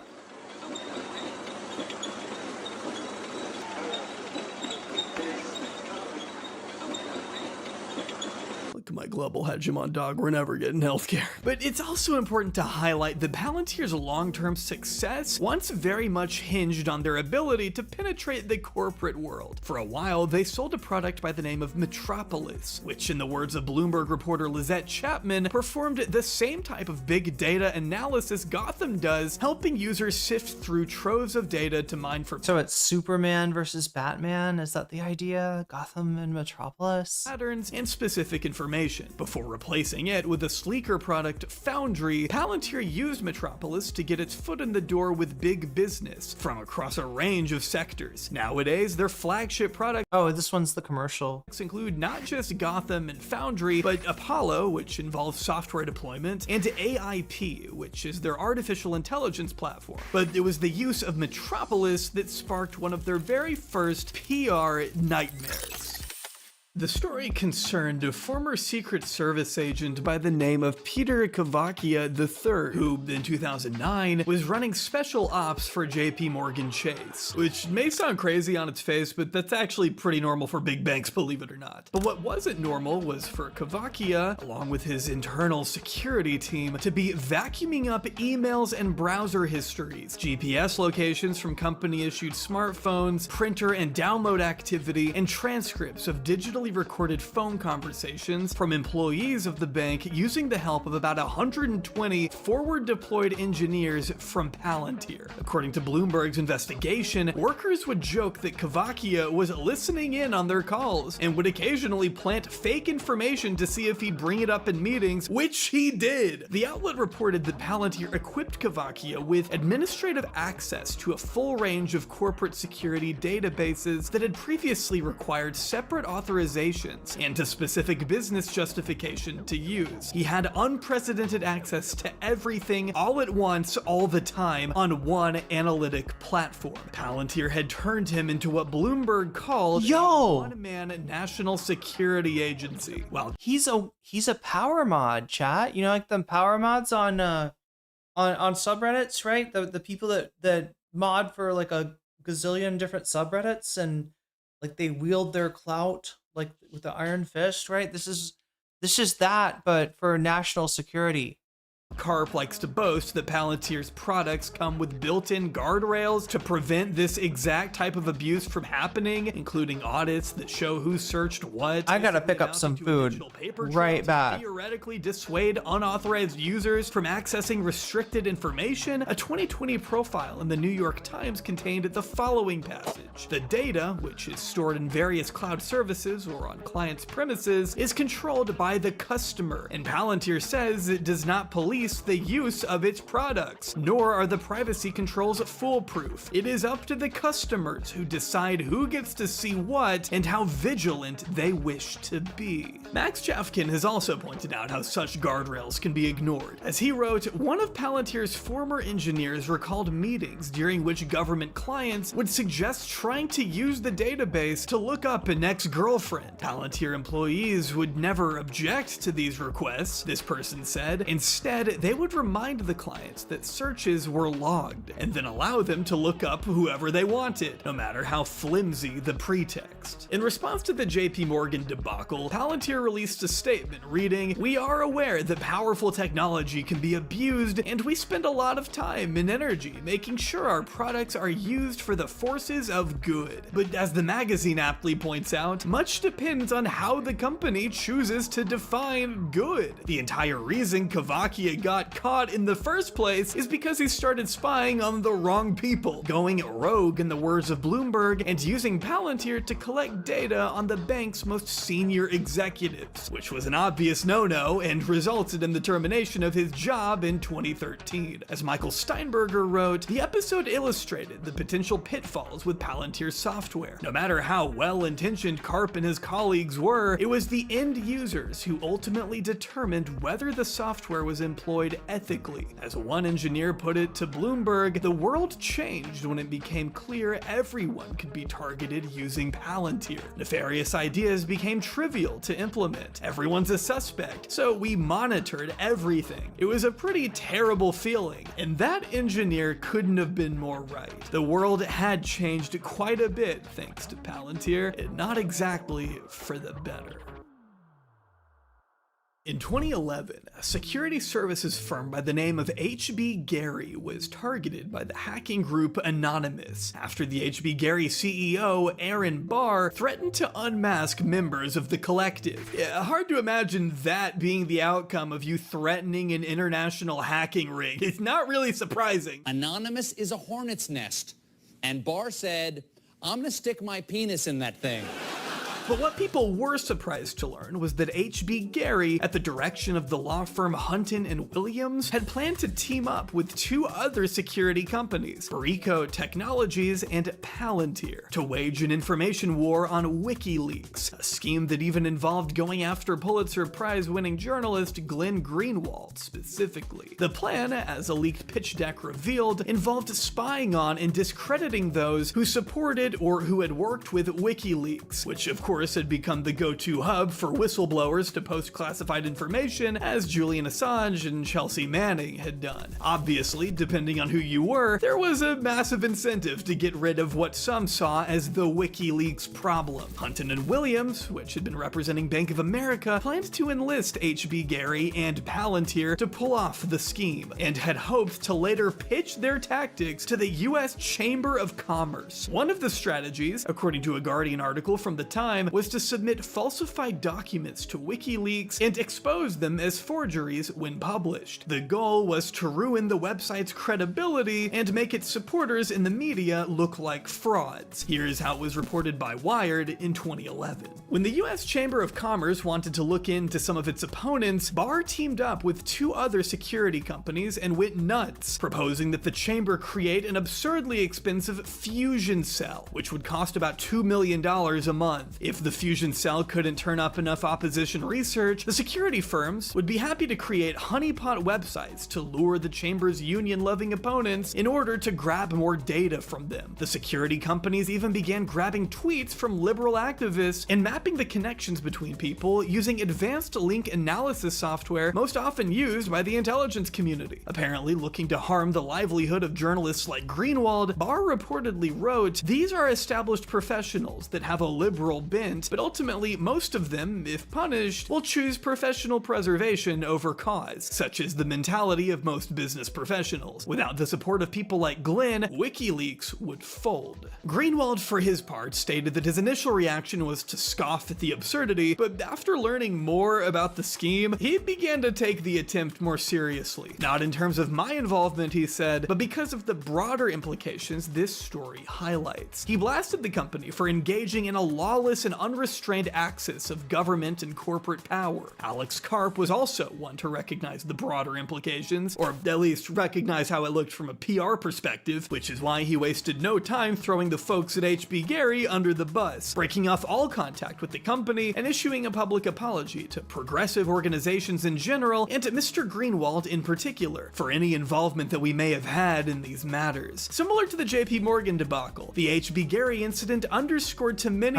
people the ways in which Palintir's technology, when in the wrong hands, could be used to violate the privacy of American citizens. Chafkin noted that despite Karp's public condemnations, it wasn't clear whether Karp or Thiel regretted the proposal to strong-arm journalists. One former engineer said that some employees whispered that the Palintir staffers who'd been party to the plan, including a 26-year-old engineer, Matthew Steckman, and a manager, Eli Bingham, were simply doing their jobs. Palintir put Steckman on leave, but he returned to the company and was later promoted, ultimately becoming the head of business operations and a senior advisor to Karp before leaving in 2017. Bingham was also promoted and put in charge of the company's machine learning operation. But what were the implications of this technology beyond this apparent scheme, such as how it was being used on the streets? What about the numerous police departments that had already been working with Palintir for years before they ever became a household name? The federal government wasn't the only one to make use of Palintir's software in the immediate aftermath of 9/11, as it was also adopted by state and local law enforcement too. Entities like the NYPD, the Virginia State Police, the Cook County Sheriff's Office, and the New Orleans Police Department have, of course, made use of Palintir's Gotham over the years, not to mention the deals cut by international police departments from Britain to Germany. Palintir has always found business across the Atlantic, further wrapping its tentacles around the UK government's National Health Service thanks to an emergency COVID bill, and was more recently reported to have signed on to assist the Bedfordshire police force with AI-powered software that incorporates data on an individual's race, sex life, health, and political beliefs. Police memos obtained by the iPaper and Liberty Investigates. The memos caused a panic among senior MPs and campaigners, with one former cabinet minister calling for Nectar, the name of the program, to be scrutinized by Parliament. The iPaper notes that Project Nectar could be used to target persons suspected of committing or being about to commit a criminal offense. Wait, so is a clear extension of Palintir's Minority Report policing methods. Predictive policing has always been a controversial practice. As one study out of the University of Southern California put it, predictive policing is a police tactic that uses computer algorithms to predict where crime is likely to occur. This tactic, which has been used in cities like Los Angeles, allows the police to deploy more officers to high-risk locations. But this also raises a number of ethical questions too, with this particular study concluding that predictive policing— Wait, what is this? Ethan is working to illegally trade with American citizens' cash in the online stock market. His bosses were arrested. Oh, in Israel? Is this...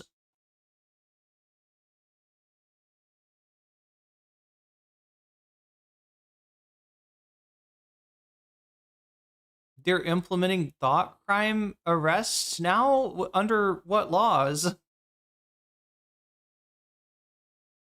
Wait, they stole, the company that he worked for stole $3 million? Violates the ethics of consequentialism and the ethical frameworks of justice and fairness by disproportionately targeting low-income neighborhoods and high-minority areas with increased police activity. In 2013, a sociologist from Princeton by the name of Sarah Brain embedded herself in the LAPD and was able to see up close just how the department made use of Palintir's software and quickly understood how it was used to justify extreme measures, according to The Intercept. As Michael Steinberger wrote, Brain discovered that more than 1,000 LAPD officers had access to the software and were using it to merge a wide range of data, from phone numbers to field interview cards to images culled from automatic license plate readers, or ALPRs. With the help of Palintir, they could also pull up material that was completely unrelated to criminal justice. Social media posts, foreclosure foreclosure notices, and utility bills. It was a trove of personal information, Steinberger says. And it didn't stop there. With Palintir, the police could identify a person of interest's family members, friends, colleagues, associates, and other relations, putting all of them in the LAPD's Dragnet, he wrote, describing an unprecedented level of access that amounts to a virtual... This is a dragnet, yeah. Dragnet. In a column she wrote in 2020, appropriately titled Enter the Dragnet, Brain recalled how she witnessed one user search for a car by entering just...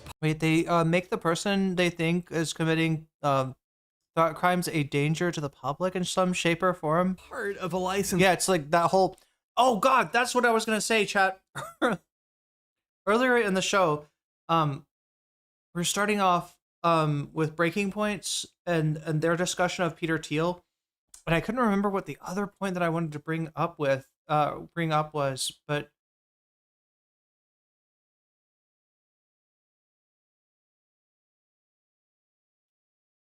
oh my god, so Trump, much like the Nazis, much like this is the whole point about Carl Schmitt, right? He has a doctrine, I think it's called the Doctrine of Exceptions, and it states that he who is able to invoke the most exceptions is the dominant power, right? And so the way that Trump is constantly being like, oh, hey, wait a minute, you can't blow up boats in international waters carrying Venezuelan citizens just on the, you say that you think they are carrying fentanyl, right? You can't do that. You know what I mean? That's like, and he calls an exception by saying that's not just fentanyl, that's a weapon of mass destruction, right? These are terrorists. He reframes everything. He calls for an exception, and as long as he gets away with it, like that gives him unprecedented power. And this is a, technique. This is a like a product of the mind of Nazi jurist Carl Schmitt. Played. Searching the number 6, 7, they were able to immediately access all of the crime reports, traffic citations, quite similar to the he who smelt it doctrine. The doctrine, that's another, what would be the doctrine of expulsion? Okay, I can't make it work. I'm trying to make a... Cards, automatic license plate recordings, names, addresses, and border crossings associated with cars whose license plate contained these numbers in this order. One police captain quipped, "Thank you. Can declare a state of exceptions." And uses that to take power. I'm so happy with how big Palintir got. I mean, it's just every time I see the entry screen where you log on, there's another icon about another database that's been added. They just went out and found some other public. But understand, this is literally Trump's MO right now. That's the point. Data on foreclosures, dragged it in, and now they're mapping it where it would be relative to our crime data and stuff. When Brain asked a Palintir engineer what happens if the system gives a false positive, pointing the police to the wrong suspect, the engineer simply responded, "I don't know." You don't know? You should! Adam Schwartz, an attorney with the Electric Frontier Foundation, told Wired journalist Mark Harris that for centuries, minority people have been overrepresented in arrests and other aspects of criminal justice. So if you use arrests, convictions, or field interviews as the training data, you are going to get a prediction that is contrary to reality. It's going to have the appearance of objective computer truth, but is just perpetuating an old racial injustice. Harris also points out that once people are labeled chronic offenders, they'll receive additional police attention, meaning they may be stopped for minor infractions which would be ignored outside of supposed hot zones. Schwartz also added that a lot of this data is garbage. People end up getting over-investigated because information in these databases is false or misleading. There isn't a way for people to get the bad information out or put their own side of the story in. In his book, Steinberger raises some valid concerns of his own, encouraging readers to imagine a scenario where a detective could discover that a reluctant witness was having an affair and use that information to coerce his testimony. Or even outside of the police station, an unscrupulous analyst could conceivably use Palintir's software to keep tabs on his ex-wife's comings and goings. Beyond that, millions of innocent people were unknowingly being pulled into the system simply by driving their cars. In an interview with Steinberger, Sarah Brain raised another point worthy of consideration. Digital surveillance is invisible, she said. How are you supposed to hold an institution accountable when you don't know what they're doing? Oh my god. Chat. Ever since it signed its... I'm gonna have to declare a state of exceptions here and say that the shrimp paste, while utterly delicious, it's too fucking hot. It's so good, but it's like, oh my god. State of exceptions. Holy shit. Yeah, normally I would just like finish that despite how hot it is, but look, we gotta do some bonus content, all right? And it looks like ahead by, I don't know, 70 points is the Hassan versus Eden Ross, right? It's second place on the votes with 98 votes counted. But I don't even think I've got all the bonuses added for this yet. I think there's actually more bonus than this. So yeah, we are definitely spicy shrimp. Well, it's not actually shrimp. Okay, it's called shrimp sauce. Like, I got it from a vegan place, so it's not shrimp. I haven't tried shrimp paste before because, you know, I don't eat shrimp. But this place, they make a version of it that is like, that is without the shrimp. And it's really fucking hot. And it's good though. You know what I'm saying? Some citrus. Yeah, no, it comes with carbs. It actually comes with, I didn't realize it, but it comes with fried vegetables. Everything is spicy shrimp paste. It's destroying my tongue, but it's good. It's really fucking good. All right, what are we doing? We're doing Hassan, Aiden Ross, and then I gotta go to bed. Because I have stayed on way longer than I expected to.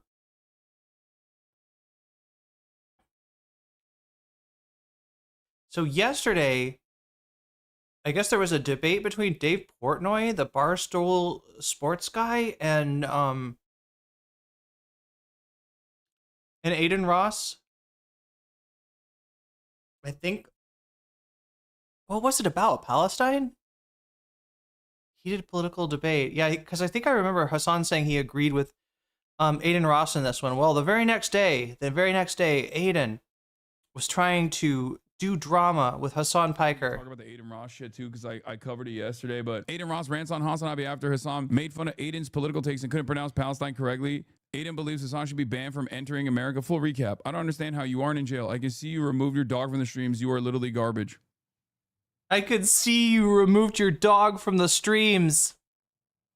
You hate America, but yet you live here. Speed also mispronounced Palestine. No, Speed didn't mispronounce Palestine. When Speed says free Palestine, that's not a mispronunciation at all. He's actually saying it correctly. You won't call him out because he is the biggest thing in the world, in this world. I know you and your mods have often talked about on hating on America. Yo, China, and I wish chat, is he mixing Hassan up with these? This sounds like allegations against my mods. They ban you from here. I don't even know. And get together and have like and hating America hating rants together. You know, on Discord. This rant. What an articulate young man he is. All I'm gonna say is this: there's a lot of content creators who simply treat politics for the vibes. There are a lot of content creators who look at politics like it's just a team sport or vibes or for clout. And if Donald Trump is going to give you clout, you lean into it, right? And then when your fans turn around and say, why the f did you push for this, right? Why would you push for Trump to be president? Look how terrible everything is. He's trying to get the hate on you so people stop hating on him about the Rams players thing he did. I think that like a lot of people are souring. A lot of the youth have completely... Wait, it was about anti-Semitic jokes? Oh, geez. We should watch. I want to see what that was. We'll catch a little bit of it because this is a short video. Checked out of the Trump train. They were first to go, understandably. They were also the first to like not really care about anything and vote for him because they thought, young men in particular, they thought maybe it'll be a change of pace in a positive and move the country in a positive direction. They believed it, right? And it was dumb, and it was partially because of people like Aiden Ross, right? And they fell for it. And then they started yelling at Aiden Ross. And then he had to be like, oh, I'm done with this politics stuff, gang. Now he's pulling the ripcord on both Trump and Israel. But it's so crazy to me that in the process of doing so, he's still continuing to be like, you should get deported. You hate America. You should get deported. On to this loser. Let me see. He was definitely pro-Israel initially. Like, he would have a hard time. I was never pro-Israel originally, but okay. Cap. Yeah. Yeah, he wasn't pro-Trump either. He wasn't pro-Israel. He wasn't pro-Trump. I mean, there are many instances. If you remember, like, you're going to notice with this guy, maybe more so even than with people like Destiny. At least Destiny tries to put up somewhat of a front to fool some number of people that he's that he's a nice guy. But Aiden is just Aiden is utterly shameless. Like, I don't even know. I think people watch him as a character. That's the only thing I can figure out. Because, like, just like Miskiff, right? From what I've seen of his personality through clips, and admittedly, that's not the same as watching a streamer. Maybe there's more to these guys, okay, that I just don't know about. But he seems unlikable, right? So like, I'm trying to figure out like what it like. I mean, is it just like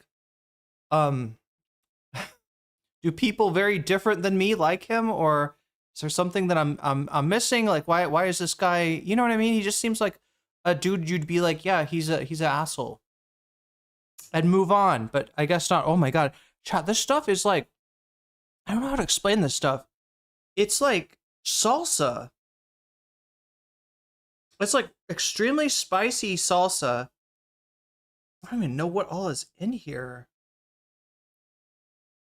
What is that little thing? It's got something like sweet in it. Oh my god. Is that a gooseberry? No.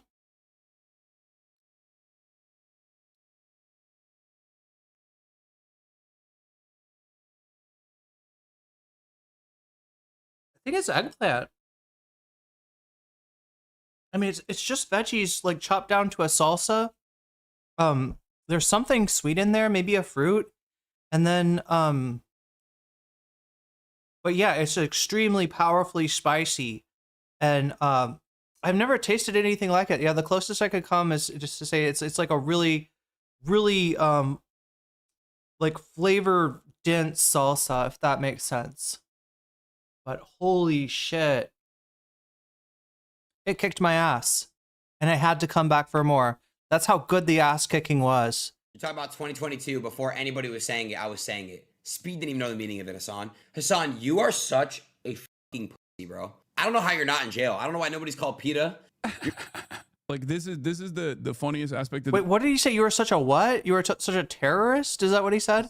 Conspiracy. Like, the government is gonna come and be like, I can't believe you're doing this. You're just a horrible human. You're literally garbage. You are. You hate America, but yet you live here, right? It's just sad, man. When he would have conversations with like Speed, where Speed would say like, free Palestine.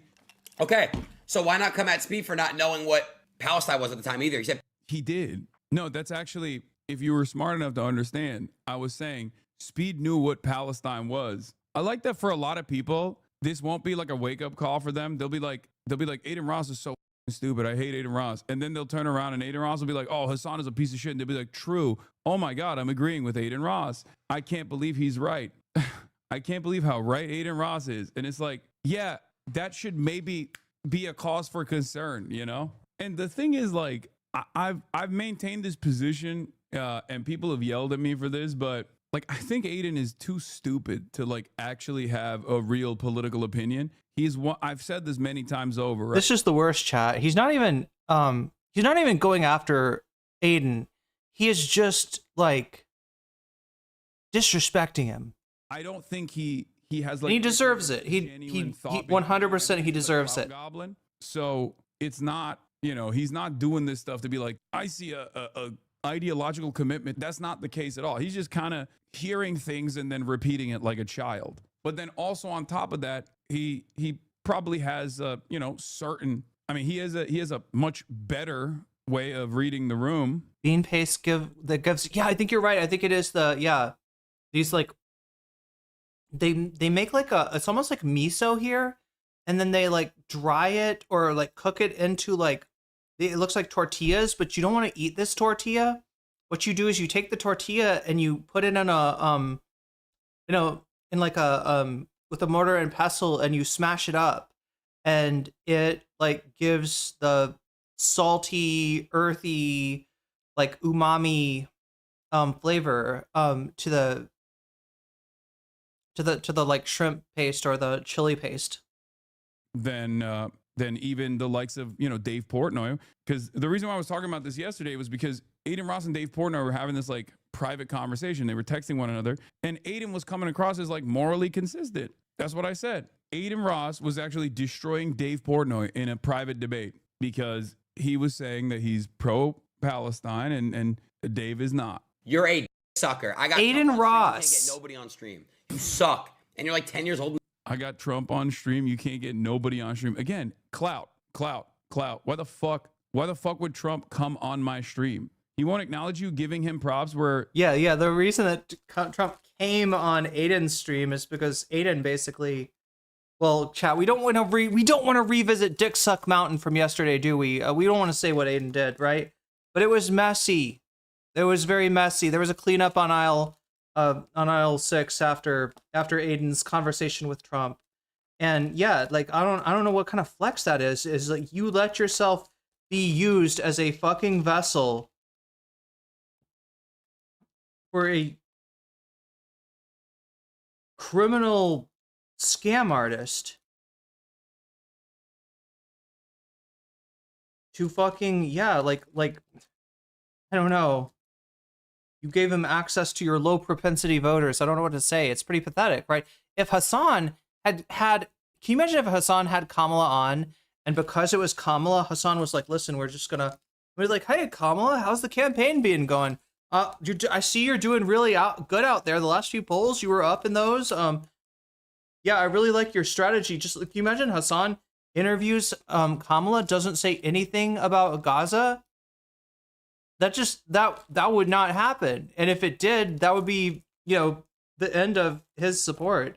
But yeah, somehow to Aiden, this is a flex that you know, he sniffed, you know, after sniffing Andrew Tate's seat, this guy is sniffing Donald Trump's seat. They were their due because his commitment isn't to being right about Palestine. When it comes to you, it's strictly about hating you and farming the hate. Yes, he's never going to turn around and be like, Hassan was right, you know, my bad, my mistake. Of course, all the kick streamers are always going to permanently find a way to be like, I agree with Hassan now on a lot of the stuff, but actually I still fucking hate his ass. But with someone like Aiden Ross, like you can't even have a conversation with him. You can't be like, oh, I mean, what do you think about Zoran Mamdani, for example? He's not gonna have any fucking consistent. He's gonna ask you not who is that, but what is that? What is a Zoran Mamdani? You know what I mean? Me, bro, and you hate America, clown. And Aiden would try to be like, you know, try to defend Israel a little bit, hyping him up in the stream. And he asked him if he was pro-Israel, and he was like, yeah, of course. This Israel, you're Jewish.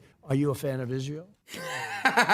You got me there. So he's admitting his commitment to clout chasing has been the main agenda. Having Trump on your stream isn't the own he thinks it is. Yeah, exactly. Guys, stop mentioning all the politicians I've had on stream. That it doesn't mean anything. I'm not trying to like intellectually dismantle Aiden Ross's argument here. Yes, of course I've had plenty of fucking politicians on the stream. That's not the point. For him, he's like, who's the biggest politician? Donald Trump, right? Who's the most clouded politician? Because he's not looking at this as, remember, from his perspective, this is not about like achieving policy goals. He doesn't have a fucking policy agenda in mind. He doesn't give a shit. He's looking at it as clout. Okay, that's it. Stated that he was pro-Israel until like recently, right? Yeah, that's why XQC was there too. XQC's not even like I don't think XQC is even political.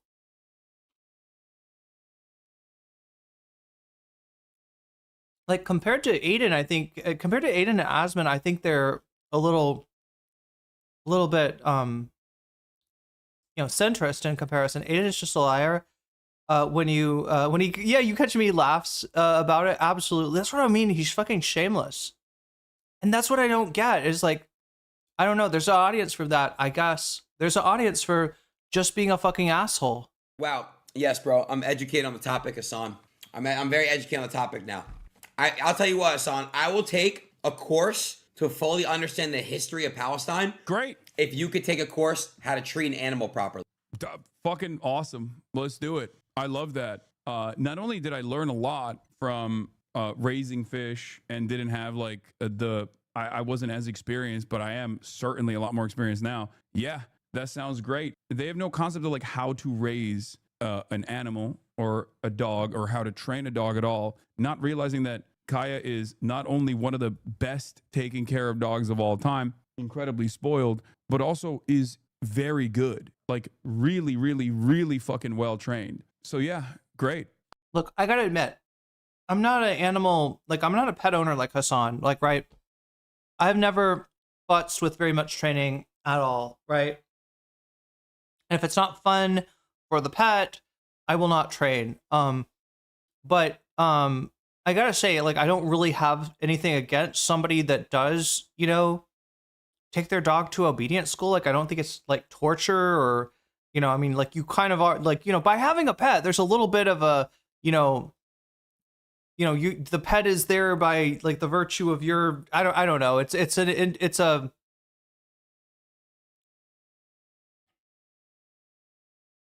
interesting situation ethically, I guess you could say. But obviously, there's a lot of cats and dogs out there that need good homes, and they should have them, and they should get them. And like, anyway, like what I'm trying to say is like, I've never heard anyone like freak out about somebody like taking their dog to obedience school, but when it comes to Hassan, they do. Like, there's so much sensitivity that I didn't know was there. I grew up with neighbors that put electric shock collars around their dogs to keep them inside the yard, which meant when invariably the dog got excited and went running outside of the yard, the dog would, get shocked in a way that actually hurt. Like that I think is more intense than these shock collars they're accusing Hassan. I haven't seen like this level of concern for animal welfare. Like, this is a country I was born in, Chad, and yeah, there's not a lot of people giving a fuck about animals, whether they're farm animals or pets. Usually that, like, the whole consideration is very secondary. But somehow when it comes to Hassan, he's running a doggy gulag. He's not taking Kaya to obedience school. He is re-educating her. And I don't get it. Yeah, it's because it's Hassan, basically. I'll take another course on how to treat animals. Aiden Ross learns how to read by reading 100 Years in Palestine. Not even that. Start with Ilan Pape. 10 myths. Great entry point. Easy to read. And then we'll move on, We'll have somebody read it to him. That'd be great. He needs Miss Rachel. I say we do it, bro. Let's do it. If pushed, he would go, oh, yeah, I'm pro-Palestine, free Palestine, some shit like that. I've kept ever since that Trump stream, which I did say it there. You got me there. Every time it's brought up, I always show respect and love towards it, bro. Hassan, did you know that your fans, a lot of them, bro, if they went over there, I'm pretty sure they would die. Yes, bro. Israel would kill them. You can't, on the one hand, say shit like, oh, I'm for a free Palestine, but then also on the other hand, do pro-Israel propaganda like you're doing here. Even your fucking audience is probably going to understand that. Yeah. This kind of dumb fuck argumentation immediately gives the game away. Okay? You start saying stuff like that. Adrix 1312 backup says his dog is well trained and well taken care of.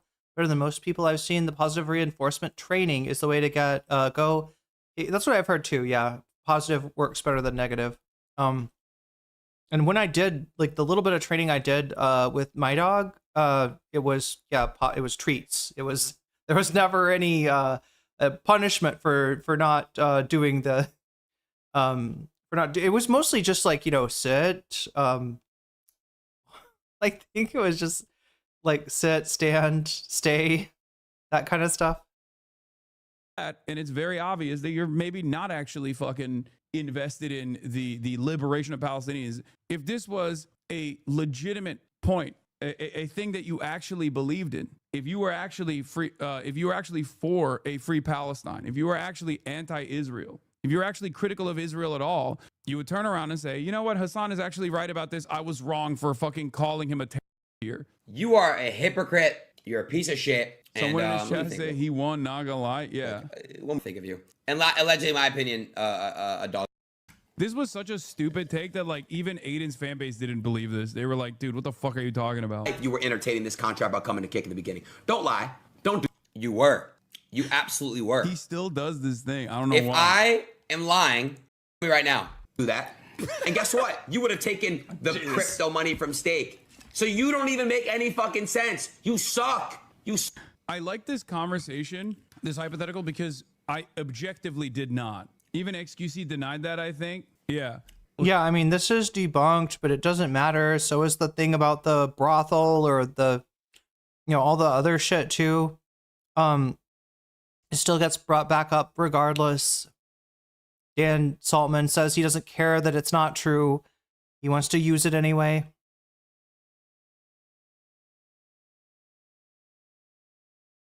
What are we talking about? Okay. What do you mean? Okay, you're making a claim, but I never got paid from Kick. So obviously, like you have to add additional qualifiers to this. You know what I mean? You have to give us some examples of why you're saying this. You can't just like say something like this and then let it hang and then be like, oh well, it's my word against his. It's like, okay, but the evidence is the fact that I never went to Kick. I'm still on Twitch. What do you mean? God smite me if I'm lying. Okay. He won. He cooked you. He up 2-1 on you. You got served. Bro, fight back with smarter words. He won fast. You know you don't like America. You should have honestly moved to China. He won, not gonna lie. You forget how to speak. He cooked you. He won. Oh, shit. Oh, shit. I'm mocking him. I really wish they fucking just banned you here, bro. That's it. That's why these motherfuckers were like, oh, you hate America. You hate America. Because I kept saying, I don't think America should be giving unlimited weapons to Israel. Which I fully agree on, too. That's not the whole point is you can't months later, after calling me a fucking for saying that, you can't months later turn around and be like, actually, I agree with him, but he's still a fucking Also, I feel like they get so much mileage off of the terrorist thing, right? That's the permission structure. By calling him a terrorist, you're pointing out that he's not one of us, and then, you know, you go from there to like he hates the country. If he's not one of us and he hates our country, he's not allowed to have free speech like any other American citizen. No, he should be deported. He should be deported to whatever stand. So guess what, dude? You can fucking openly hate on America in America. It's called the First Amendment. It's not, the First Amendment doesn't work on things that you want to be able to say. Low key, they are a little too stupid. Like, no disrespect, but yeah, you might be a little too dumb to actually have a serious conversation with, because you're just not picking up what I'm putting down. You just don't understand the point I'm making. And you're going through the process of trying to listen and trying to understand the words that are coming out of my mouth, but you're not actually understanding it. It's just, you're not noticing the contradiction. You're not noticing the point I'm making. The point I'm making is that That's right. Deport his ass back to Jersey. 2 years, you call me a fucking for saying fuck Israel and fuck America for aligning with Israel, and America should spend all that money on Americans as opposed to Israel's death and destruction campaign. Okay, you called me a terrorist for that. In the process of me describing, if you actually agreed with me, you wouldn't be calling me a terrorist. You'd be saying Hassan is actually right on this. I agree with him. Of all the things to call people, all right, if you're trying to avoid a lawsuit, terrorist might be one of them. That like right. There's not a lot. Look, you can call me a jerk. All right? You can call me a jerk. Even if I wasn't like on the internet, you could call me a jerk. And there's no way that I could ever go to court and say Your Honor, this person has ruined my reputation. People think I'm a jerk. And now I don't make, I didn't win the nicest, the miscongeniality award this year. I was counting on that prize money, right? Please, judge, charge them the prize money so that I can have that, right? There's no way. You cannot like disprove that you're a jerk. That's never going to be, something that you get defamation off of, right? Terrorists, however, there is a crime called terrorism, all right? And there are consequences for being associated with that crime that that Hassan's friend from Yemen has experienced in terms of travel restrictions, right? And is now suing Ethan Klein over it. So yes, you can be sued for calling someone a terrorist. Maybe don't do it anymore. Mistake for calling him a fucking terrorist. The same goes for Asmongold too. It's not just Aiden Ross. And Asmongold's obviously, I mean, it's not like Hassan's gonna sue anyone, but smarter than Aiden Ross. But it's the same shit. Same goes for anyone that tries to be like, oh, you know what? Actually, I also am anti-Israel now. I've decided because it's the popular thing now. I'm also anti-Israel, but you're still a fucking terrorist. It doesn't make any sense. Unfortunately, for a lot of people, I mean, they're just fucking stupid. Like, it's not that complex. They're just kind of stupid. Oh my God. There's a lot of kind of stupid motherfuckers out there who just go, everybody, send healing energy to Big Al Cake Mix's laptop as it's overheating. Send cooling energy to the laptop so that it might recover. Oh, he really cooked on this. Thank you. Cooked on this one. It's like, why did he cook on this one? I don't know, because he hates Hassan and I kind of hate him too.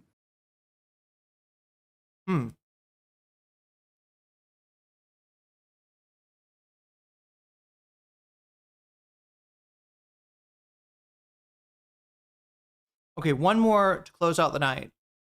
In this world.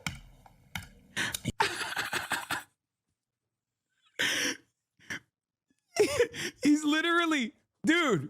No, this is not about clavicular. We're going to get to that in a second. No, he's literally he's not wrong. He's like, you can't be shitting on everybody and then not shit on Jews as Jews yourselves. Like, what the fuck are you talking about? Now, of course, this position is not sustainable if you are literally Jewish and you're also leaning into anti-Semitism, because we're going to be talking about kick a little bit. But before we talk about clavicular manslaughter, we should cover Aiden Ross. So for those of you who don't know, Aiden Ross is a very edgy streamer. I'm sure you already know who he is by now. He's aligned with like neo-Nazi stuff like that. He's been on Kick. He's one of the major faces on Kick. Represents everything that Kick represents. However, Aiden Ross has actually found a very unique. Aiden Ross has been able to identify a very unique position within the right. Okay. Regardless of what you may think of Aiden Ross's intellect, ironically figured out a more consistent position of being, a right-wing figure than the likes of Ben Shapiro. Okay. Which I find very funny. The reason why I find it very funny is because Aiden Ross initially did this thing with Puka Nakua, right?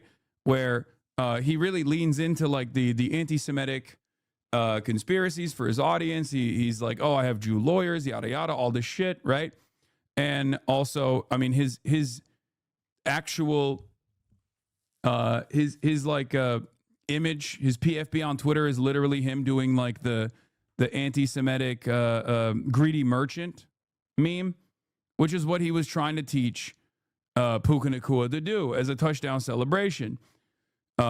He asked Puka Nakua, who's the wide receiver for the Rams, to if he gets a touchdown, to do a touchdown. Wait, his dogs definitely have more muscle mass than Ethan. What, Hassan's? Celebration dance where he spins the ball like a dreidel, which is normal. People do that all the time, right? And then hit the double flex and then do the greedy merchant meme.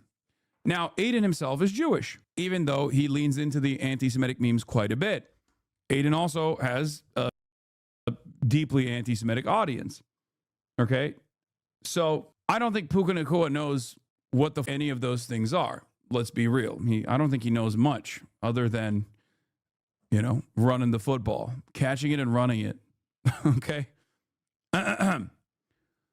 But the timing of this was also, very up because Aiden did this literally, I think, a day or two after the Hanukkah massacre took place in Bondi Beach. Okay. Yeah, we'll watch the Jarvis. Hello video and welcome back to Jarvis. But hold on, let's just keep focused on the Aiden Ross thing, and then a bunch of criticisms came down, not against Aiden, ironically enough, but mostly against Puka Nakua for doing this meme, this anti-Semitic meme. He didn't end up using it. He didn't end up using the greedy merchant touchdown celebration in the game. The Rams ended up losing. My big toe has more muscle than Ethan. Oh my god, that reminds me. I gotta work my toe muscles, Chad. If I want to do Muay Thai again, I'd be able to go on to point. Because of Puka Nakua, he was I think he had 2 touchdowns. He had a really great game. Regardless, no one actually got mad at Aiden Ross except for Dave Portnoy. And apparently Aiden Ross and Dave Portnoy had an extensive conversation over text messages. Dave Portnoy, for those of you who don't know, is obviously the founder of Barstool. I didn't even know he was Jewish until I think last year. Anyway, he is Dave Portnoy has had Dave Portnoy's been victim to anti-Semitic hate crime incidents himself personally. Okay. And he has also said a bunch of heinous shit about Greta Thunberg being murdered, and has presented himself as being pro-Israel, even though I don't think he had ever done that throughout most of his life until Israel was, known to the masses as doing a genocide, right?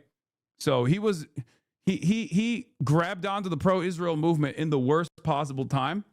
But here is the conversation that took place between Aiden Ross and Dave Portnoy. You need to use your brain and work with people, not against. Because guys like you roll over and ask them to pet your belly. No, yes. Tucker, Piers, etc. Mainstream, it's inevitable. I just had to back Nick right there because he was kind of like, oh, you're lost with Nick. Yeah. So what is inevitable? I'm so sorry. 1,000% of the right by murdering kids in Gaza. War sucks, which nobody died. What is inevitable? Watch what I asked Dave. Dave, do you think Israel's 1,000% in the right by murdering kids in Gaza? War sucks, which nobody died. Dave, why can't you answer the question what I asked you? The other side is also in the wrong. Do you think... Remember when you had to fire an employee for anti-Semitism vaguely? And nobody believed, everybody's like, come on, Dave. Israel's 1,000% in the right. That's all I'm asking. There is no 1,000% right in the war. Why? He's kind of gotten himself into a social, like a political demographic, the people that he hangs around with, they do not give a fuck about anti-Semitism. Some of them not even because they're because of the reaction to the weaponization of the accusation of anti-Semitism. It's just yeah, he's probably around a lot of legit anti-Semites just by being as right-wing as he is. Oh my god, that shrimp paste chat, it put me on another level of heat. Damn. Why can't you just say yes or no? Why do you have to just go around the question? Answer the question here, Dave. Can you admit? I'm sorry.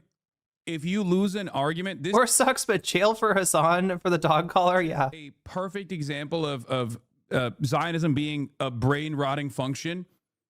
It causes someone like Dave Portnoy to lose an argument and to come across as the immoral side in a conversation, in a one-to-one conversation between yourself and Aiden Ross. Okay? That is insane. That is insane. You lost the argument to Aiden Ross, Dave. Dave Porkboy, hang it up. It's over. To Aiden Ross.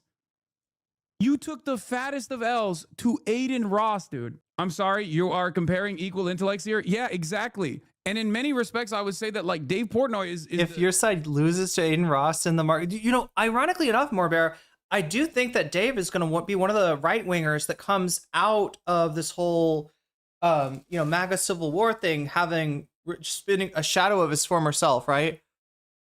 Just by virtue of him, still going this hard for for Israel, but just, you know, in general, he's kind of like on the wrong side of this, right? And if he's asking people to, you know, care about anti-Semitism on the Republican Party, like, it's questionable whether they did in the first place. You could get them to maybe care about Israel, you know, given how many people are evangelical, you know, Christian Zionists, but you start asking them to care about Jewish people, care about anti-Semitism in the age where it is considered based to make a racist, ableist, misogynist, etc. joke like that buys, you know, right-wing influencers perceived legitimacy. Is the archetype, right? Like, he was the prototype. Aiden Ross is like the final evolution of a Dave Porkboy style figure.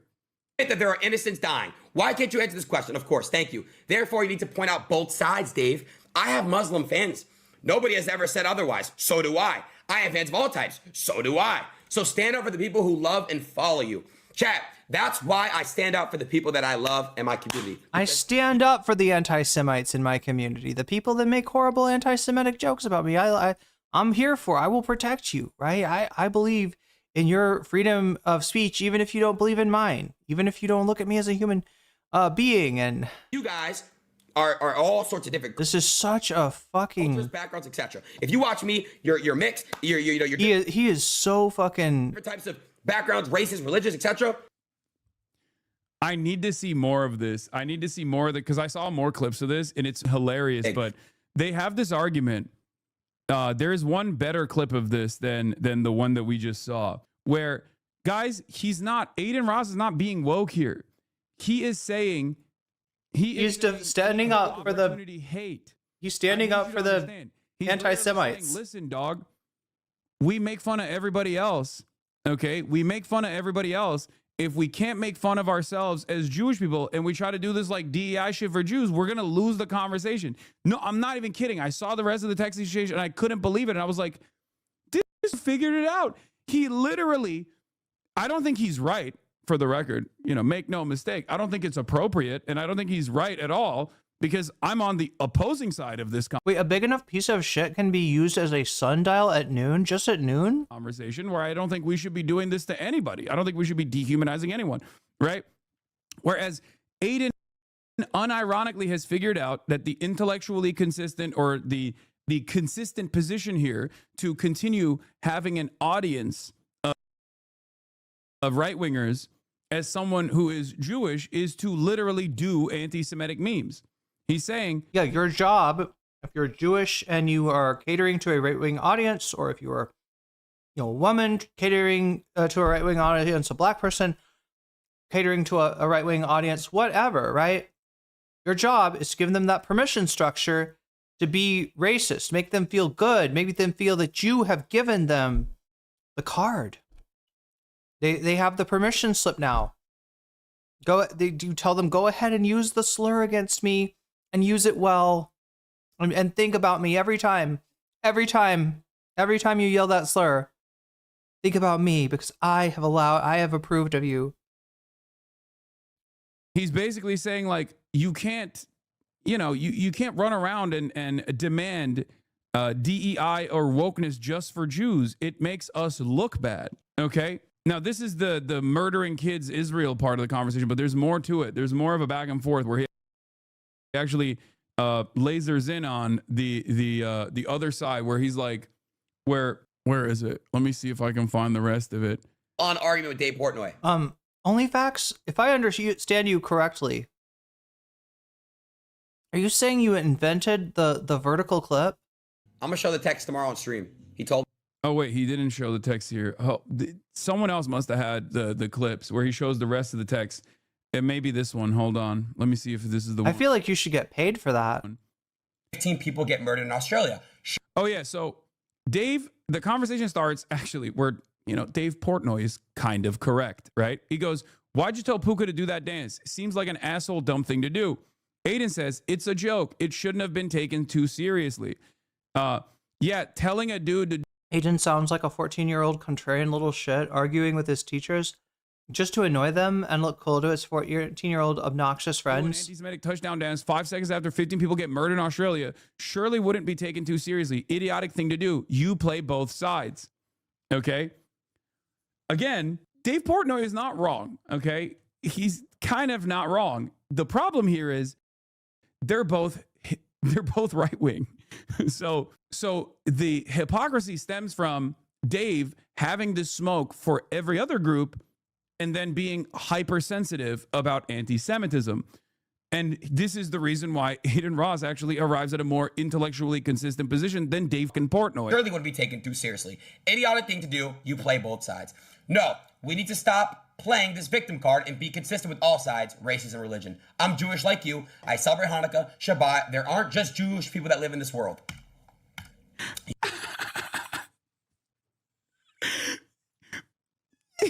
He's literally, dude.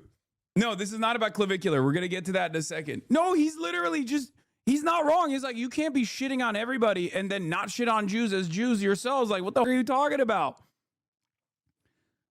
Now, of course, this position is not sustainable if you are literally Jewish and you're also leaning into anti-Semitism, because eventually you're no longer going to be in a comfortable position.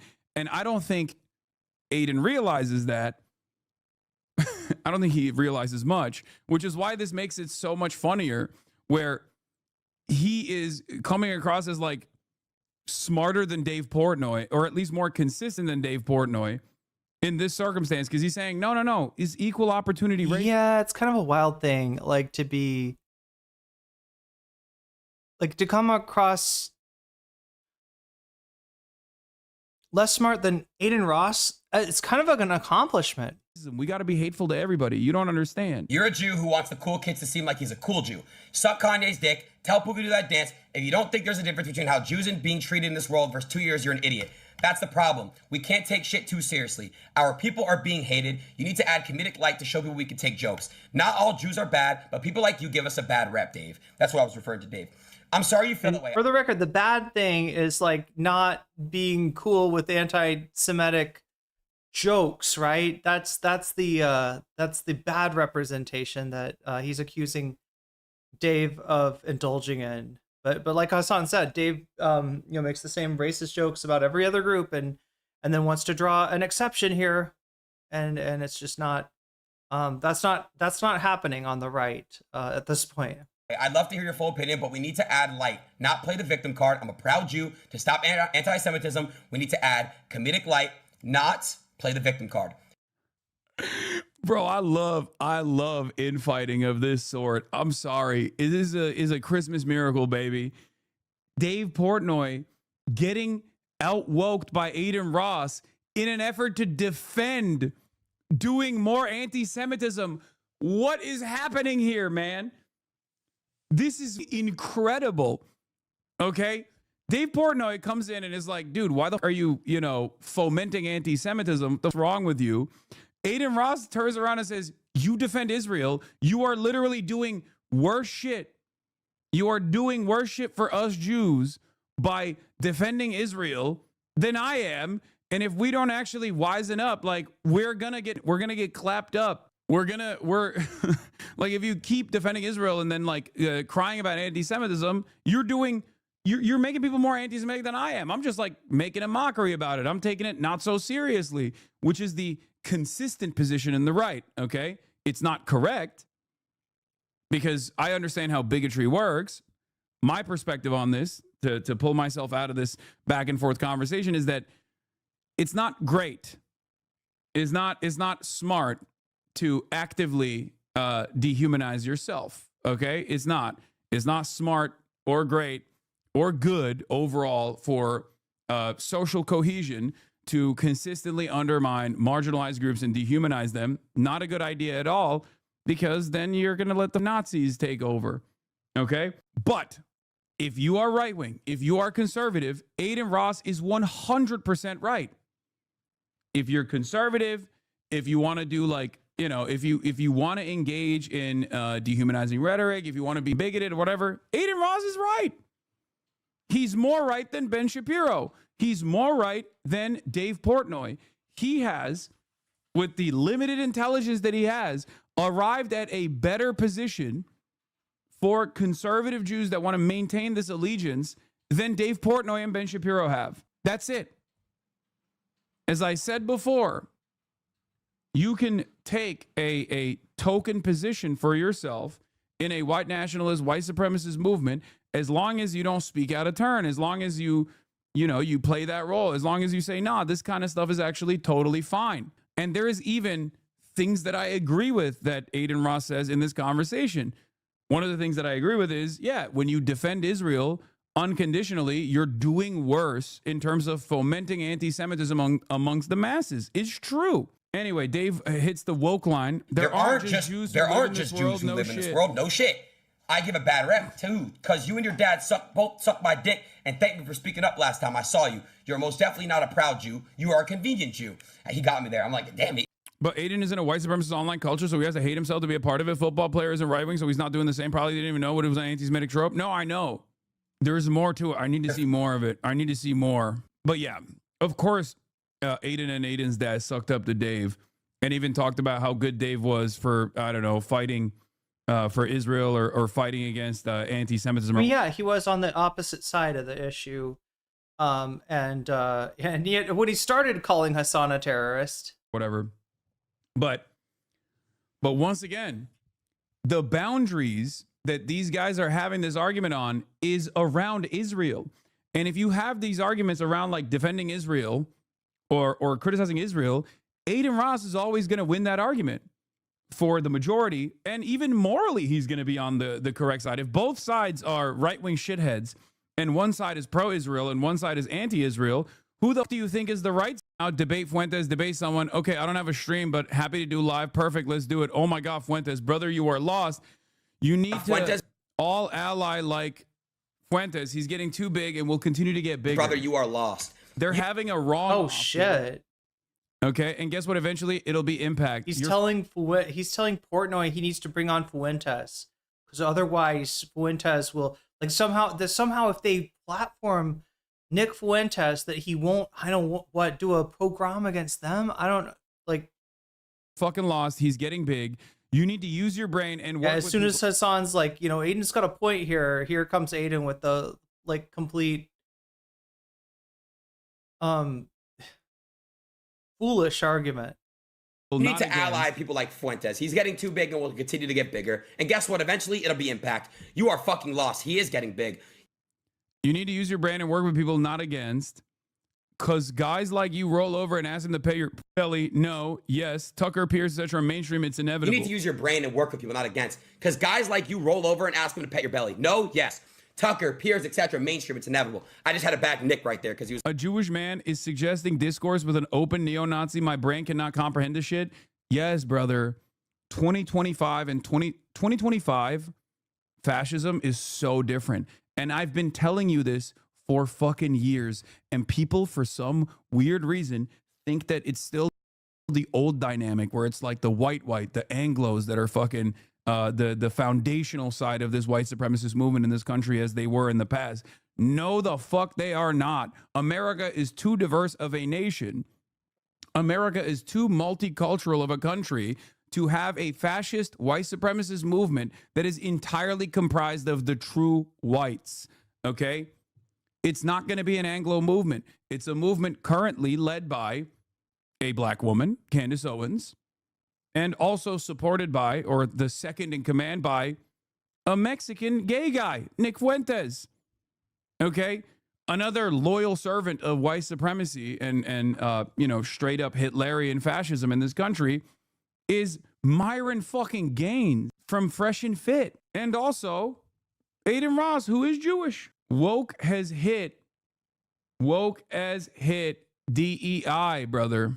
Saw that. Aiden Ross reacts as Nick Fuentes explodes on Hassan Piker over Charlie Kirk's death. Fuck you, just fuck you. Yeah, these guys are so funny. They were all like super serious about the Charlie Kirk assassination when it first came out. And they were all like acting as though, my reaction wasn't sincere enough. It's kind of like, oh, you're lost for fucking with Nick. What is inevitable? Watch what I asked. What is inevitable? Do you think Israel's 1,000% in the right? And then he turns the conversation over to Israel. Dave, do you think Israel's 1,000% in the right by murdering kids in Gaza? War sucks, but I can't believe Dave Portnoy couldn't even in this conversation, he has to hit the like, oh, war sucks. War sucks. Nobody died. Dave, why can't you answer the question what I asked you? The other side is also in the wrong. By the way, these are two people that are objectively pro-Israel, except one is a good enough room reader, Aiden Ross, to recognize that saying free Palestine and recognizing what time it is and saying like, fuck Israel is actually the smart way to communicate on this issue. Okay, willing to bet that while he was calling me a terrorist, his entire chat was calling him a Jewish terrorist for even criticizing me, Nature. Fuck the Jews, fuck the people. Never happened to me. I've had people that come up to me and say, you know what, bro? You give the Jews a good look, Aiden. Or you know what, dude? Thank you for doing you. Thank you for standing up for what's right. And that's what I'm going to continue on to do. I don't believe that people say that to him. That's it. So, Dave, whenever you're ready, I posted a text like you told me to. I'll glad you said you were going to publish it. I beat you to it. Dave, whenever you're ready to come on my stream, we could talk about it, bro. We could talk about it. All right? But I think you could agree, chat, or people that are going to see this. Don't give content creators a pass because you are one. No, dumbass. You're misunderstanding my point once again. I hate this fucking cynical approach to what I'm saying here. I'm saying content creators don't operate like normal human beings do. That's why I always say be charitable to others. But when I'm talking about charitability, I'm talking about like random people who've been duped by content creators. Content creators themselves are grifting. First and foremost, they care. In most circumstances, they care more about the outcome, they care more about clout. That's how they make their money. Chad, that's going to have to do it for me today. Let me shout out my Patreon again. You support me on Patreon at the $5 level and above. I give you a fancy shout out at the beginning and end of each stream, since we've reached the conclusion at long last to the stream, and I have to go to bed now if I'm going to be any good tomorrow. I'm going to read out the people that support me on Patreon on the $5 level or above. Fancy weasels, let's go. Shouts out to Tracy Eva. Shouts out to User. Shouts out to JMB. Shouts out to Brian. Shouts out to Emily French. Shouts out to Big Al of the Cake Mix and the Cake Remix. Shouts out to Direful. Shouts out to Sarah. Shouts out to Izzy Mandia. Shouts out to Steven Sayers. Shouts out to Animus. Shouts out to Infallible Foul. Shouts out to Oral Ellipsis. Shouts out to Nadia Yvette. Shouts out to Choki. Shouts out to Moinoip. Shouts out to Funky Monkey. Shouts out to Temporal Insanity. Shouts out to Good Vergabi. Shouts out to Jules Cage. Shouts out to Buffy Geek. And a fancy schmancy shout out for Sherry Safira, Rachel K, Omega Star, and Zara Xerix. And with that, chat, I must bid you adieu for the evening.